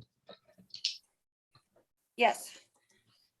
Ms. Deschanel, would you raise your right hand, please? Do you solemnly swear or affirm the testimony you're about to give will be the truth, the whole truth, and nothing but the truth? Yes, I do. Mr. Borman. Thank you. Good afternoon, Ms. Deschanel. Good afternoon. By whom are you employed and in what capacity? The New Mexico Public Regulation Commission, the Bureau Chief in the Accounting Bureau of the Utility Division. As part of your duties in that position, did you review the filing by El Paso Electric regarding their fuel clause, along with the testimony that has been filed in this case by them and other parties? Yes, I did. And based upon that review, did you prepare or participated in preparing testimony regarding that filing? Yes, I did. You should have before you a document that is marked as Staff Exhibit 1. Do you have that? Yes, I do. Can you identify that document? Yes, it's my prepared direct testimony filed June 18th, 2021. Was staff exhibit 1 prepared by you or under your supervision? Yes, it was. Do you have any changes or corrections to staff exhibit 1? You circulated this exhibit, and on page 3, there was just a minor correction, grammatical, on line 4, where we changed the word not to know. So on line, on, Page 3, line 4. I was just opening it up here. Page 3, line 4 of your testimony, you changed the word not to know. That is correct. Okay, and that's the only correction in your testimony? Yes. Okay. If I asked you today the same questions as are set forth in staff exhibit 1, would your answers be the same as you have just corrected them? Yes, they would. And are those answers true and correct to the best of your knowledge? Yes, they are. And do you adopt staff exhibit 1 as corrected as your sworn testimony in this matter? Yes, I do. Thank you. At this time, I move admission of staff exhibit 1. Thank you. Let's see if there's any objection. So let's ask Mr. Wexler, please. No objection. Ms. Souls? Can't hear you. I'm very Ms. Souls. sorry. I thought I was unmuted. No objection, sir. Ms. Stevens? No objection. Mr. Downs? No objection. Mr. Herman? No objection. Okay, wonderful. Like, once again, it makes it easy. There being no objection, staff exhibit number 1 is thereby admitted into record, and it is now evidence in the case. Thank you. And Ms. Dashino is tendered for cross-examination. Thank you. Mr. Wexler, please. Good afternoon, Ms. Dashino. Afternoon. I'm going to start with a couple of questions I've been asking every witness, and that is, you, like some of the other witnesses, did not offer any testimony about EPE's request to amortize the incremental cost over a 12-month period. Is that right? I did not. Assuming EPE is authorized to recover some portion of the incremental costs that it claims, do you support the proposal to amortize those costs over a 12-month period? Yes. In fact, before EPE filed the motion for variance, it sought the positions of the parties. Are you aware that staff did not oppose the motion for variance? I don't recall that, but if we did say so, I guess we did not. Well, the motion will reflect the positions of the parties, so I don't need to follow up on that. A couple background principles. El Paso Electric is a regulated utility, right? Yes. And as a regulated utility, it's required to follow the orders of the commission. That's correct. That requirement extends to rates, so that EPE is required to follow the orders of the commission with respect to the rates that it charges. By rates, do you mean rates that are approved in a rate case? And rates that are charged to customers for service? I think that's a definition, yes. And are you, with that clarification, are you able to answer that question? Yes. Is El Paso Electric or any other electric utility allowed to charge customers for energy and capacity other than as authorized by the commission? No, they are not. As staff for the Public Regulation Commission, it's also important that the testimony you give is consistent with the orders of the commission, right? Yes. Turn please to page 2 of your testimony, and I'm looking at the Q&A. Starts on page 2, line 23. The answer spills over into page 3 all the way to line 7. And I'll focus first on the question here. And you ask whether EPE has demonstrated that PV3 was the lowest cost power available to EPE to serve New Mexico customers. Do you see that? Yes. In your answer, you don't have any citation to any regulation or standard or statute. Is that right? That's correct. And you're not aware of a regulation or statute that requires EPE to make that showing, are you? Well, other than when they file at this point in time, no. I want to get you to take a look with me at EPE Exhibit 11. That's the recommended decision in case number 18-00006 UT. Do you have the EPE exhibits accessible? Yes, I am. 1 second while it loads. Sure, yeah, let me know when you have that available. Okay. Do you understand that case number 18-00006 UT was the last fuel continuation, excuse me, case for EPE? Yes. And I'll just represent to you, we don't need to go take a look at it, but unless you want to, EPE Exhibit 12 is the final order in that case, and this goes to hearing examiner Lennon's point. And I'll read to you, you're welcome to read with me if you want, at page 23, paragraph A. It says, it is therefore ordered the statement of the case, discussion, and all findings of fact and conclusions of law contained in the recommended decision are hereby adopted as the findings, conclusions, rulings, and determinations of the commission except as modified in this order. Were you familiar with the recommended decision in that case along with the final order? Yes. Let me get you to turn to page 19 of this exhibit, EPE Exhibit 11, which again, I'm using only for demonstrative purposes, so we're all looking at the same stuff. Number 11, you say? You're switching from 12 to 11? That's correct, Your Honor. I'm back to 11, which contains the discussion that we just saw was adopted. Okay. Ms. Dashino, do you have that Exhibit 11, page 19 before you? Let me get to page 19.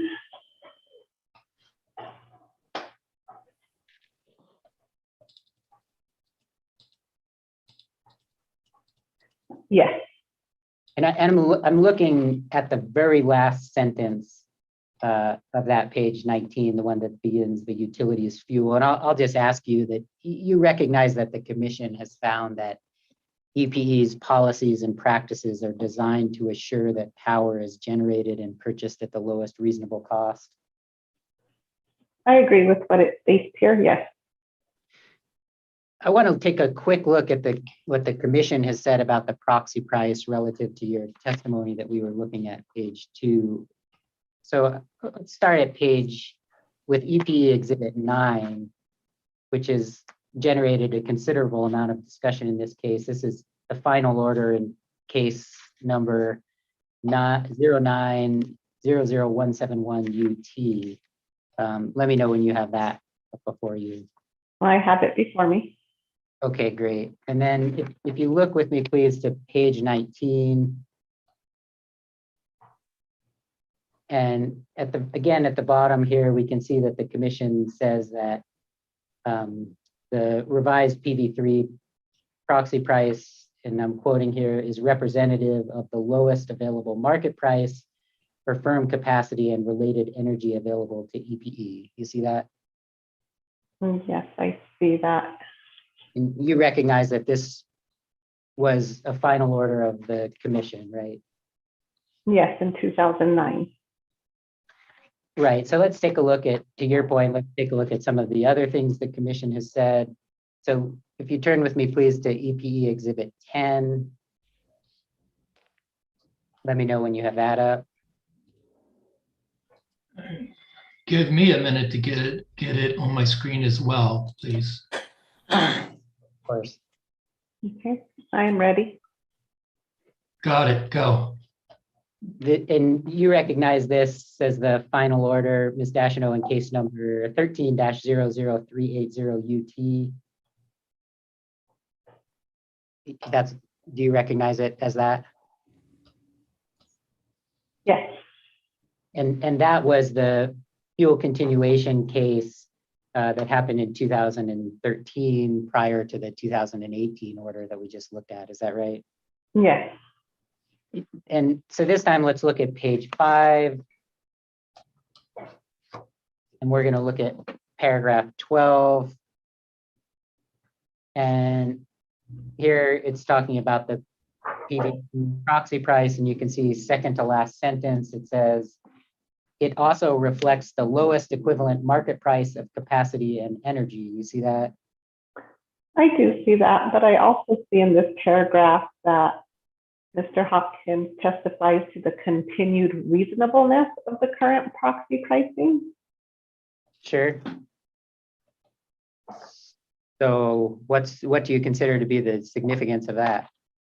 Well, if you're going to take me back to 2009 and then 2013 and state that this is a reasonable proxy price, and if I look at gas prices during those time frames, I don't see anything above $5 during those time frames for the impute into the proxy price. So I understand where reasonableness can come into during those times. I just wanted to make that clear.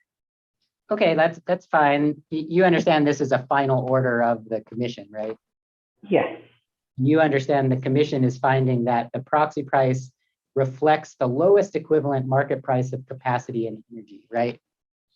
Yes. And they did that, in fact, to your point, based on Mr. Hawkins' testimony, right? Right. During the time frame of 2013, yes. And then it continues, the proxy pricing for PVNGS based upon the Credit Suisse agreement, which was approved in NMPRC case number 9-00171 UT, continues to be reasonable. And that's a finding of the commission as well, right? Correct. All right, let's go back to case number 18-00006 UT, which is EPE Exhibit 11. Again, this is the recommended decision, but we took a look at the final order. Let me know when you have that up before you. Yes, I have the recommended decision.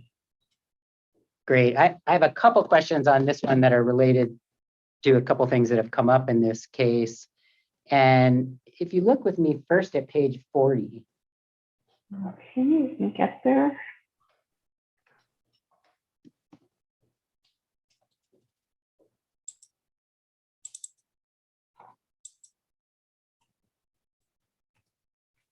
Okay. I'm looking at the paragraph right in the middle of the page that begins the commission's historical. I'll go ahead and read that sentence. Okay. Says the commission's historical findings as to the reasonableness of the proxy price and EPE's continued support for the pricing are based on the comparability of the nuclear and gas-fired resources in terms of operational characteristics. You see that? Yes. You understand that to be the basis for the commission's historical findings having to do with the proxy price?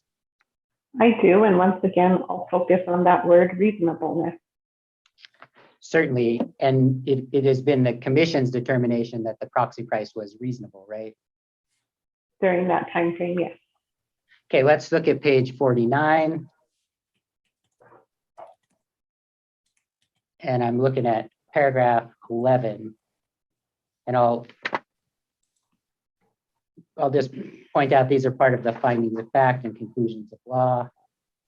And here we say the recommended decision and by incorporation, the final order of the commission says the FPPCAC has provided customers with use when available of capacity and energy from decertified and abandoned Palo Verde Nuclear Generating Station Unit 3, priced at the lowest equivalent market price for capacity and related energy available to EPE as provided for by prior stipulations and commission final orders, including case number 13-00380-UT, which established the current FPPCAC. You see that? Yes. You understand that that makes up part of the commission order in this case. Yes. And then if you turn to the next page, page 50, paragraph 13, we then see that the recommended decision says EPE proposes no changes to its existing FPPCAC and continued use of PV NGS Unit 3 for New Mexico unless modified in EPE's next general rate case. You see that? Yes, I do. And in this 2018 continuation case, the commission required EPE to address the issue of the proper proxy price in the rate case. Is that your understanding? That is my understanding. But otherwise, the commission approved of the recommended decision and continued use of the FPPCAC and use of PV3 to serve New Mexico customers. Is that your understanding? My understanding is from 2009 until 2020, when EPE filed their rate case, they expected, and this is just an average just by looking at gas prices during those timeframes, an imputed MMBTU cost of $4 into their proxy price formula. You're telling me that somewhere in this order, there's a specific price in the proxy price formula? No, all I'm stating is that EPE has expected that MMBTU, $4 per MMBTU average in their proxy price computation. Where do you see that? It's just taking the average gas prices from 2009 to 2020 when they filed to change the way their energy was valued for PV3. And I can put up Henry Hub gas prices, and granted they're not El Paso, so I don't have access to that publication, but those gas prices, and looking at them on my screen, the highest they've been from that time frame is $4.37. So I'm just simply stating that it's just, you know, part of the proxy price is this imputation of the gas cost, and that's about the highest that EP's ever imputed on average. Now, to your point, the proxy price itself contains a component that is tied to the natural gas prices, right? Correct. But the proxy price adopted by the commission does not identify a specific natural gas price, does it? Right, but in everything we read through, it is adopted based on reasonableness. Yeah, and in fact, what we've talked about is the commission identified the proxy price, that methodology, as reasonable and representing the lowest available cost of capacity and energy, right? Right, and at those timeframes, that reasonable price was $4 on average for an MMBTU. Is it your testimony that the commission did not understand that the natural gas price could vary? No, it's my understanding that each time they approved the proxy price, it was within reason, and the cost per MMBTU in all those timeframes never went above $4. So making it an easy choice to go ahead and continue with that proxy price. Okay, and so then without a deep variance in the cost of gas during those times they approved the proxy price. You think that you understand that the prices that a company charges to its customers are governed by statute, right? I understand that, but I also understand within the last 12 years, the price per MMBTU of gas has never been above, well, $5 on average. And the commission certainly could have put into the proxy price a maximum amount to be charged for natural gas, right? Right, but they also could have, upon those decisions, reviewed these gas prices and seen that there was not a large variance in all those timeframes. And to do that, they would have had to change the proxy price, right? Not necessarily. If I was working on those cases during those timeframes and I saw the consistency of the gas prices per MMBTU, then I see it as reasonable because it's been providing service to EPE customers. EPE isn't arguing that, and there isn't a large change. If those gas prices had been in the negative, kind of as you mentioned earlier about the impact to EPE, I don't think EPE would have agreed to continue with that proxy price.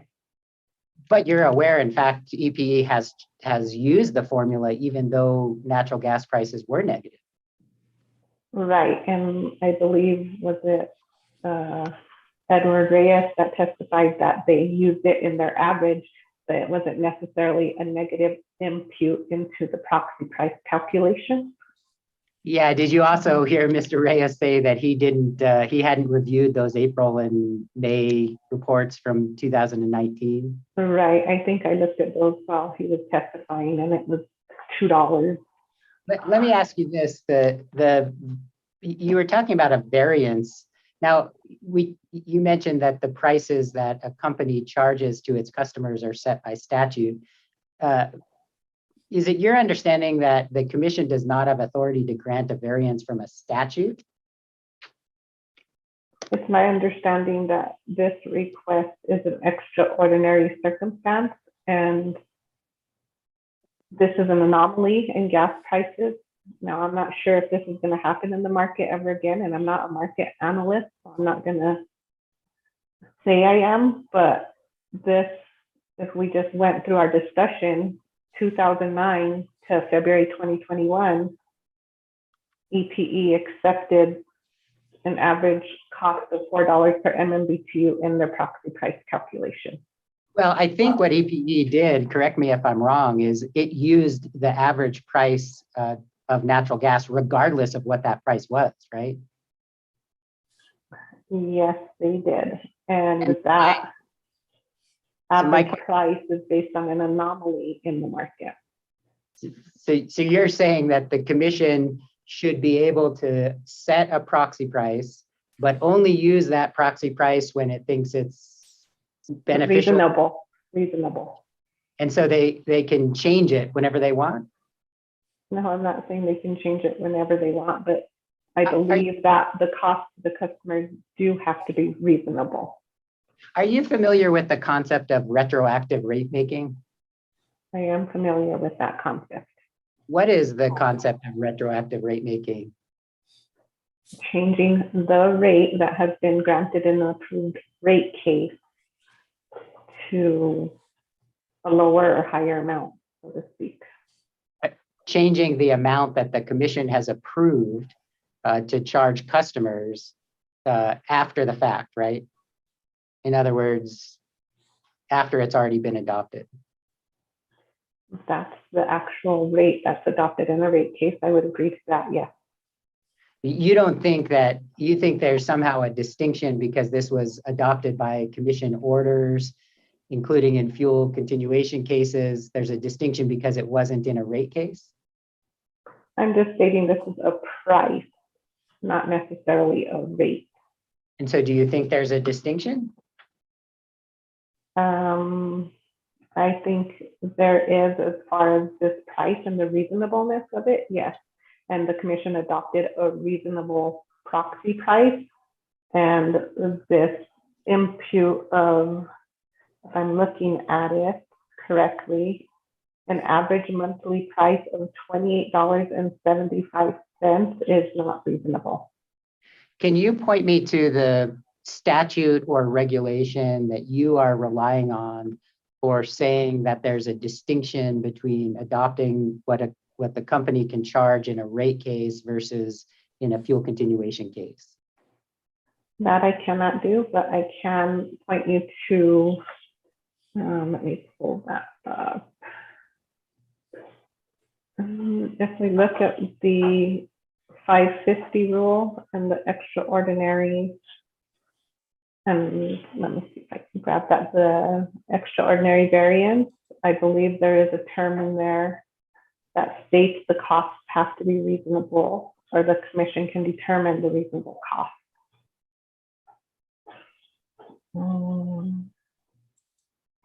Okay. Get there.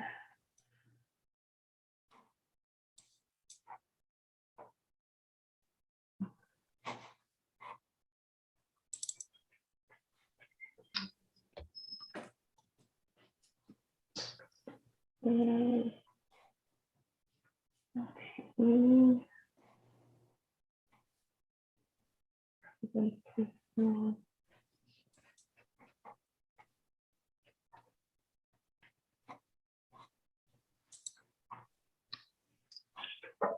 All right, I'm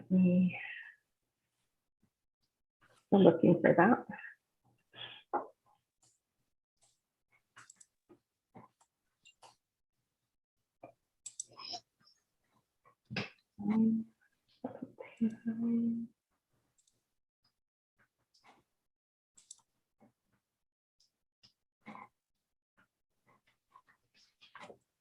Okay, so 79,558.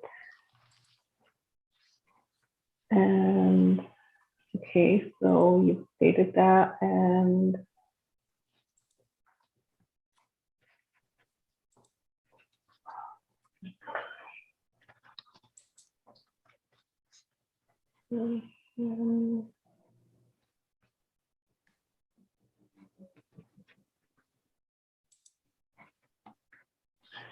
okay, so even just 79,550.19, even just right here, a prudence review. The commission in its discretion may order that a prudence review be conducted to assure that fuel and purchase power costs collected by utilities through its FPPAC are prudently incurred. Right, so that's talking about that the practices and actions of the utility were prudent, right? That's correct. I'm sorry, I just haven't looked at this. Well, there was a statement in there, but for this particular case, it's an extraordinary circumstance, and the imputed price of 28.75 per MMBTU is not reasonable. Let me go back to this question about whether or not you can grant us a variance from a statute. Do you have any understanding of that? I do not. Let's take a look. Let's just complete our circle here in terms of what has been decided by the commission in the past. I do want to get you to take a look at one of the positions of staff in the past, and let's take a look at the testimony of Mr. Solomon in EPE Exhibit 17.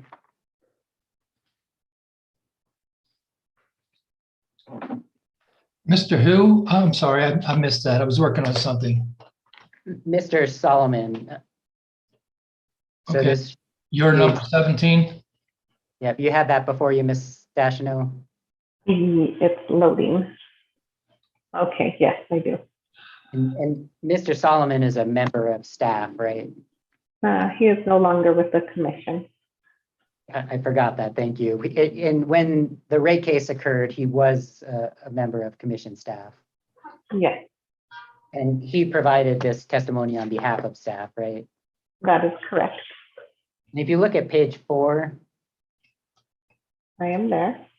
and here, on behalf of staff, Mr. Solomon is saying at line 11, however, in 1998, the commission approved EPE's voluntary use of PVGS Unit 3 to serve New Mexico customers and to recover the cost of capacity and energy through the FPPCA using proxy pricing based upon, quote, the lowest equivalent market price for energy and capacity. This has been interpreted to be a proxy price based upon the cost of a natural gas-fired combined cycle plant, a price first established in 2007 and later revised in 2010. Subsequently thereafter, the proxy price has been approved in the FPPCAC continuation filings in 2014 and 2018, right? Yes, Now, the 2010 case, which, well, let me first just ask you, this was the position of staff in 2020, right? correct. The 2010 case that Mr. Solomon is identifying there, that was a rate case, correct? I'm not familiar. I'm not sure. You recall the 2009 case that we looked at earlier, that was a final order from a rate case, right? Yes, well, that was approved in, you're saying that was approved in 2010? I think it was, yes. And so my question to you is, since that 2009 EPE rate case, until this recent order in June of this year, the proxy price had not been changed by the commission, right? Correct. I want to point something out here that Mr. Solomon also says at page 19, page 4, lines 19 and 20. And here, Mr. Solomon says, in fact, for many years, EPE did not even recover the cash operating costs of Unit 3 let alone any portion of capital costs. You see that? I do see that. And that was the testimony of staff in 2020. That is what he testified to, yes. Now, are you aware that staff did not support EPE's proposed proxy price in the rate case? Yes, And in part, that was because staff did not think that EPE was entitled to cover the actual costs of providing PV3 energy and capacity to New Mexico because PV3 was not in rate base. Is that your understanding? yes, We don't need to look at it, but you recall that in the 2020 rate case, the hearing examiner and commission determined that the PV3 proxy price was in effect at the time the 2020 EPE rate case was filed. yes, And in this current case, the hearing examiner recognized that the proxy price was in effect and could not be challenged in this case, right? she recognized that it was in effect, yes. All right, let's turn back to your direct testimony, which is staff exhibit 1. And we were looking at that question on page 2, lines 23 to 25. Now I want to look at your answer on page 3. So at lines 1 through 3, you recognize that Mr. Barachik testified that there were no viable alternatives, generation alternatives to PV3, right? Yes, that's what he stated in his testimony. And you didn't file any contradictory testimony on this point, did you? No, I did not.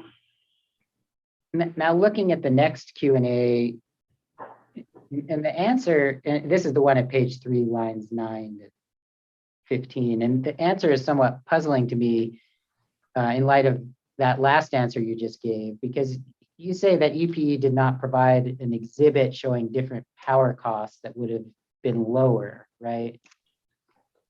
Right, But as we just discussed, it was the testimony of EPE witnesses that there were no viable generation alternatives, right? that was his testimony. I meant in my answer that there was no supporting documentation to that testimony. But that you also didn't provide anything to contradict Mr. Barachik, did you? That's correct. And you also reviewed Mr. Gonzalez's testimony, did you not? Yes, And Mr. Gonzalez testified that if local generation were available, which we know it wasn't, but if it were, it would have cost approximately 8.5 million to provide energy and capacity to New Mexico customers. You recall that testimony? I don't recall. I don't think I addressed it in mine, so. Agreed. Did you also listen to Mr. Gonzalez's testimony when he testified here at the hearing? Yes, And he testified on cross that same day purchases that were available and EPE was able to obtain came at an average price of $305 per megawatt hour. And that's higher than the price per megawatt hour under the proxy price. Is that right? yes, that amount is higher than what was calculated. Looking at your testimony, page 3, lines 17 to 21, and here you suggest that EPE compiled a comparison of energy at the Palo Verde hub if 42 megawatt of hourly market power was available. Is that right? Yes, Now, I have 2 questions about that. And the first is, you recognize that EPE did not and was unable to confirm if power was actually available on the Palo Verde hub during the cold weather event, right? yes, And you also do not provide testimony on whether or not such power was available, right? that's correct. And second, here you're talking about hourly market power in your question and answer, right? I'm just talking about the amount that was provided by Mr. Gonzalez in his testimony. Right, which you identify on line 18 as hourly market power, right? I'm sorry, could you direct me to where I identified that? I can. It's in the question, line 18. After the comma, it says if 42 megawatt hourly market power was, 42 megawatt. is that not what? Line 18. Okay, you're saying line 18 of my testimony? Correct. Page 3, line 18. Okay, I'm sorry. I was further down than you. 42 megawatts hours, yes. Right, but you recognize that Mr. Gonzalez provided data not from hourly, but from day ahead prices, right? I did not recognize that when I did this. I'm sorry. Page 4, lines 7 through 21, just generally, and then if we look more specifically at lines 9 through 12, here you indicate some testimony from, you're identifying some testimony from Mr. Schiestel. And what I wasn't clear from your testimony is, do you agree that by design, the market price energy charge fluctuates with the natural gas prices? Yes, generally, yes. Can we also agree that staff is aware and was aware that the energy charges in the proxy price can fluctuate with rising and falling natural gas prices? Yes, And EPE produces a Rule 550 report each month, right? that's correct. And that report includes information about the PV3 proxy price, right? Correct. In fact, it includes a whole worksheet as worksheet A that identifies that proxy price and the components that go into it. That is correct. Are you the staff member? Well, first let me ask generally, staff reviews those Rule 550 reports, right? Yes, And are you currently the staff member that reviews those Rule 550 reports? yes, I am. And the commission, those reports enable the commission to determine the costs that are included in the FPPCAC, right? Right, and we'll use them when there's a continuation filing to make a recommendation. Staff has never objected to one of EPE's Rule 550 reports, right? I have not. I'm not sure if anyone else has. Fair enough. Page 4, lines 23, and then you continue on to page 5, line 15. And in this section of your testimony, you're recommending an alternative proposal in collecting the extraordinary costs related to use of PV NGS Unit 3, right? That's correct. And that's an alternative to the PV3 proxy price. Do I have that right? Yes, it's just a different imputation of a gas price. You don't dispute that EPE properly applied the proxy price methodology, do you? I don't dispute that the gas price for that monthly average was imputed into the proxy price. Under your proposal, you would apply a different price, however, so that EPE was able to recover, if I understand correctly, either 1.3 million or $2,855,512 for the use of PV NGS Unit 3. Do I have that correct? Right, that extraordinary cost above what's already been collected for the month of February.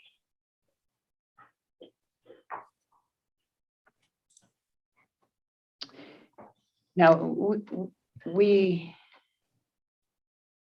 discussed earlier, I mean, your testimony here is that that would result in a windfall to EPE, is that right? Yes, And that's because EPE didn't actually incur those costs, is that right? I'm expressing that EP did not experience a hardship due to the natural gas prices, whereas they didn't have to pay that gas price to provide service, perhaps like New Mexico Gas Company, where they had to procure gas at that high gas cost. What do you consider to be a hardship? That right then and there, you didn't have to request additional financing. You were able to provide the service to the customers without experiencing the hardship of paying that high cost of gas. In fact, I think how you provided the service. You didn't run your gas generated station units to avoid that hardship, correct? EP didn't use their gas fired generation units. They used their oil units in order to save the customers on the price of gas. We just looked at some testimony from staff earlier that indicated that the proxy price did not allow EPE to recover the cash operating costs of Unit 3, let alone any portion of capital costs. You recall that? I do recall that testimony, yes.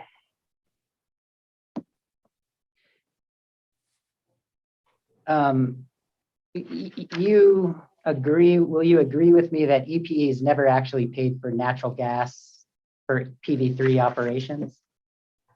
I will agree that that natural gas price is an imputation into the proxy price. And that PV3 never actually used natural gas. Correct. And yet for many years, staff didn't object to the use of the PV3 proxy price.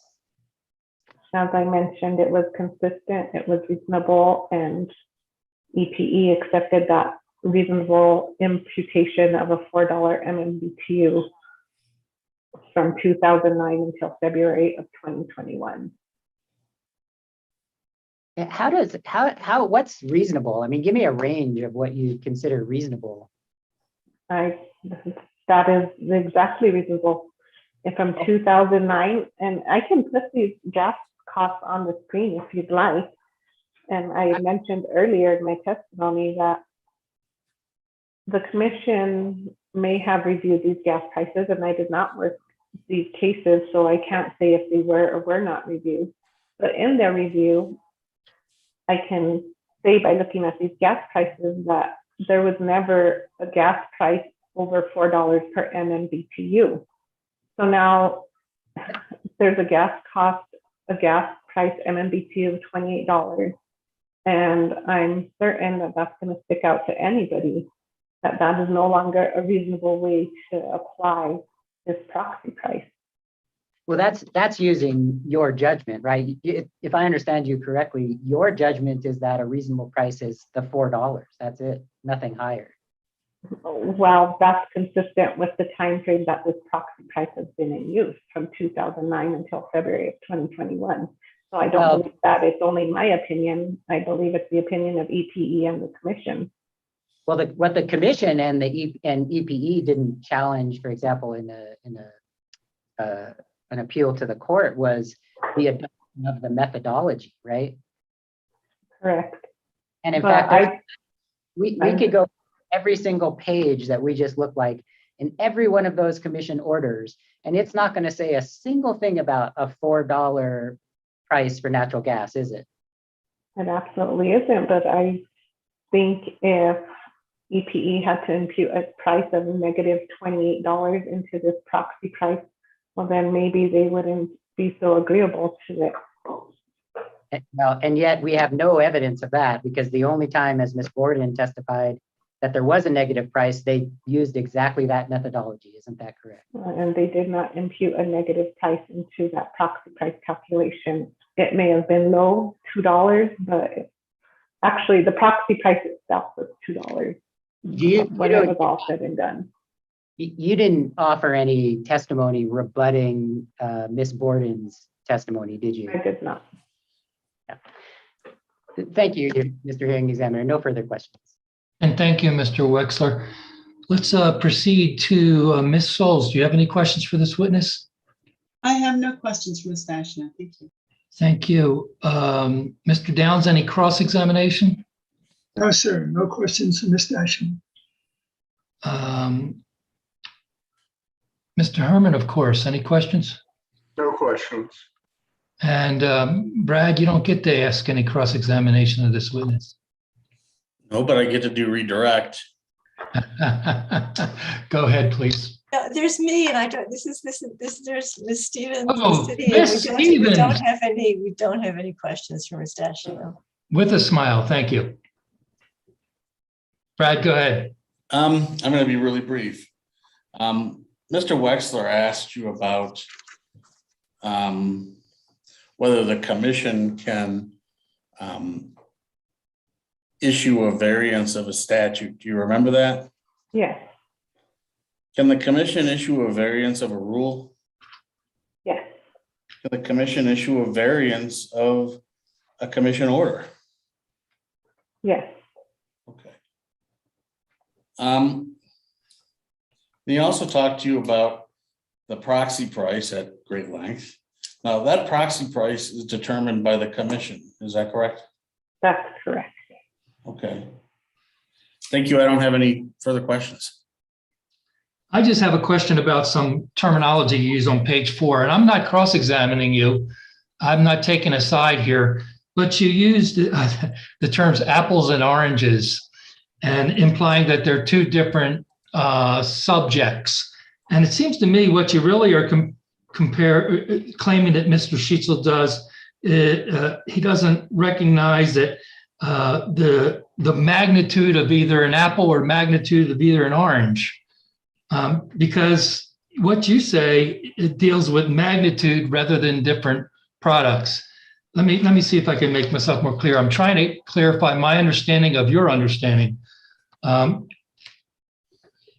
As to Mr. Sheetzel, he argues that the energy pricing mechanism hasn't been a net benefit to EPA customers, and consequently, the commission should not attempt to disallow price fluctuations to go in one direction while passing all the benefits of price fluctuations that go in the other direction. However, Mr. Sheetzel is comparing apples to oranges when discussing price fluctuations. Price swings that benefit customers range only between a couple dollars. Alternatively, price swings that benefit utility companies range in hundreds of dollars.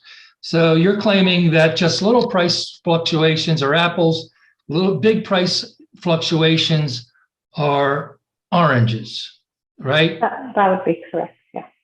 Well, aren't they Or price swings, yes. just the size of the apples or just the size of the oranges? Yeah, it could be considered So that really way it as comes well. down to, you believe that because the magnitude or the size of the price fluctuation is much greater, that there should be an exception to the application of the proxy rule. That's correct. Okay, thank you. Now I'm a bit more clear, and I just wanted to allow you to clarify that too, so it couldn't be misinterpreted. I don't have any further questions, but since I did ask one, Mr. Borman, do you care to ask a question? I don't have any follow-up to that. Okay, does anybody else have any follow-up?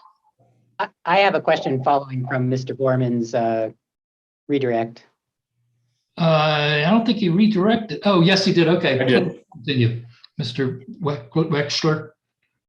Ms. Dashino, you were asked by Mr. Borman about the possibility of doing a variance from a commission rule or a commission order. Do you recall that? Yes, But there are certain constraints on variances that the commission can do. Isn't that right? I believe there are some, yes. For example, the commission is not allowed to do retroactive rate making, is it? I can agree with that.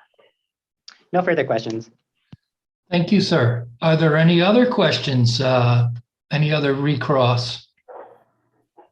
And I don't see anybody indicating, I even see, for the record, heads waving left or right indicating no. Ms. Souls, you have any questions? I have no questions. Thank you, Ms. Souls. Ms. Stevens? No questions. Okay, may we release this witness, Mr. Borman?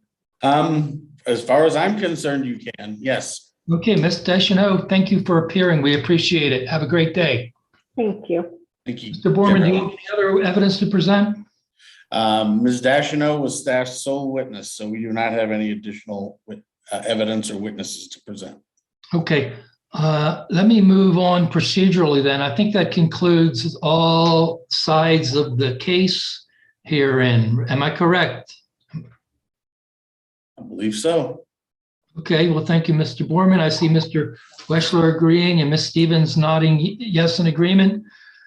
Okay, and Mr. Downs is smiling as he's prone to do. And Mr. Herman is not smiling, so I'll take that. There he goes. We have nothing further. I think we'll move on to post-hearing activity. I usually present the opportunity to do oral argument at the end of a hearing. I really don't think it's appropriate in this case, but if somebody wants to argue that they'd rather do oral argument for everyone or just for them, I'm willing to hear that if anybody has that desire. Does anybody want to do oral argument? Closing? No. Thank you, Mr. Borman. I didn't think so. Everybody's nodding for the record, indicating no. So there will be no oral argument. Let's do a written summation or written closing, whatever you want to call it, written briefs. We need to agree on a time, let me get my calendar, a time deadline. I suggested everybody do their briefs on the same day, and they usually roll in about 4:59 in the afternoon. No, literally, yesterday was one of those days, and I got them all at about 4:50 in the afternoon. So I will allow you guys to propose dates. I will tell you my schedule. I've got a RD to write on the things that came in yesterday. I have another hearing coming up. And I have another RD to write on that one. The other hearing's on the 15th. Let me see what else I got going on. So I don't mind if you push it into January, but you know what? I'm open for ideas. Mr. Wexler, what's your idea? Yeah, my idea, Your Honor, in light of the holidays and Ms. Stevens and I have briefs that are due in the rate case appeal, which are due, and I don't recall, Ms. Stevens, the end of January now. Now it's the end of January, thank goodness. But the next round, the answer briefs are due just before Christmas. That's correct. We just find different ways to make ourselves miserable, don't we, lawyers? So my suggestion, hearing examiner, is really the end of January or even the first week of February. So Mr. Hugh, obviously we don't need an expedited transcript, it seems. Sure. Thank you. And Ms. Trujillo is nodding yes, affirmative. Mr. Hearing Examiner, this is Mary. Yes, ma'am, Ms. Souls. Oh, Mary. When would we expect the transcripts to be available? I don't know. Let's ask Mr. Hugh if there's no expedited transcript. When might we see it?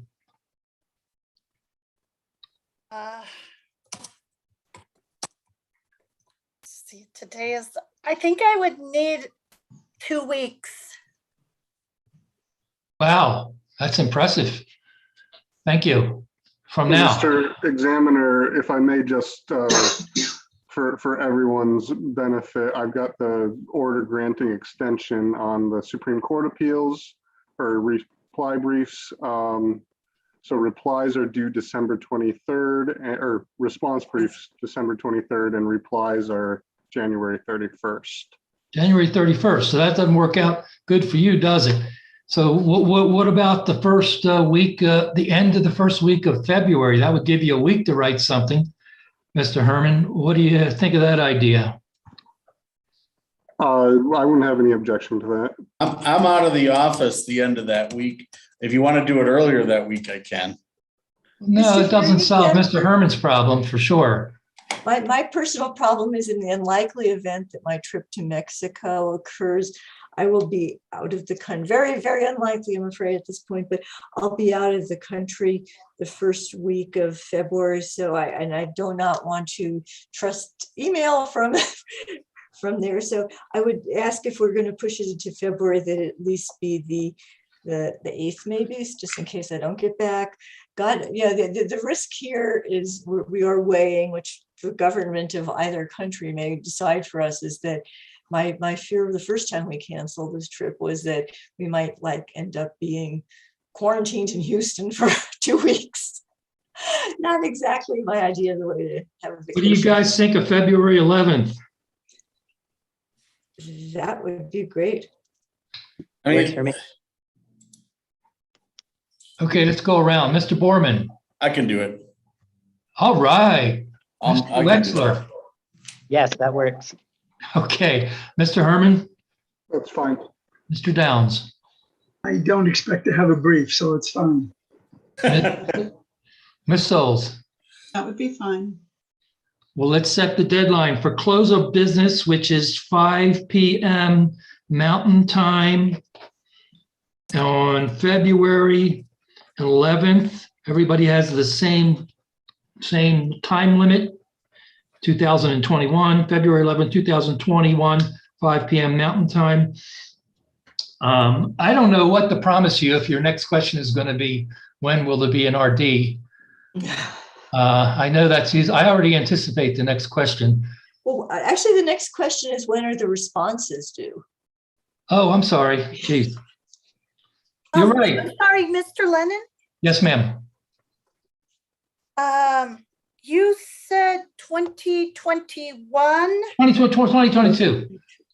And thank you for that correction. And thank you for you know what part of my job is hearing what people mean to say rather than what they say. So that's part of your job as well. And I appreciate that. Well, actually, your job is to write literally what people say. So I stand corrected once again. So what do we need? Another 2 weeks till the 25th? What do you think, Ms. Stevens? Well, Mr. Hearing Examiner, I was thinking that was okay, but then it occurred to me, because I'm looking at my next year's calendar, which is all on one squeezed page. We have with you the hearing on EPE's energy efficiency plan scheduled for January 11th and 12th. And I don't know, and maybe the company can speak to that. That's already kind of fallen behind. It's really the 2022 plan.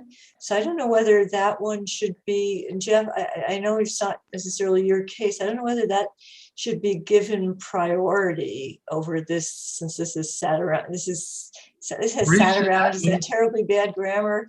This one's been sitting around for so long. I don't know whether the company has some thoughts about that, and yourself, because you're the sergeant major for both of these cases.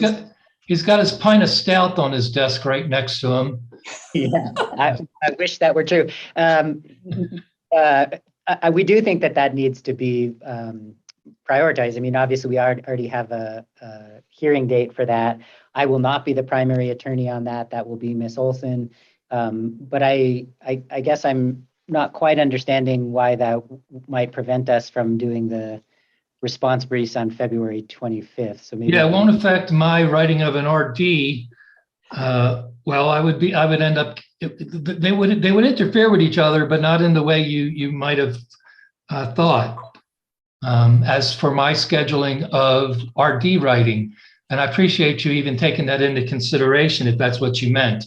But I just didn't know whether that one was going to trigger, the expedited briefs, the expedited transcripts, and try to squeeze it in as fast as possible. I haven't gotten there about that. Okay. I don't know the answer. Mr. Examiner, if I may, just for Ms. Trujillo, we generally go off the record for discussing these schedules, and she could get a little break while we discuss this. Yeah, we do. If it's I hope that it would be a very easy discussion and we put it on the record so no one could question what the agreement was, but I didn't anticipate it would take this long. Since we've already gone this far, I'd rather, spend a few more pages on the transcript and nail it down. So, let's make it February 11th and 25th for the responses. Is everybody good with that?